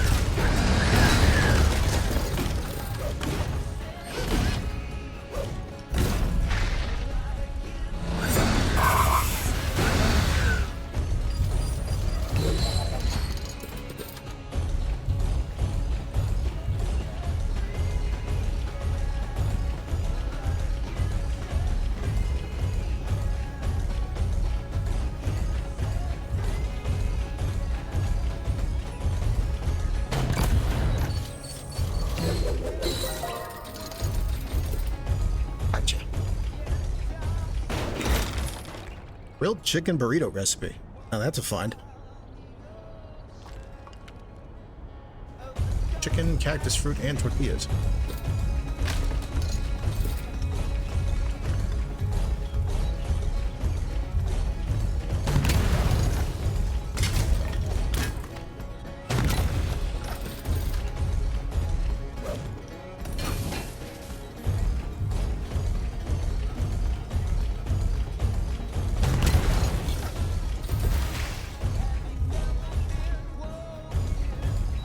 Where the last barricades at?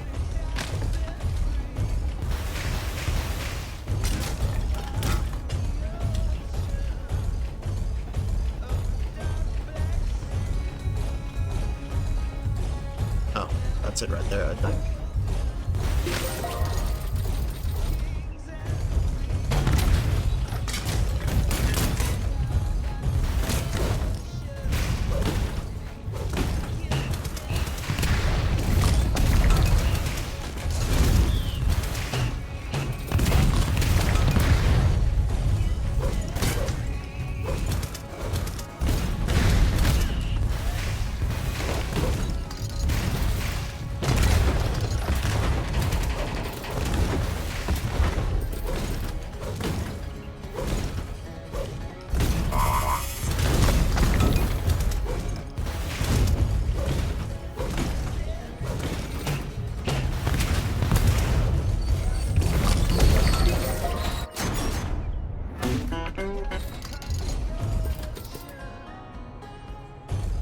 Alright, the grenade launcher is very powerful, but tricky. You gotta be careful with it. Builds a lot of heat, and it's very easy to damage yourself with it. But it reloads quick, and it hits hard. And weaving it into your melee combos is pretty fun.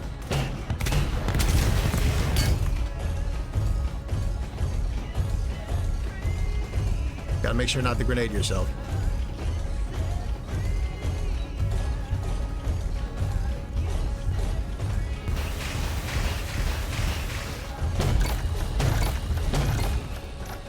Huh.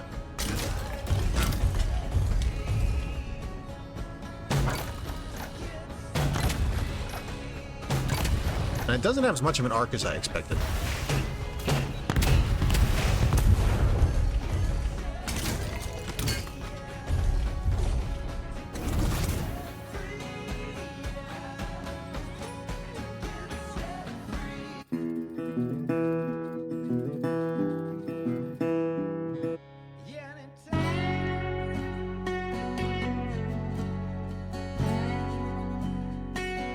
What if I can get a drill?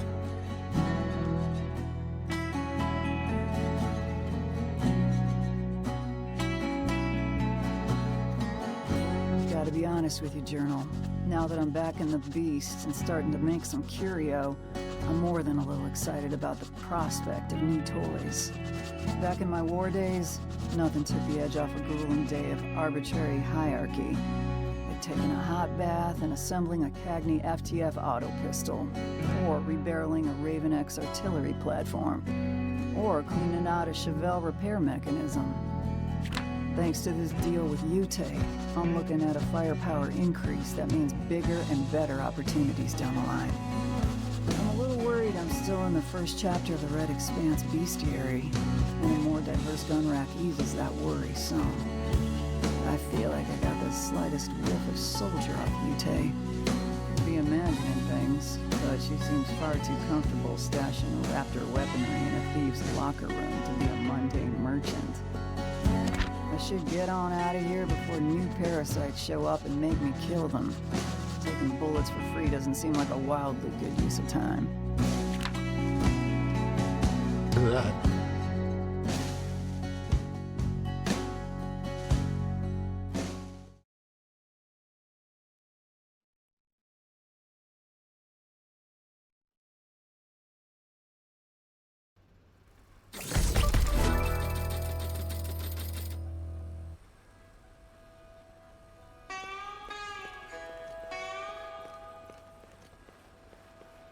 One more bounty I can do today. Clean out the bird's nest.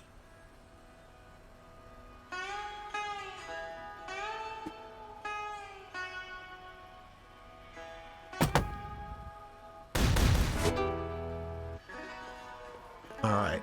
Enemy mechs are clearly the major threat. So we should prioritize equipping weapons to deal with those. Got drillers. Except the grenade launcher kind of fucks them up anyway. I think this loadout will do just fine.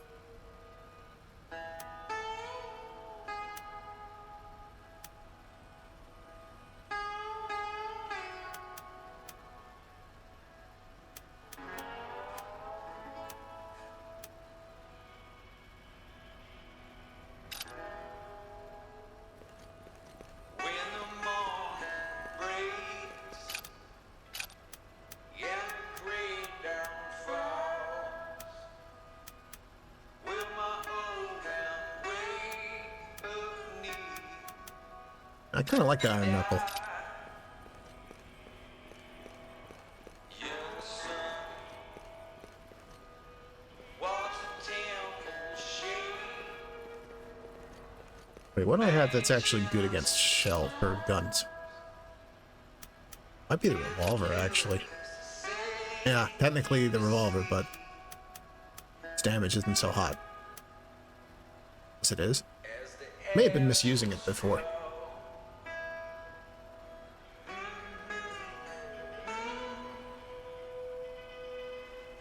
And I think the setup we've got will work.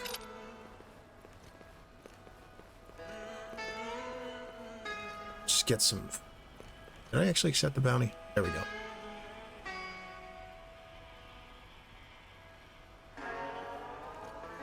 Get some foodits.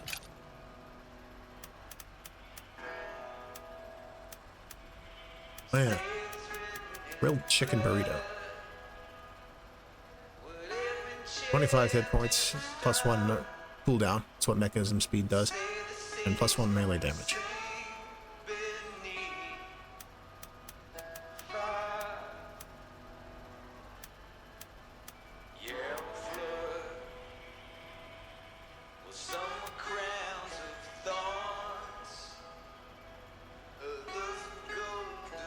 Healthy and simple.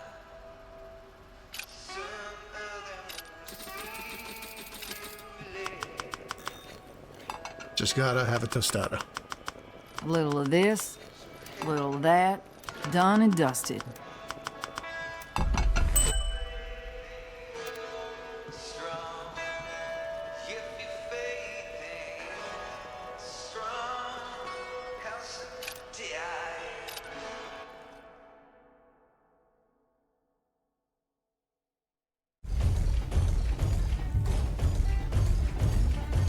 Approaching the bird's nest. Huh, I see why it's called that.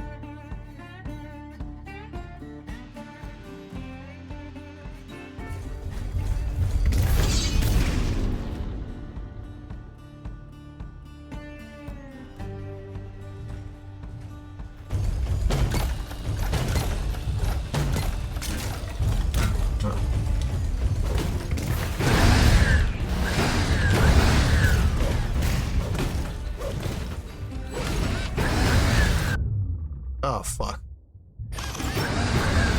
Got too cold.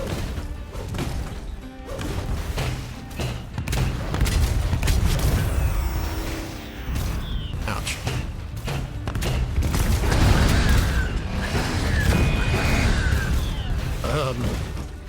This could be going better. Oh dear, that's not good. Oh damn, I actually died. Fuck.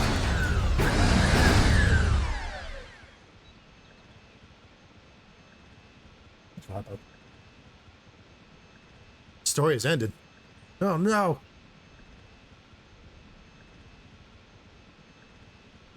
At least I can just restart. However, I've been handed some food. I'm gonna take a minute to eat.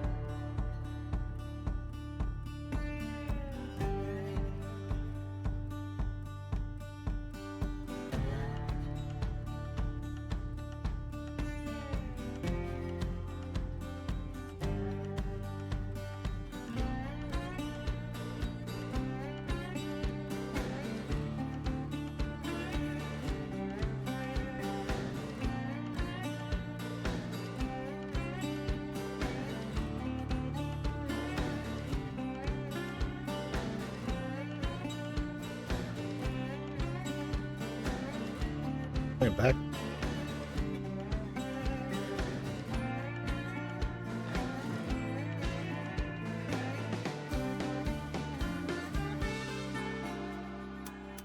Let's try that again. Alright, so the drillers are no joke.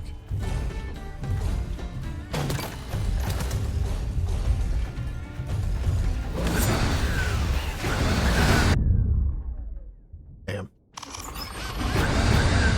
Maybe should have brought the hot jets.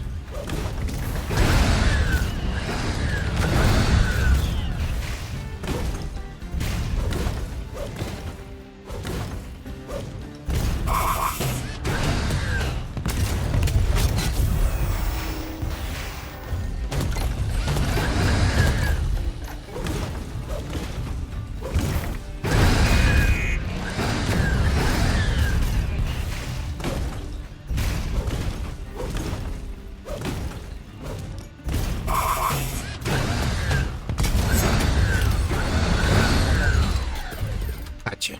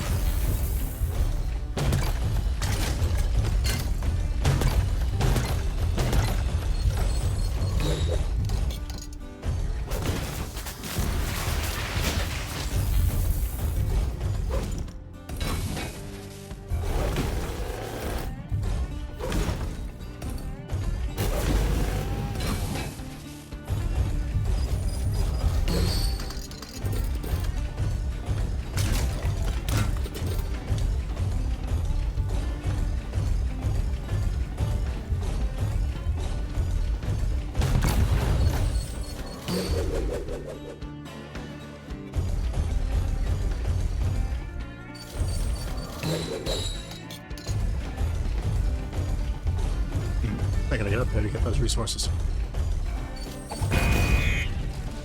You jerk.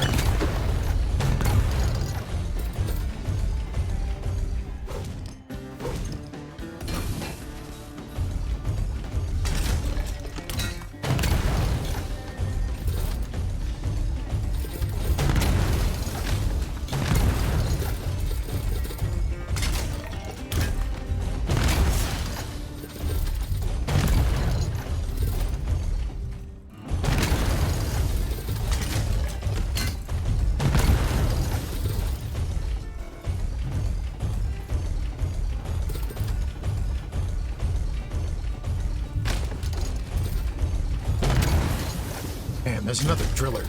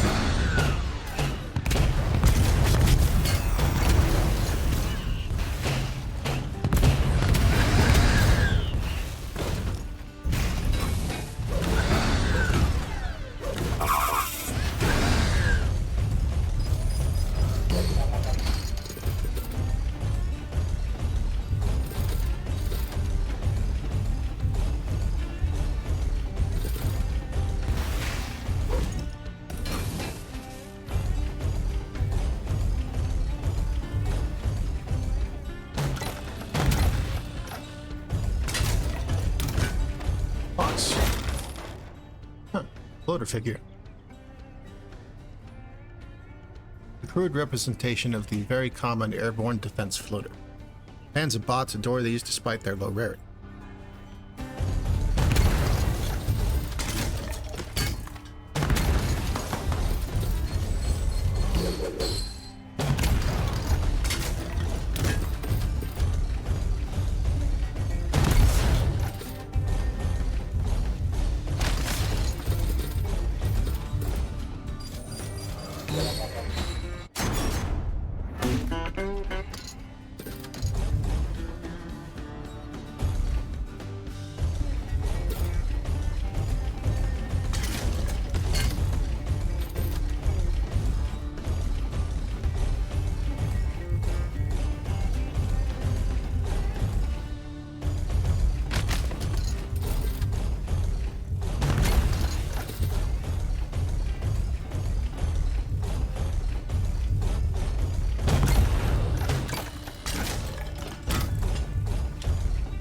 Oh.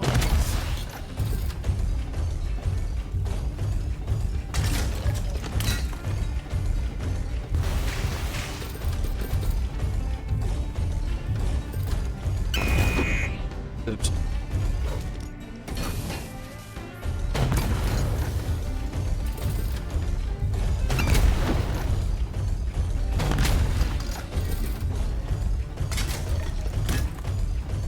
Where's the last propane tank? Oh, and the stash, now that I think about it.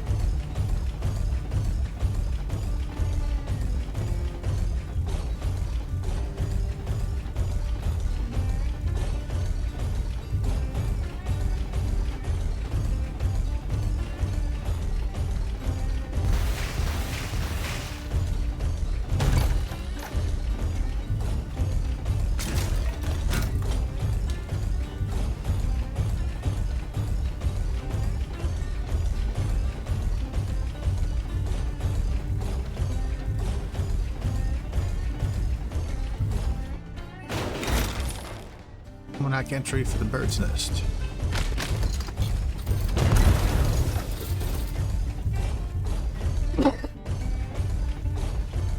Excuse me.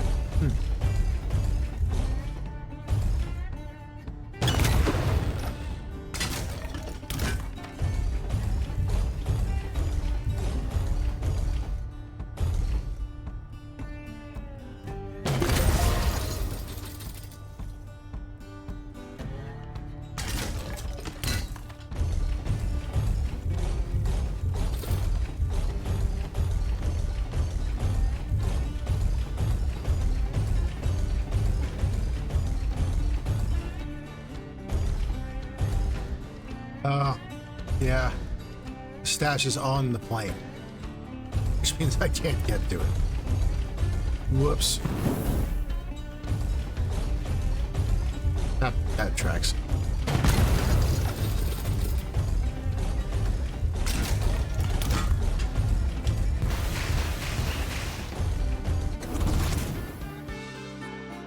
Just have to get it another time.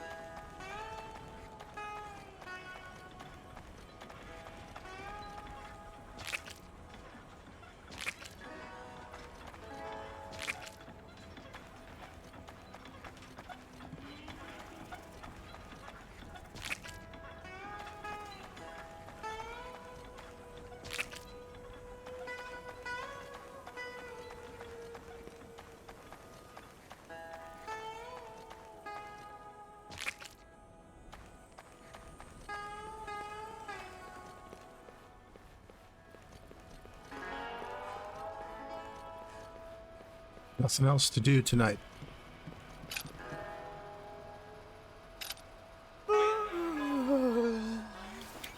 Now you can see Clem fall flat on her face. What the?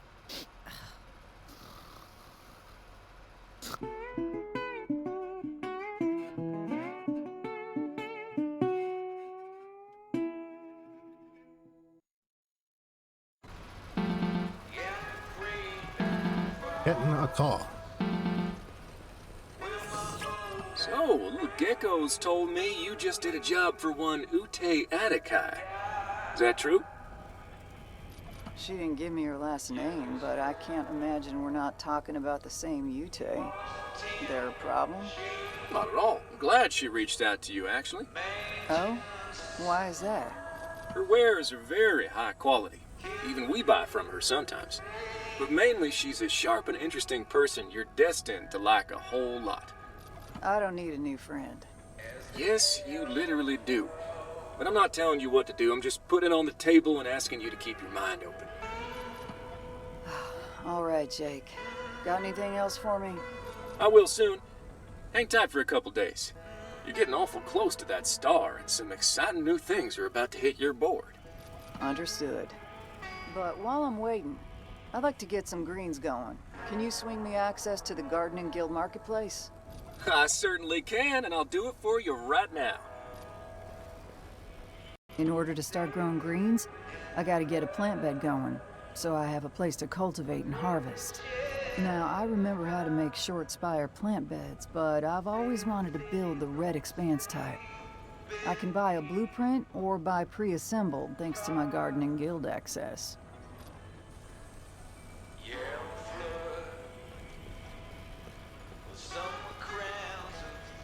Time for some farming.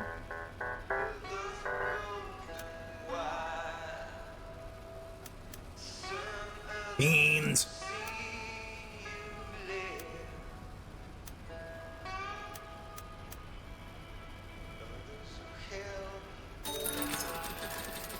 Berry seeds.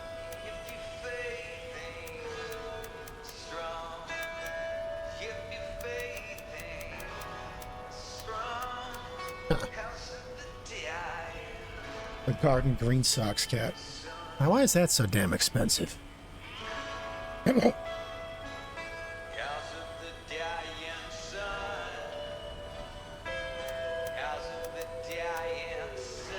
Oh, there's a uranium shard. Need one of those.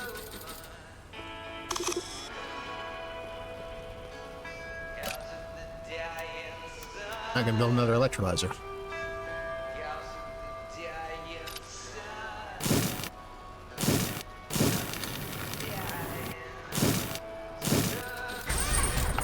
Looks like shit, but sure does work. Each electrolyzer reduces mission fuel cost by 300 grade. Alright, what do we need to build plant bed?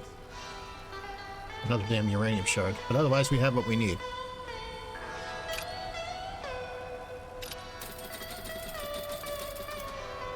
Well, that gets us 4 of those. Pretty worth.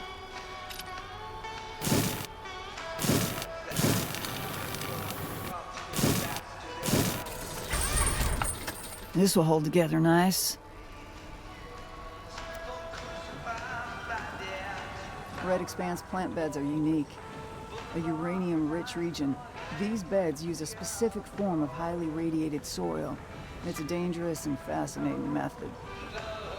While the yields are fairly normal, the time to maturity is downright staggering. Hours to days, depending on the crop. Low rate of mutation, too. They're a little too dangerous to use in farms, but for the home grower, they're incredible. And they can be upgraded. Let's get growing.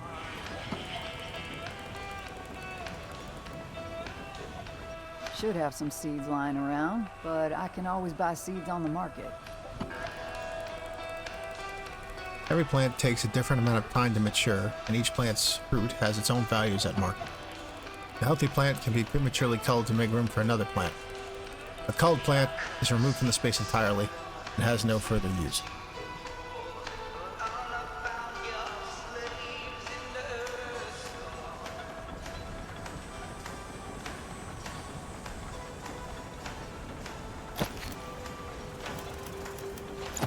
Got some corn seeds,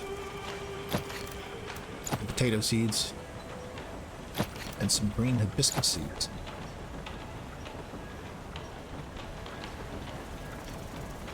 Well, I gotta buy something else. Else I gotta supply the electrolyzers. That one's got water. That one's got water, but that one needs power. Let's see. Let's make us a battery.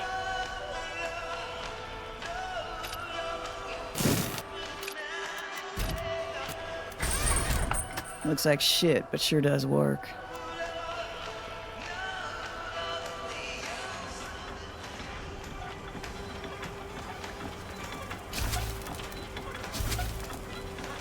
I got space for batteries.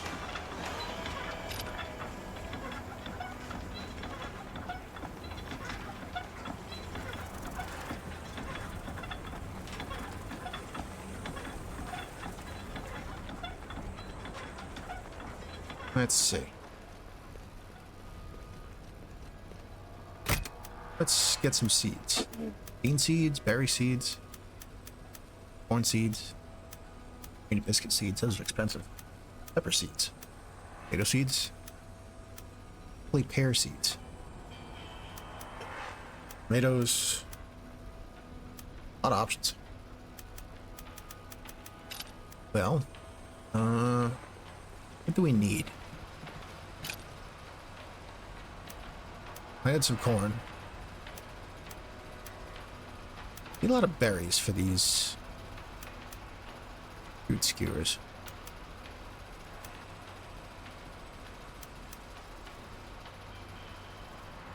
Let's get some pepper seeds so we can make more spicy eggs.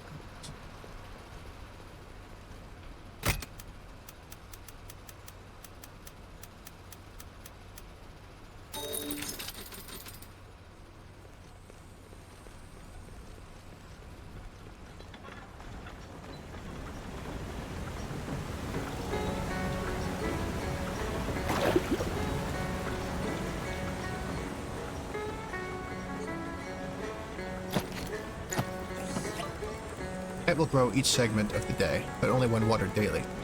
Once mature, Clem can harvest the fruit and will cull the plant.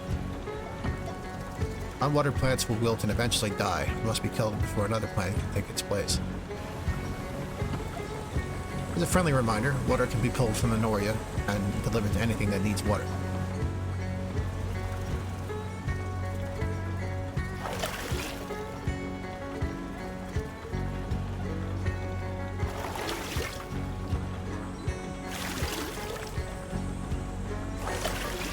I'll be able to use these yields in my own meals and sell the surplus if I choose.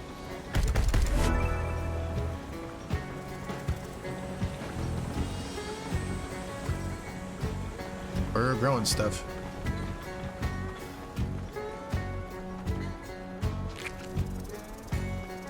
Not to mention all these wild cactus growing around here.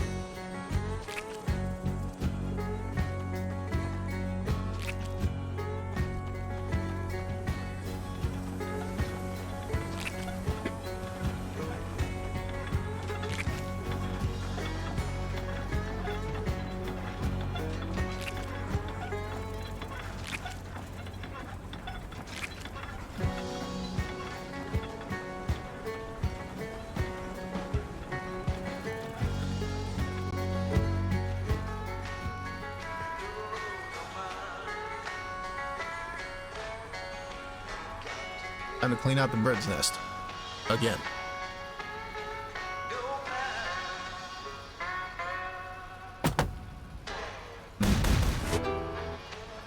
So those drillers are bad news. What can I take that'll smack them around better?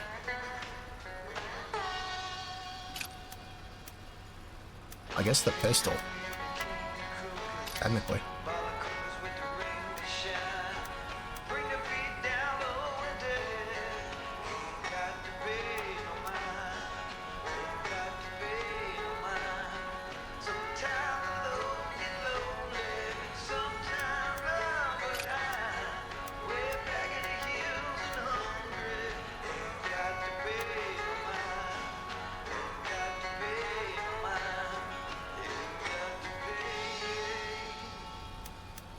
I guess the hammer will help against those grinders.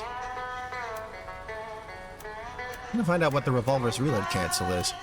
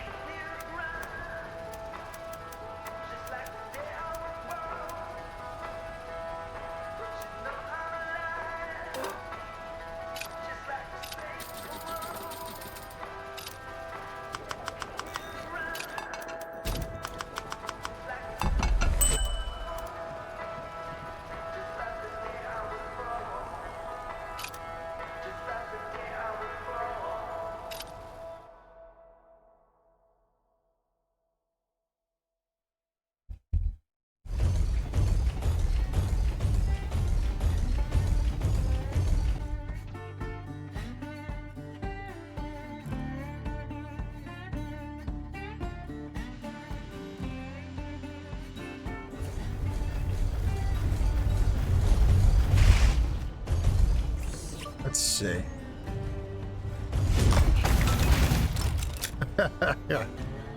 Nice.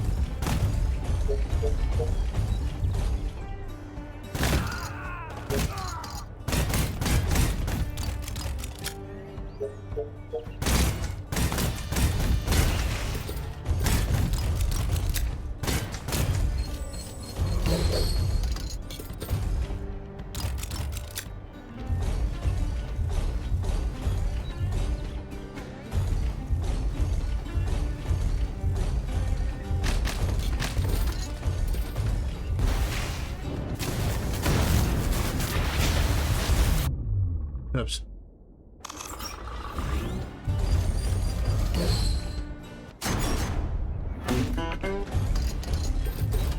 Really easy to freeze yourself with the cool jets.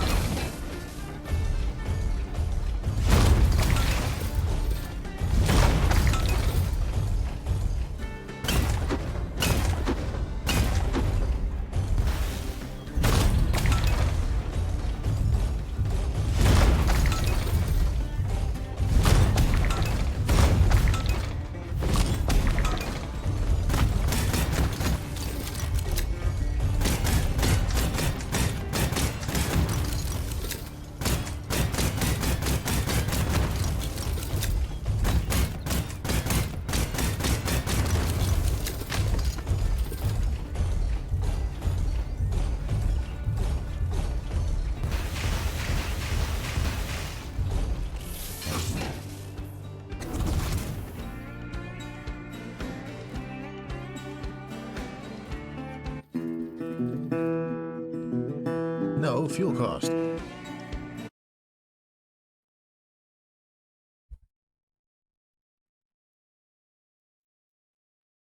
Wonder if we can build like ammo factories to offset that cost as well.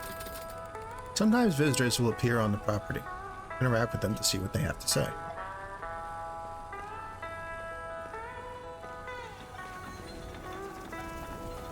Ah, it's that Ute lady.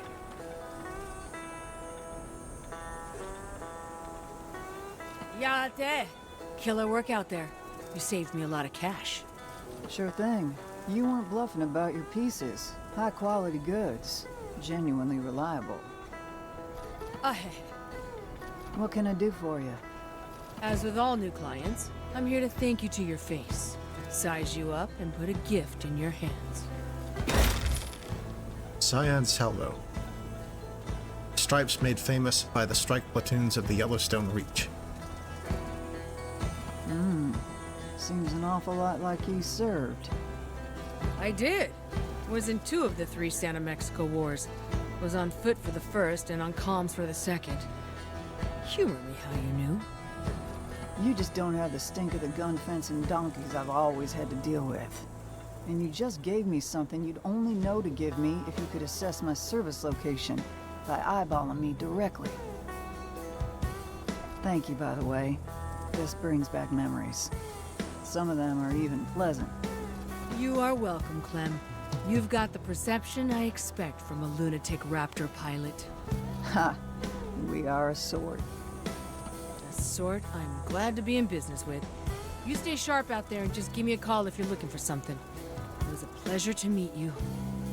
And on my wager that you decide you want to apply some colors to your machine, I've made a paint station available to you. A thoughtful gift that might make you more money. You're a sidewinder, and it was damn good to meet you. Aha!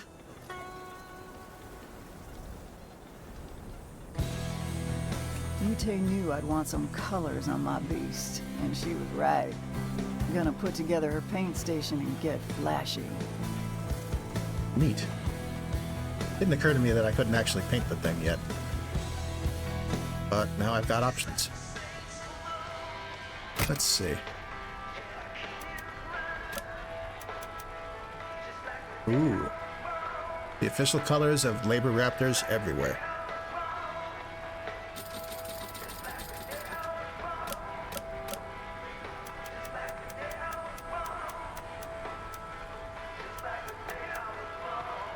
Paint station blueprint.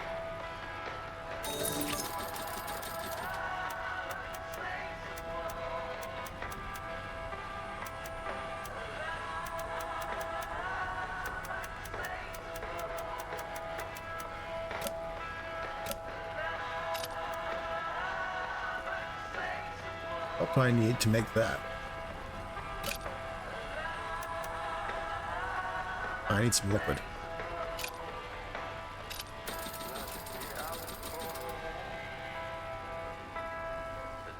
Military-funded, Seraph Blackley manufactured vehicular paint application device. Runs paint programs for bikes, armored carriers, and raptors.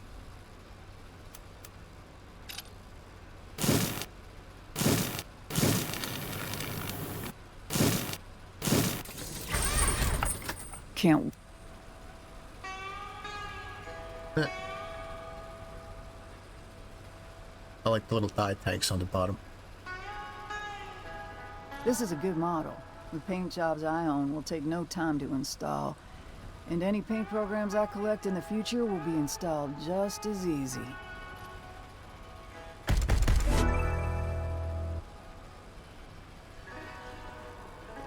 Reached a hunter milestone.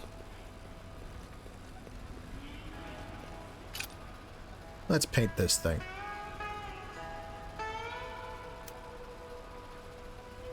How do I paint this thing?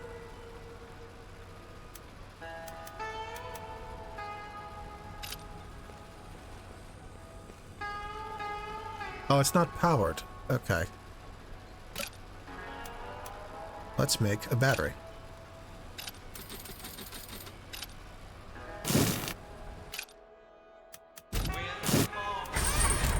Looks like.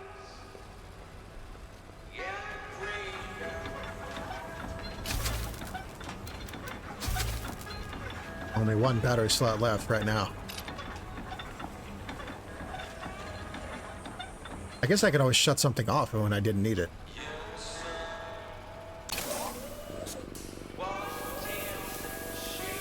So what we got now is Scraptor. Common look for raptors cobbled together by third-party weapons merchants. Cyan Salvo. Koch colors. Vector. Garland colors. And labor colors.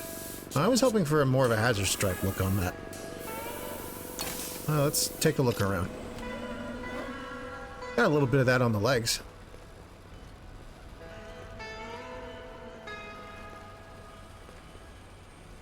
Gotta find some red paint, he thinks. That's my jam.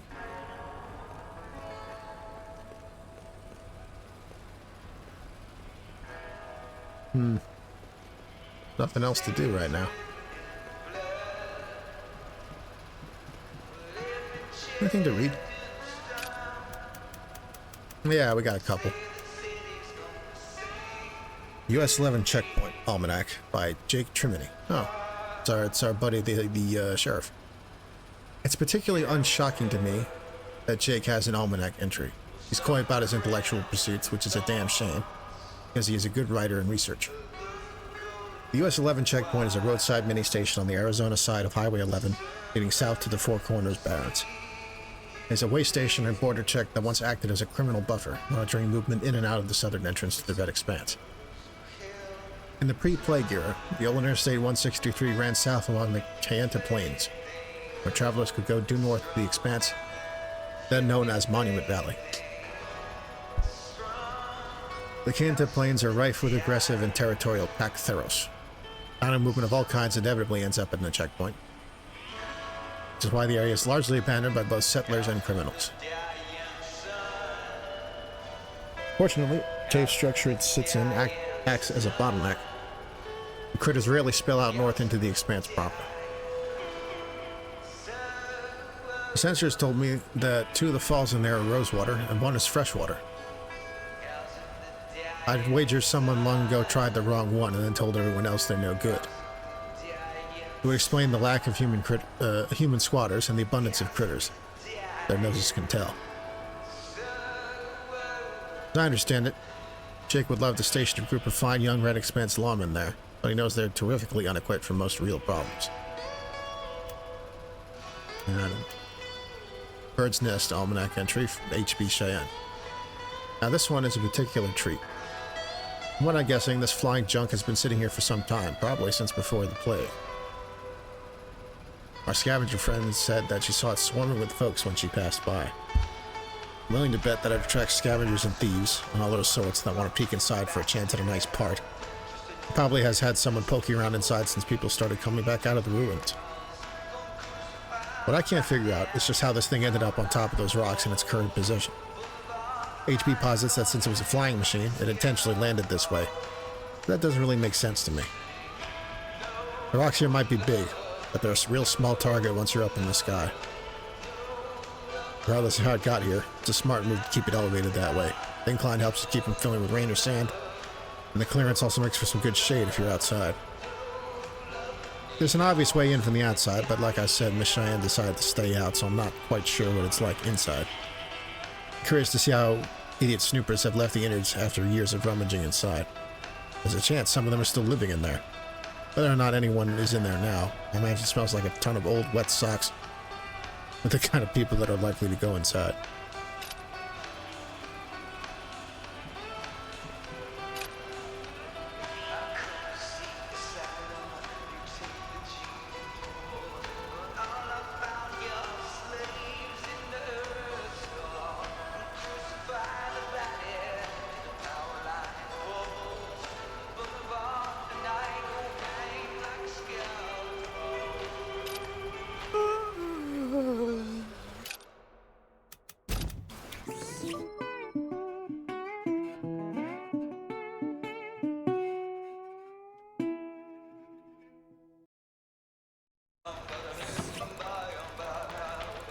Clem is now free to pursue bounties and side missions and advance her operation in any way she sees fit.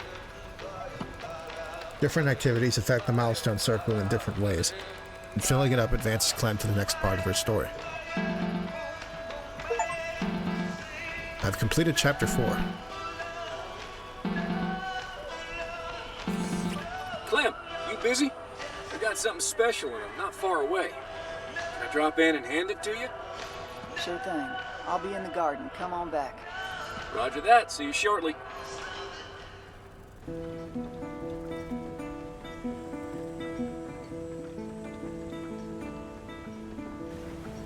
There it is, cowgirl. Just got the word last night and the badge this morning. Didn't think I'd ever have an insignia on me again. I know. I'm sure you got some feelings about this. If it helps, it does not need to be visible, so tuck it somewhere safe.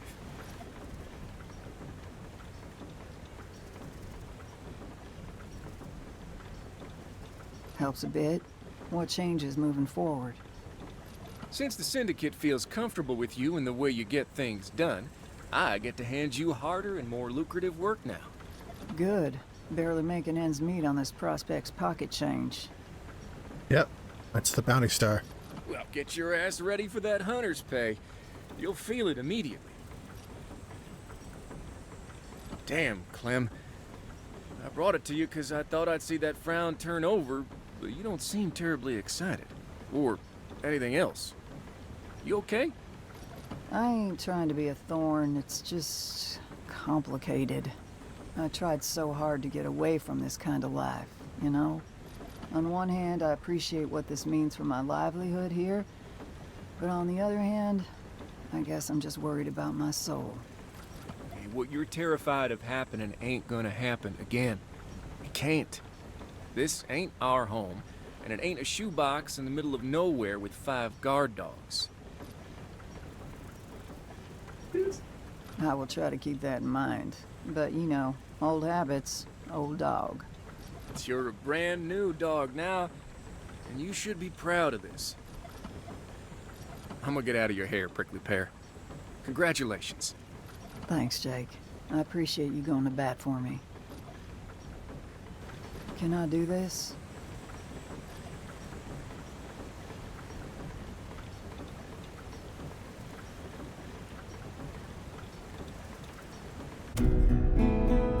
Into the desert. 6 of knives. While Jake prepares bounties that are more likely to kill me, I've got plenty to do. Low priority bounties, gardening, and fun new combat systems to obtain.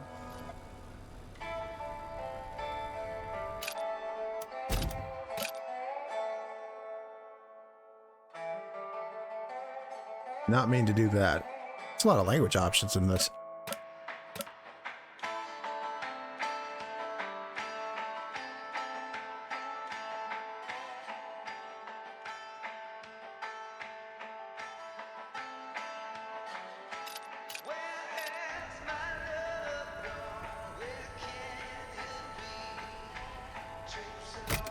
New stuff for sale. But what?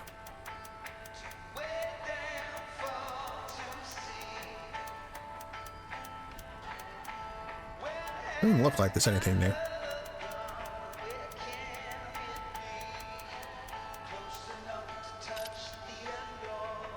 Well, how are the plants doing?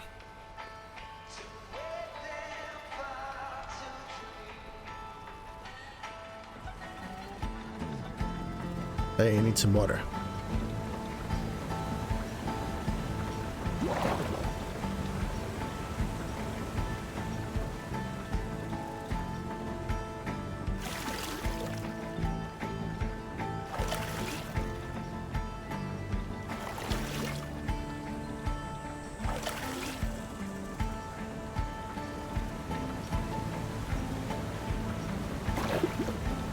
If I can get a bigger bucket.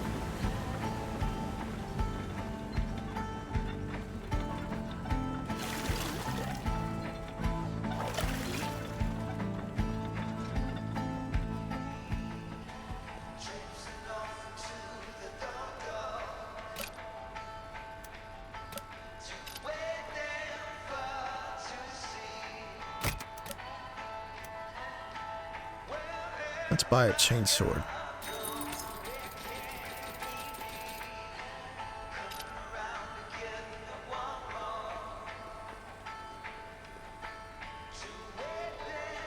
Yes, that old windswept again.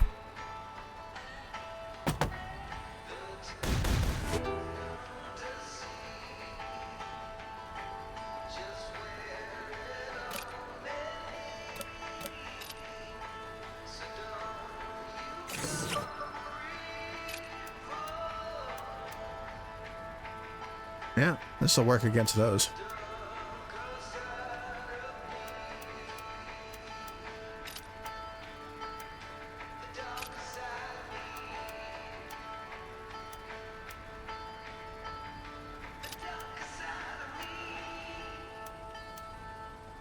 Already did the subtask, so.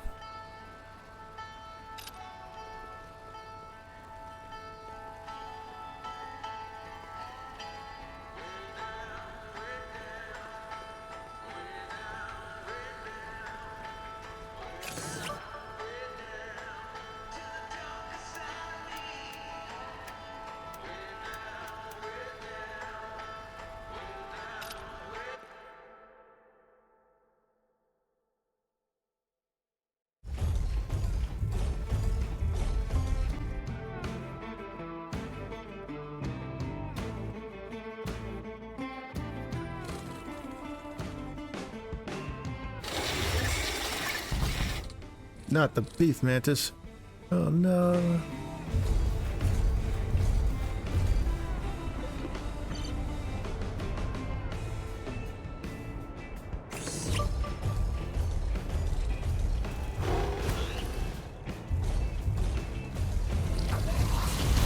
Ow. Ow. Good bugs.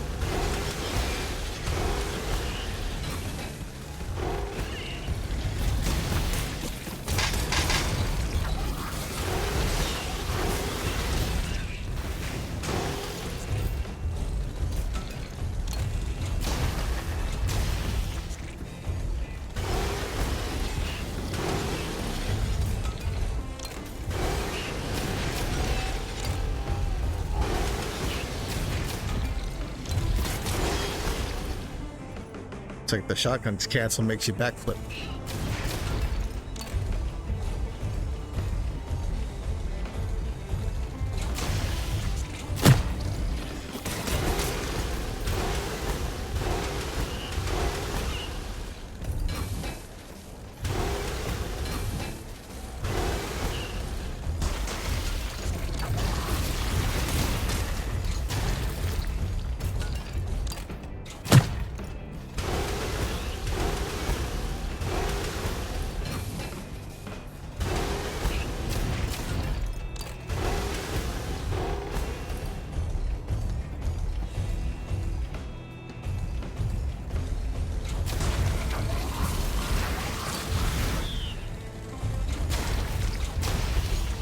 Well, game's got a chainsword.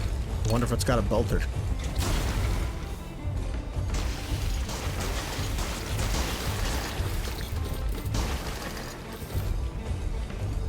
It's definitely worth breaking for the resources.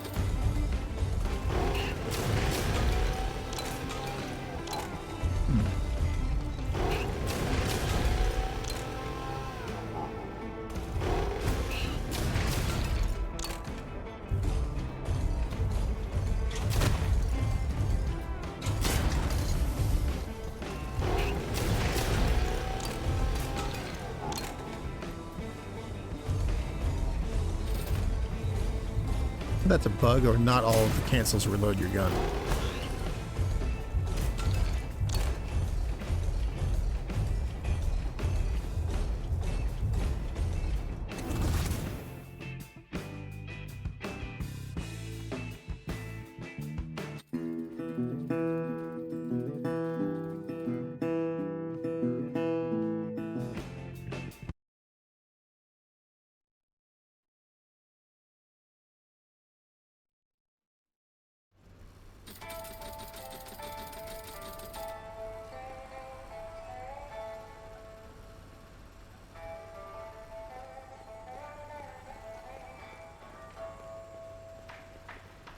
Other bounties today.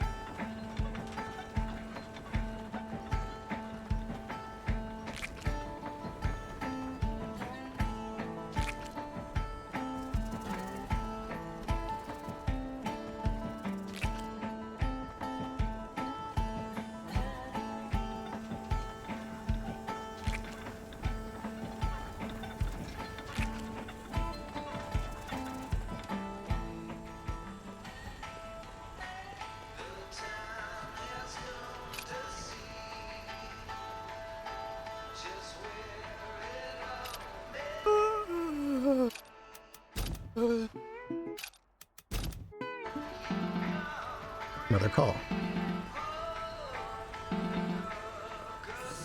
Howdy, Clem. Big boy bounties are coming in as we speak. Some are on your board now. Splendid. Well, here's something not so splendid. We've got marauders creeping around Dead Tooth, and they're gonna make their move any day now. Marauders? As in wild thieves and arsonists plundering from remote settlements? Yes, ma'am. But in our case, they're frequently mechanized. Too much heat and open space for a career in on-foot marauding. We don't deal with them a lot thanks to bounty hunters like yourself, but every now and then a new group decides to test the waters. Sure. Let's hear the point. The point is, boys like that play nasty and are much more troublesome than idiots in stolen Mark 1s. I'd suggest tuning up your girl before I put this on your board. Roger. I'll make something happen. Fantastic. Talk soon. Ponder at the Raptor.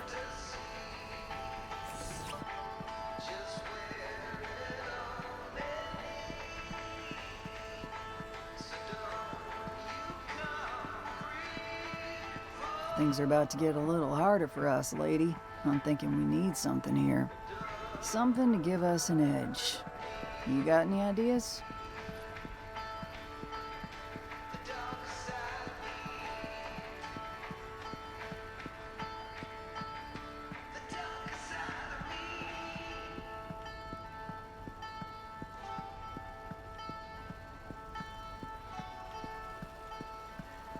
You ain't gonna talk, are you?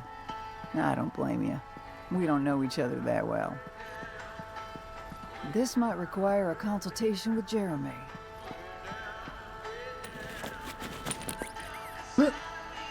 Howdy, Jeremy. Been a while. I'm sorry about that. Been a little out of sorts. But I could really use you right now. I got an idea, but there's a hole in it. I want to bring 2 raptors into the field with me, but I can't do that. What I can do, I think, is bring more equipment. Problem with that is that I can't have a magnetic rail too close to the engine CPU.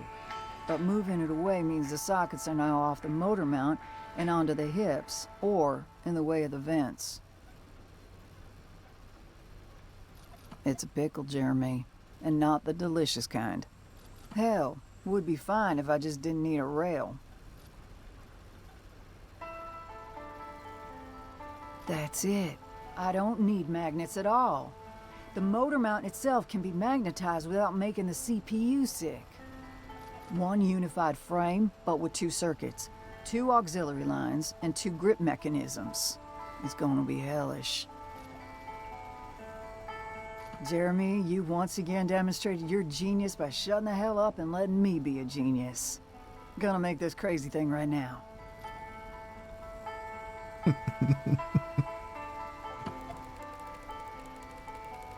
During combat, you may access loadout A by pressing left and loadout B by pressing right. Huh.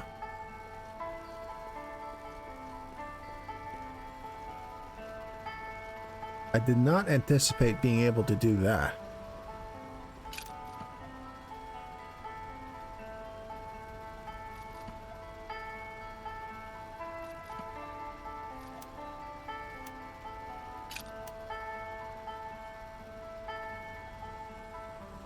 Did she just do that rubber duck thing? I mean, if by rubber duck thing you mean like talking to your stuffed animal until you think of something, then yeah. I believe that's exactly what she did.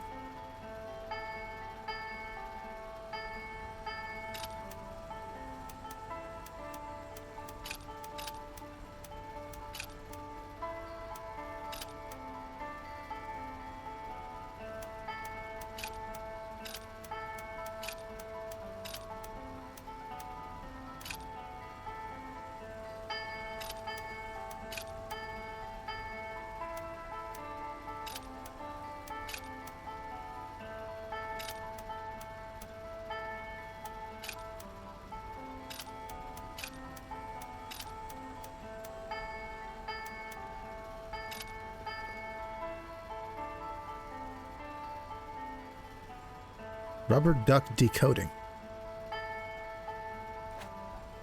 Is there science behind this?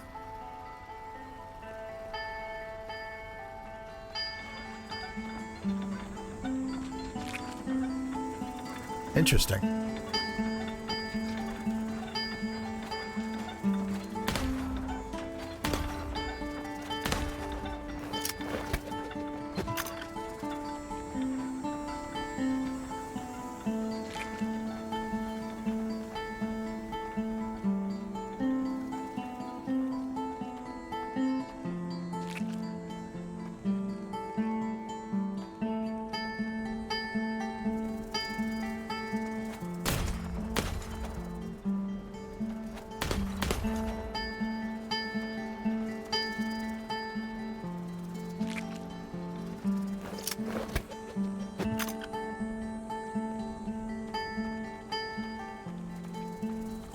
I like her little dinosaur plushie. It's cute. Little button eyes.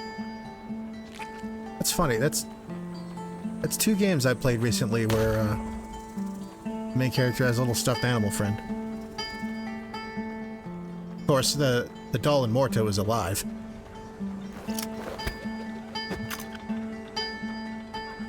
Oh. I don't water the electrolyzers. I am the plants.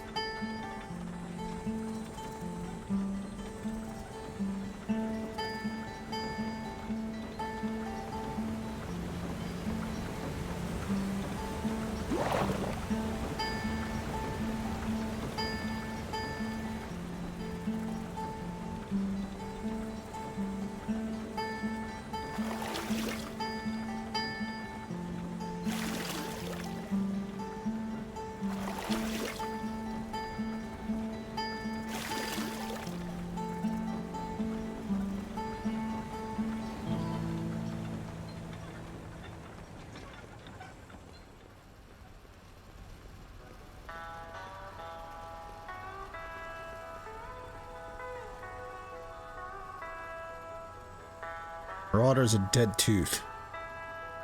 Oh, this is gonna be the hardest one yet. Copper fists.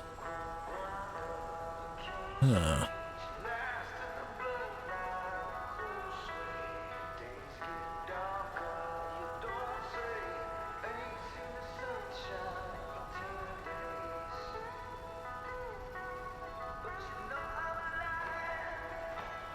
Thing for completing the next main mission during the afternoon. So we'll do one of these other bounties in the meantime. The concept is that by framing your thoughts as a conversation with the aid of an object, your brain expects a response.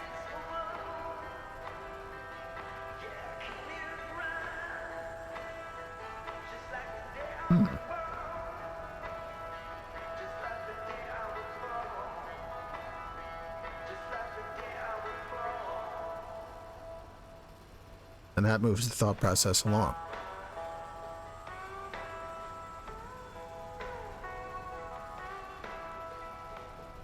Huh.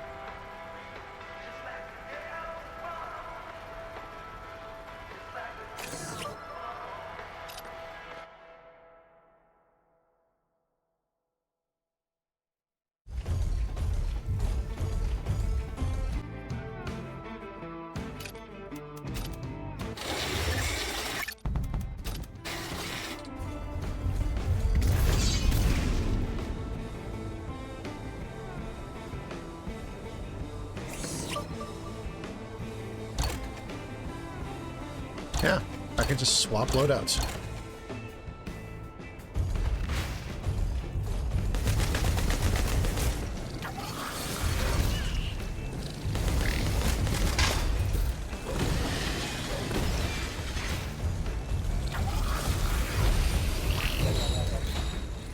You can also capture buckets.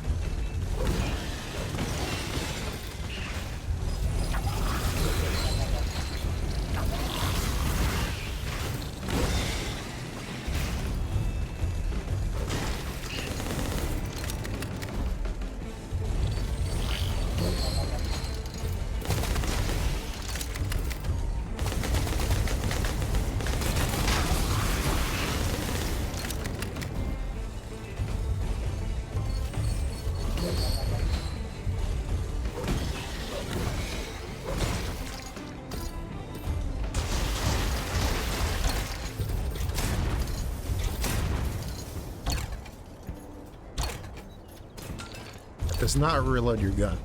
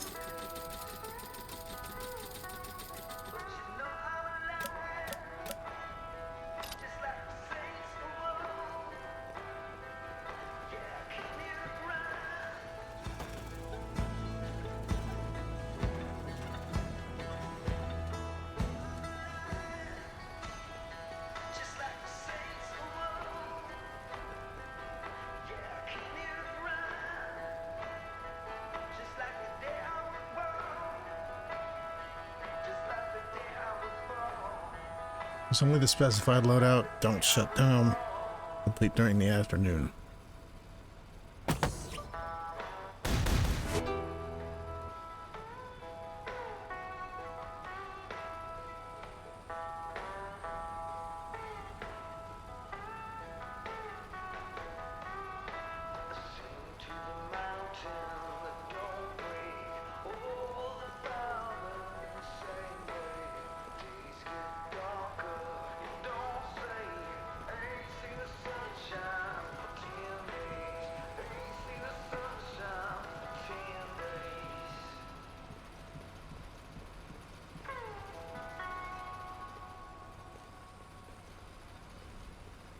What is the specified loadout?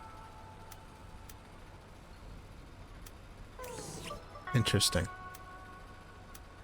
Grenade launcher and the sword. In the afternoon?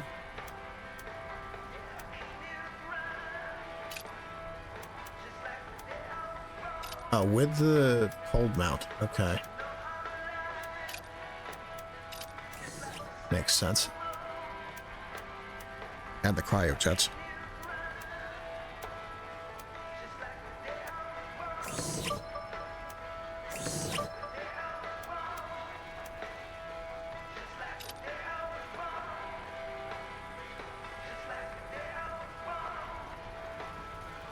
Some food with temperature regulation, I think.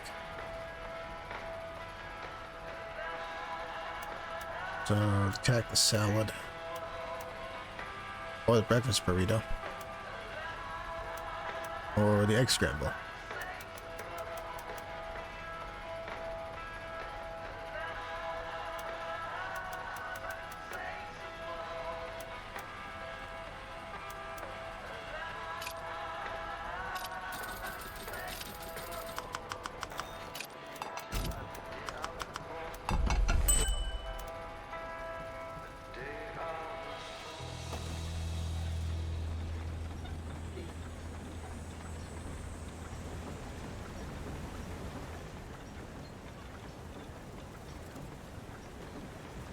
No, I don't think they're ready yet.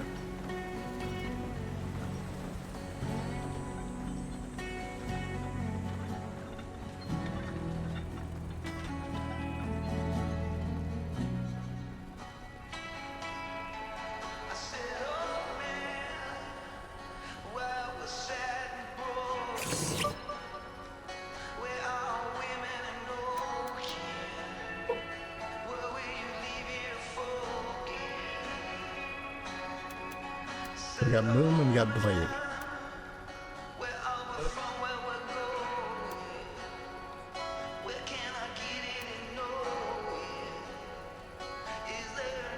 Yeah. Launch will help against the big mech.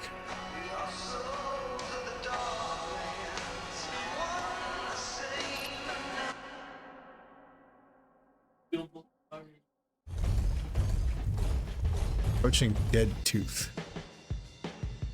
Barren and uninhabitable box canyon.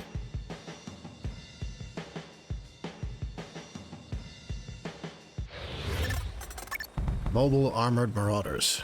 Copper Fist.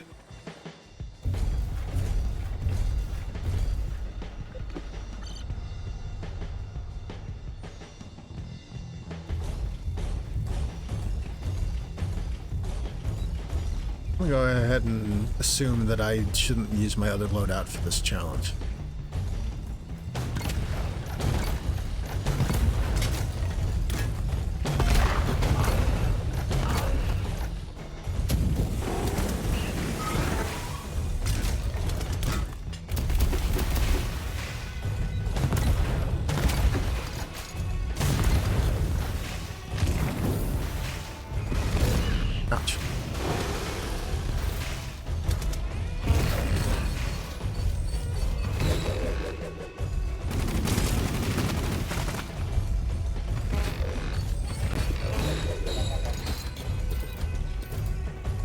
Those guys are not as tough as the drillers.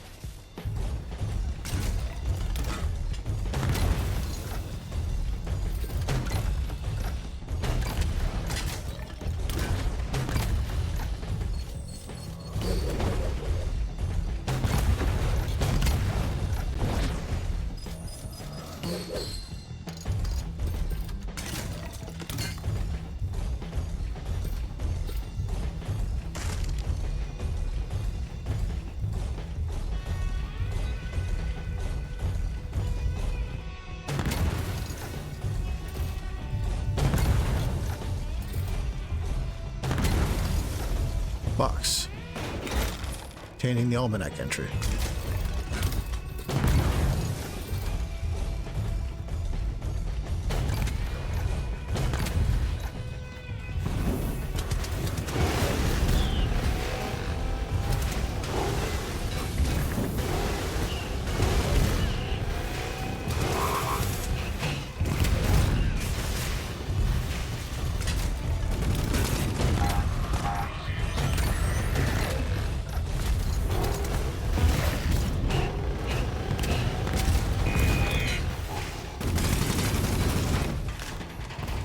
Well, I fucked up.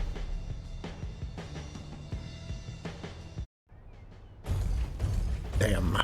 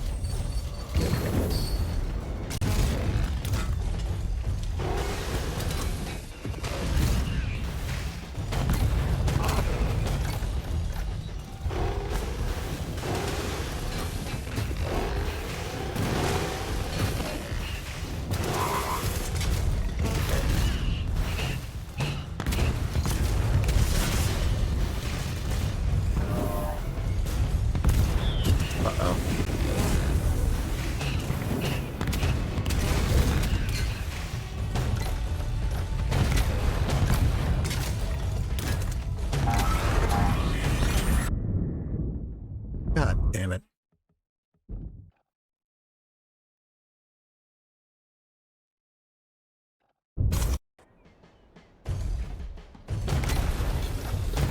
That's nice. You keep what you picked up if you choose to restart a mission.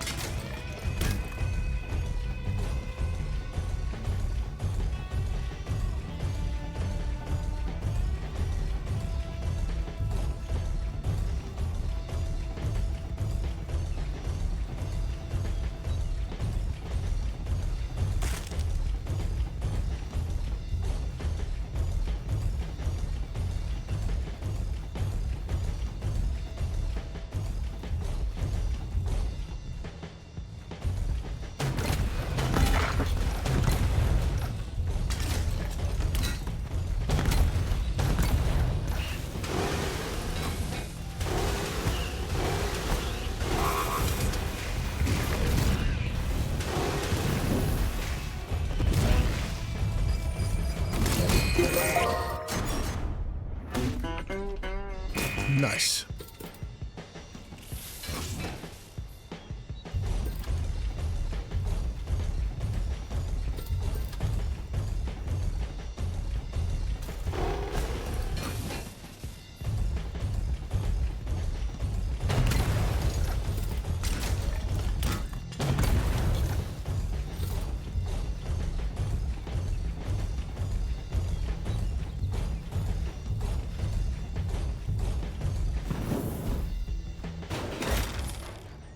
Burner figurine.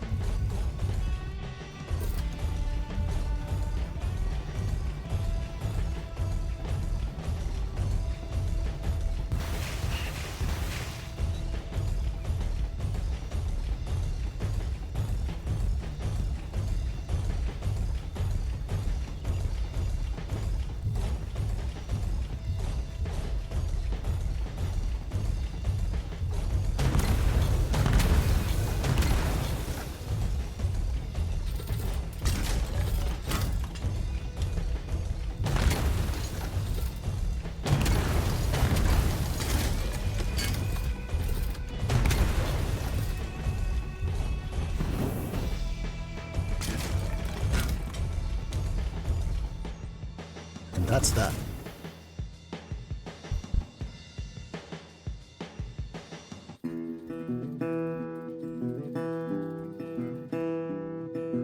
Pretty nice payout.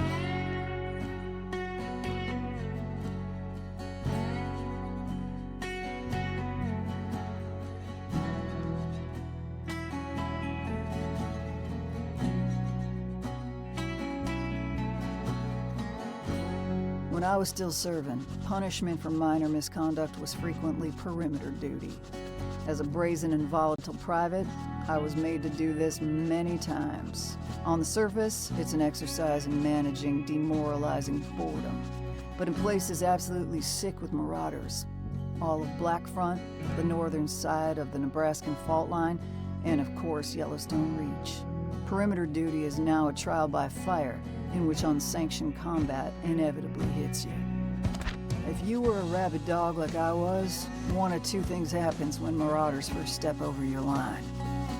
You either succumb to your own unmanaged emotions and go down hard, or you finally have other dogs to play with, and you play. Tempering myself in this unhealthy way likely secured my military career.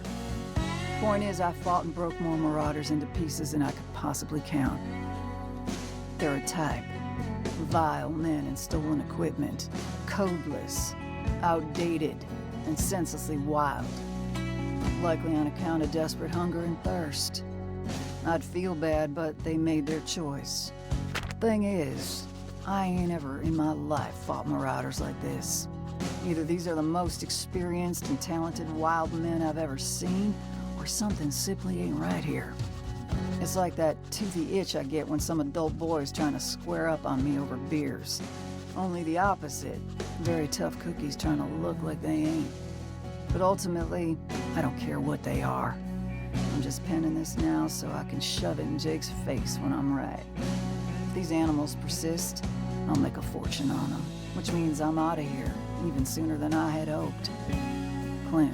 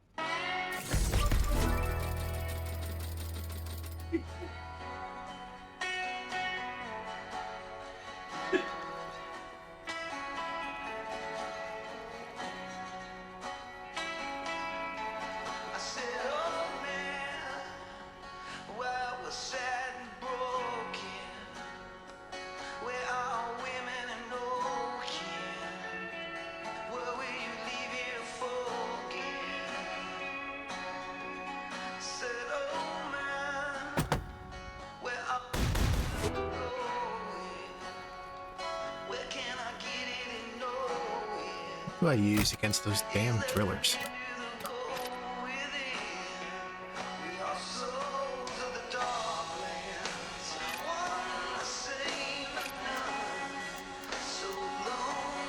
They've got shell armor, which means iron knuckle, and apparently the revolver.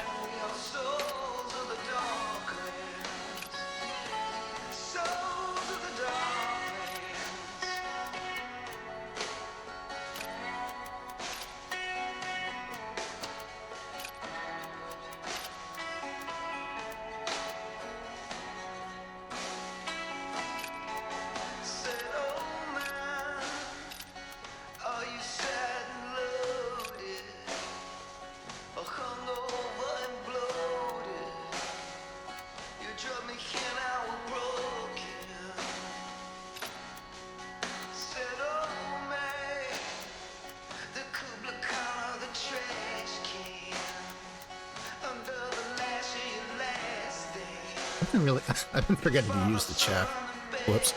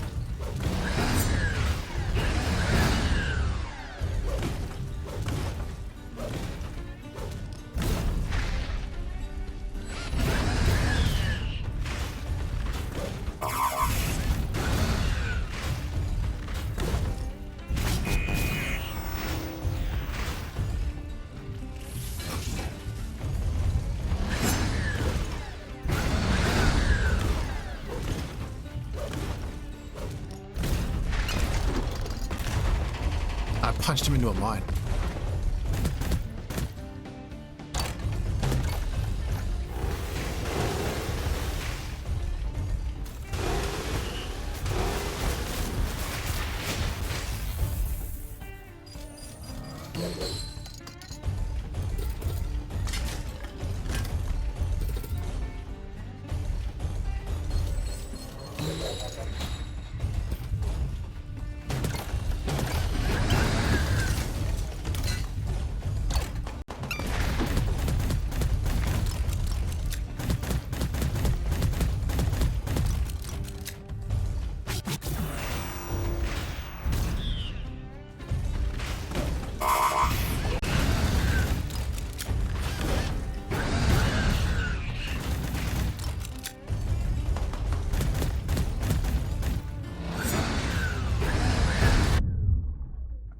Shut down.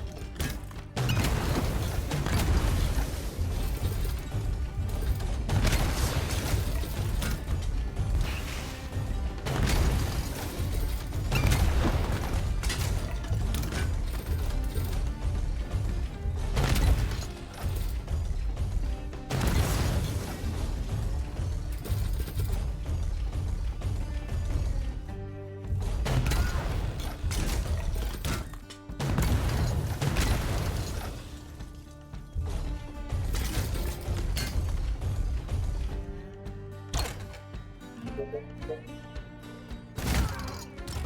daddy would be ashamed of you.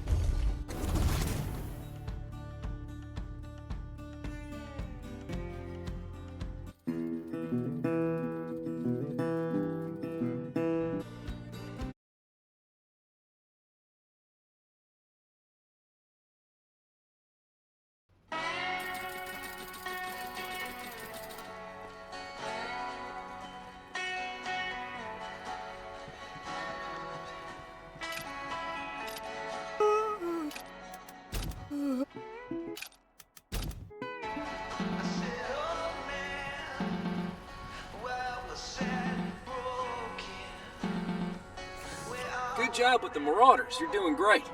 And frankly, you're turning heads, not to anyone's surprise. Oh? Yep. There's a lot of appreciation for bounty hunters of your caliber. Expect some knocks on your front door from people looking to forge provocative arrangements. Keep an open mind and hear them out. Interesting. And understood. Knew you would. I'm gonna get out of your crack for a moment. The troublemakers are gonna keep getting bigger, so keep fighting. Keep building. Also, I get to open the landscape of hunting tools even further for you now. Enjoy. Copy that.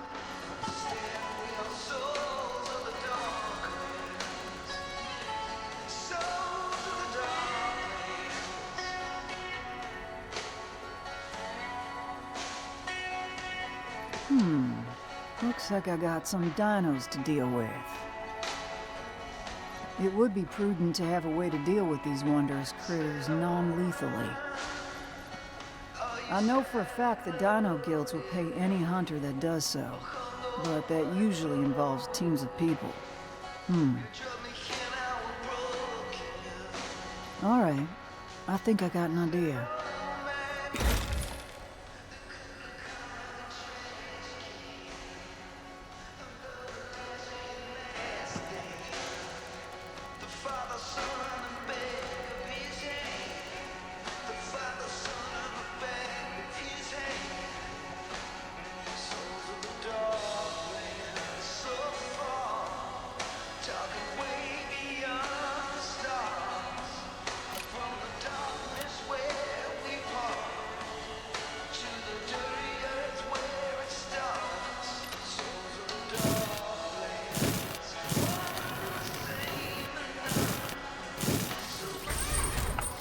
Can't wait to break this.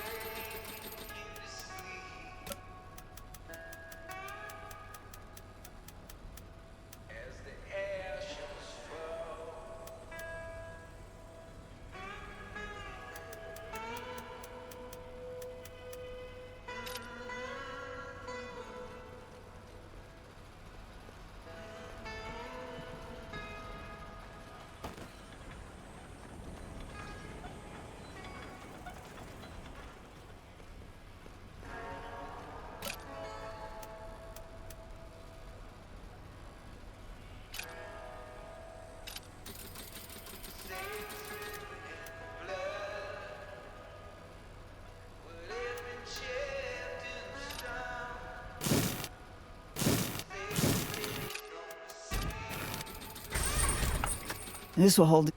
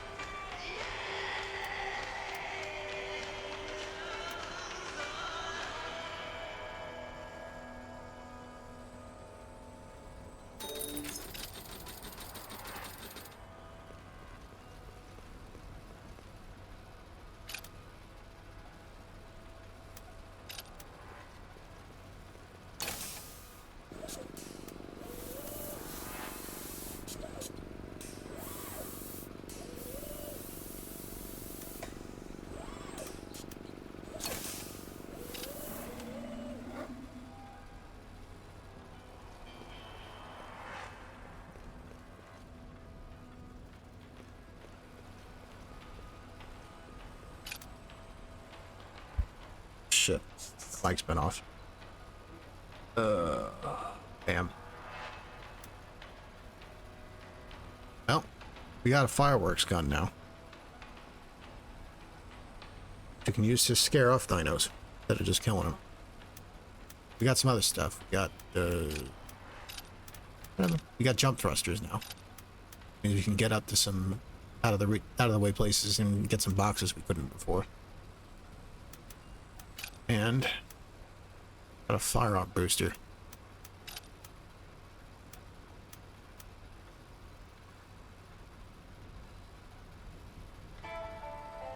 I wonder how much difference 25 health really makes. It's supposed to like stat up.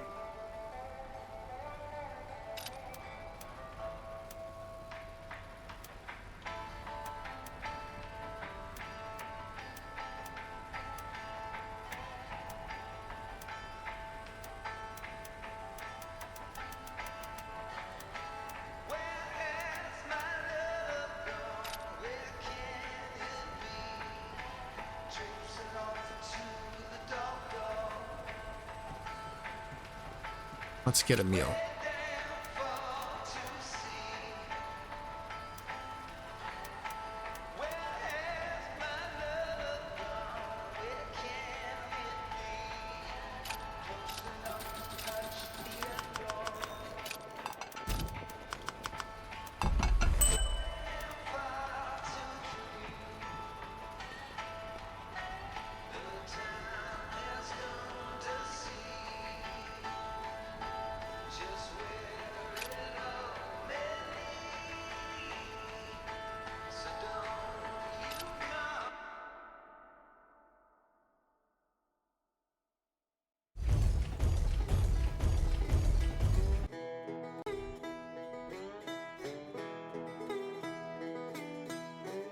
I can get to that box, that's for sure.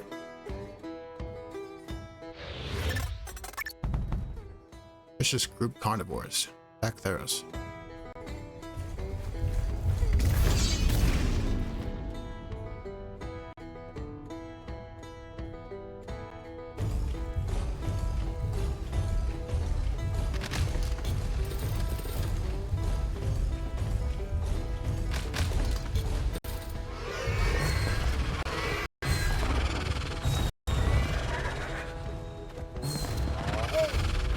Yeah, clear on out of here.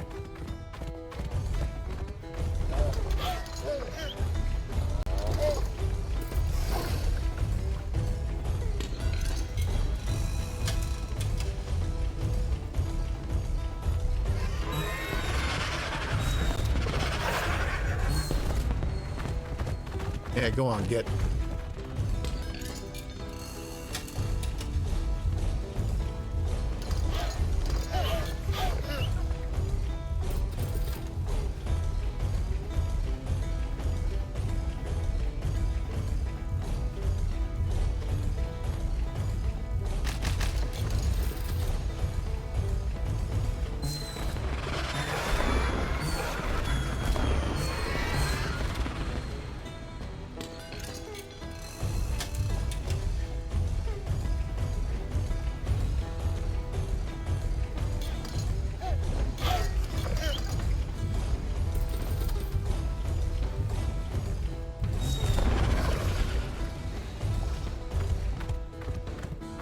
They got feathers.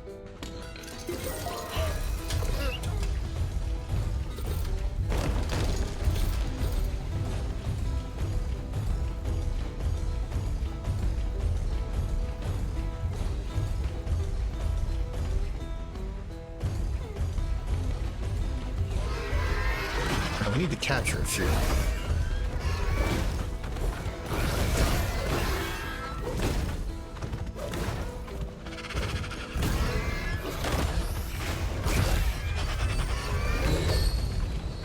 Sneaky.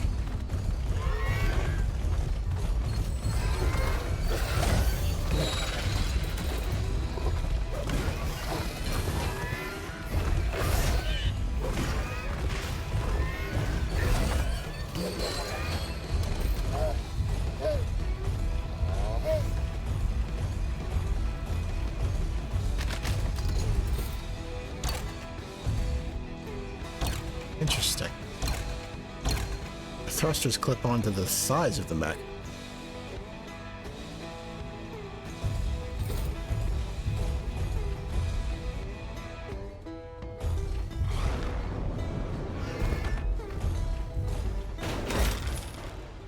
Knight colors.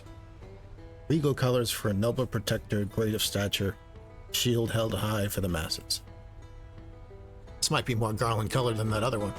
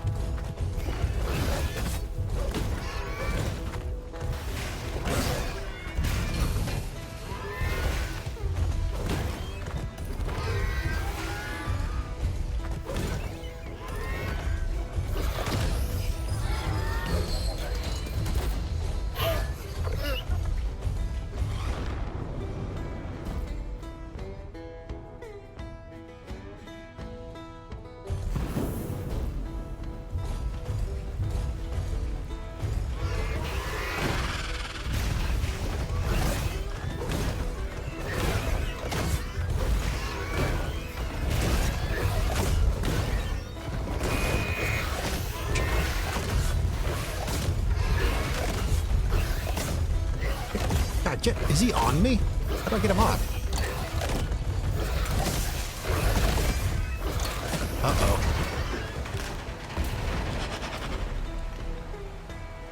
Son of a bitch. It bit.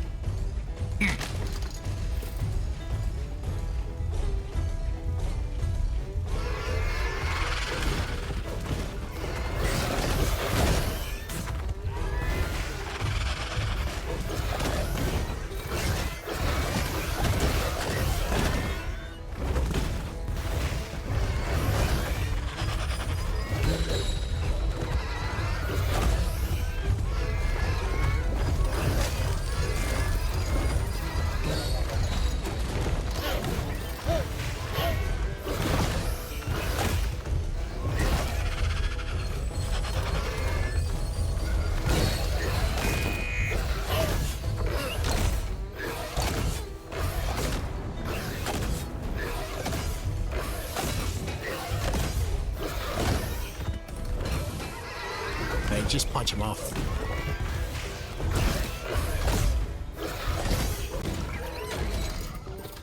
Damn.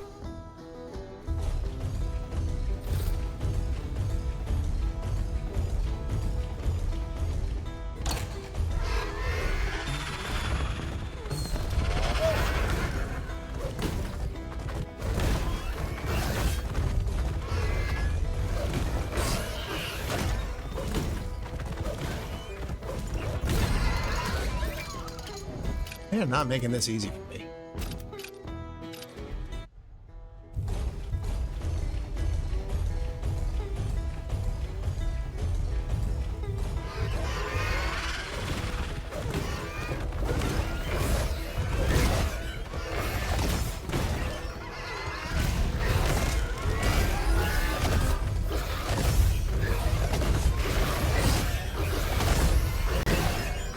Of course, the one with the lowest health is the one that grabs onto me.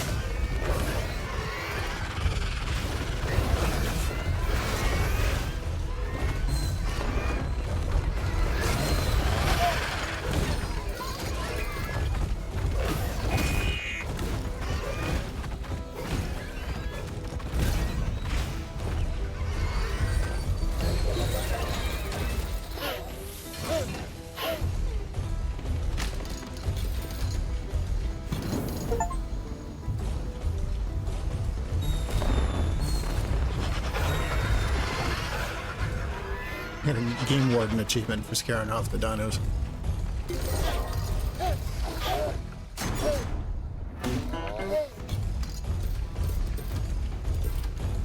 Alright. Now we can find that stash.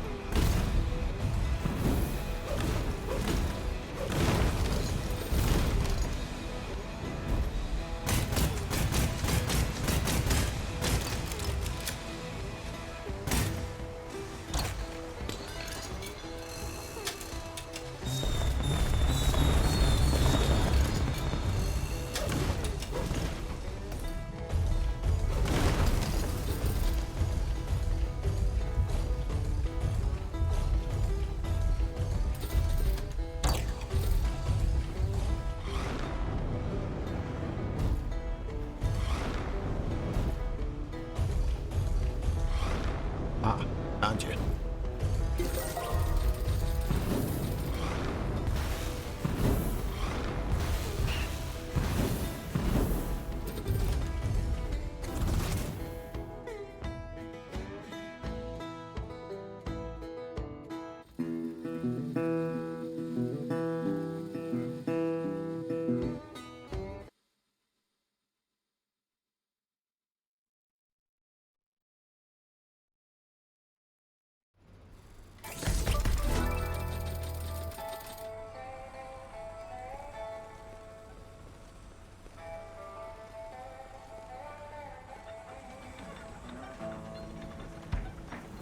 Ooh. Those look like they're ready.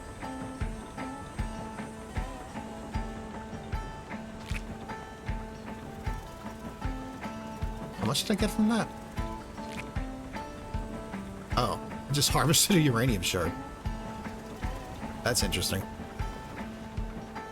These aren't ready yet. Okay, it says harvest instead of tell when they're ready.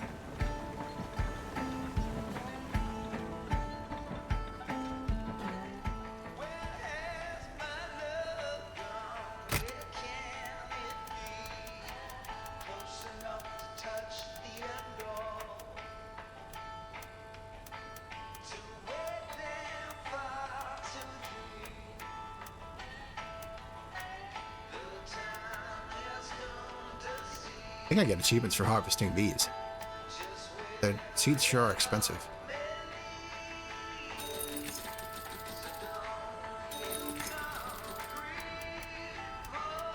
Guess, wait, I guess that plant mutated.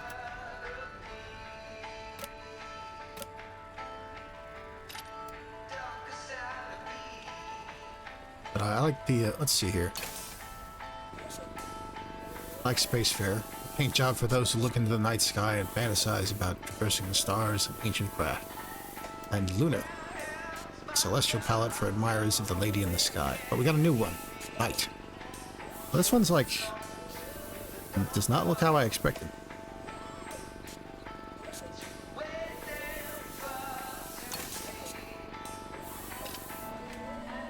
And it's got some gold highlights though. More subdued than the other green one. Yeah, Vector is definitely more brown flavored.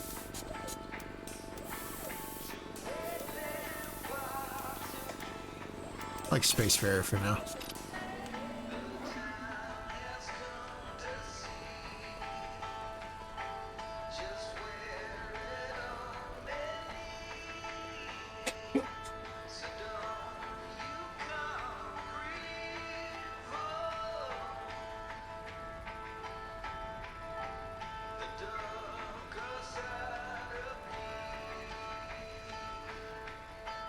I can get the secret stash at the bird's nest now.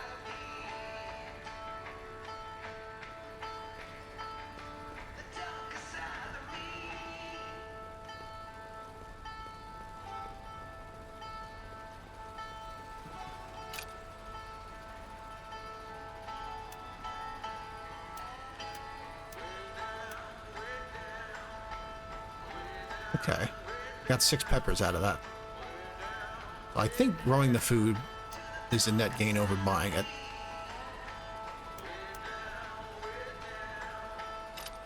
It's like, let's look at the math here. We can.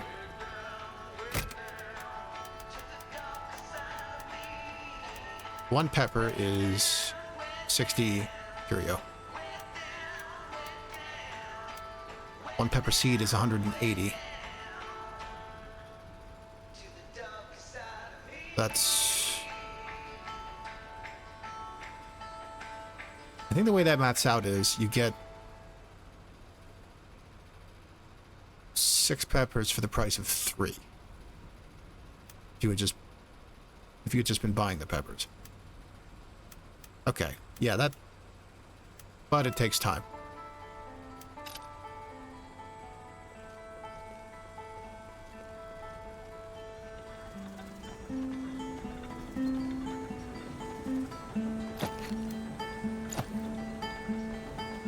What if Gamba's weed is like a random plant?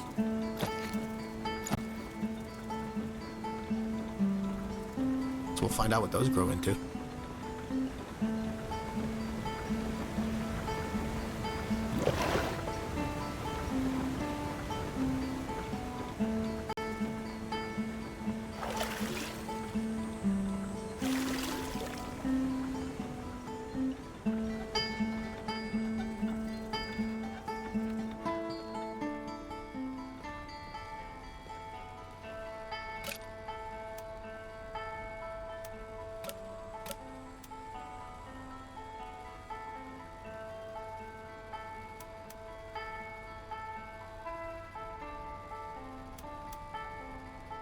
I see, that's how many of those I can build in total.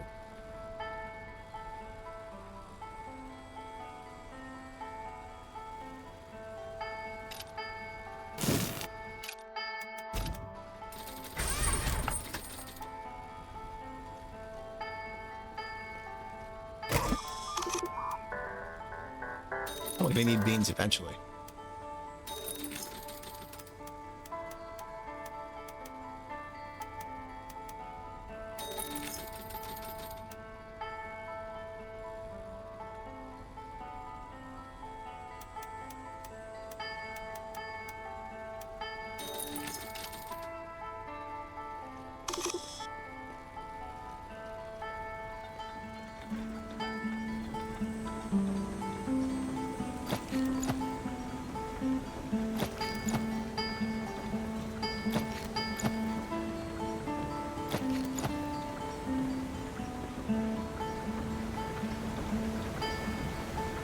Little of this, little of that.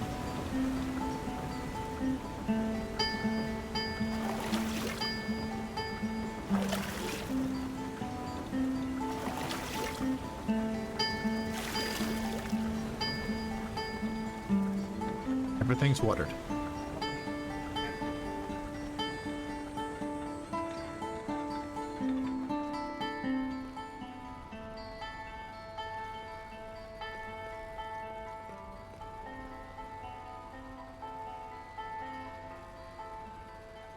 Get that secret stash, bird's nest.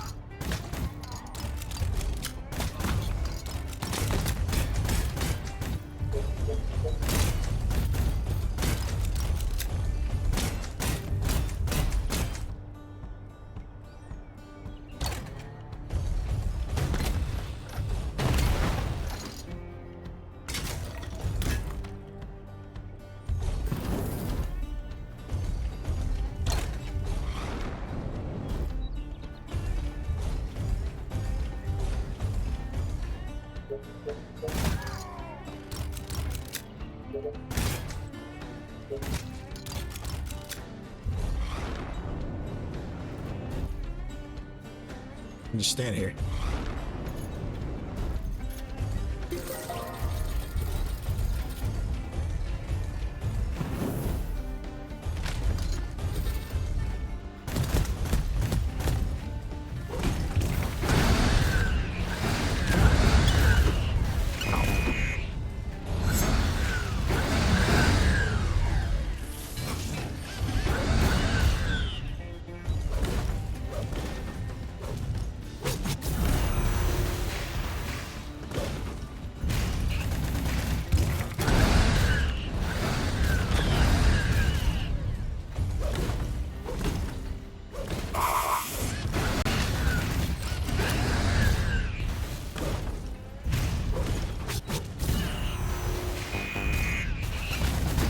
Damn.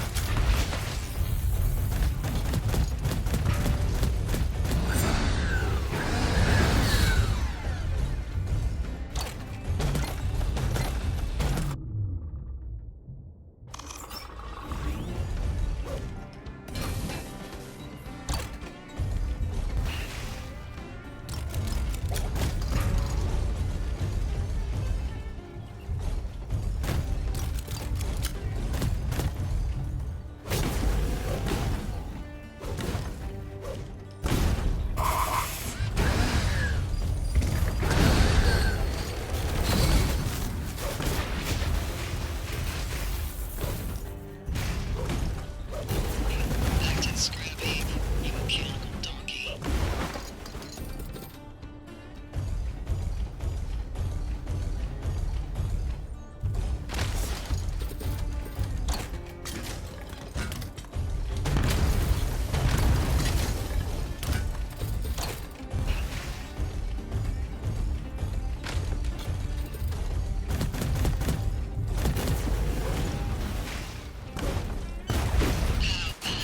Whoops.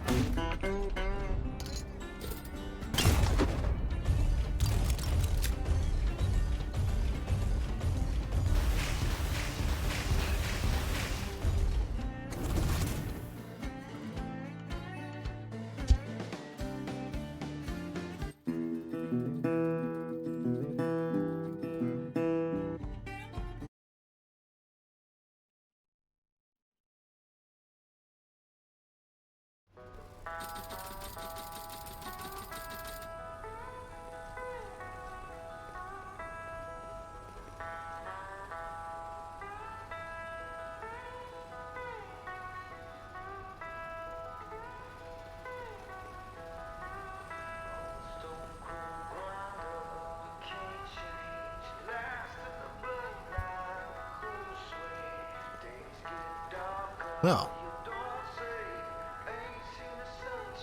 this has been interesting. This game is not entirely what I expected, but I'm into it. But we've been playing this for a while today, and I think I'd like to take a break. Thanks everybody for being here today. I hope you've enjoyed Bounty Star so far. We're probably going to play some more of this later. This Sunday, for the regular stream, we'll be playing Metroid Prime Hunters. So we'll pick it up with Bounty Damn Star. his body. We'll pick it up with Bounty Star another time. Sometime next week. Thanks for being here, Fox. I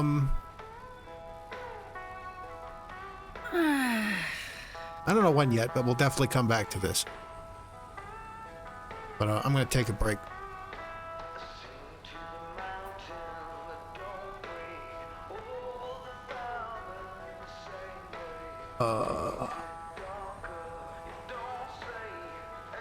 Thank you, Fox.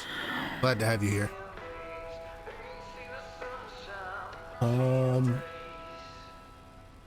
Thanks to everyone else who watched. I saw a couple quiet viewers come and go. Hope they enjoyed the stream. Oh, God damn this body.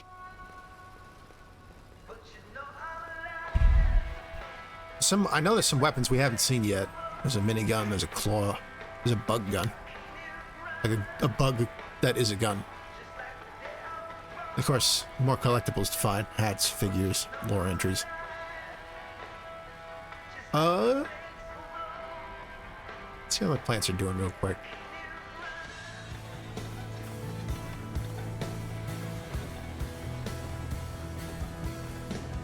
I guess the corn takes a while.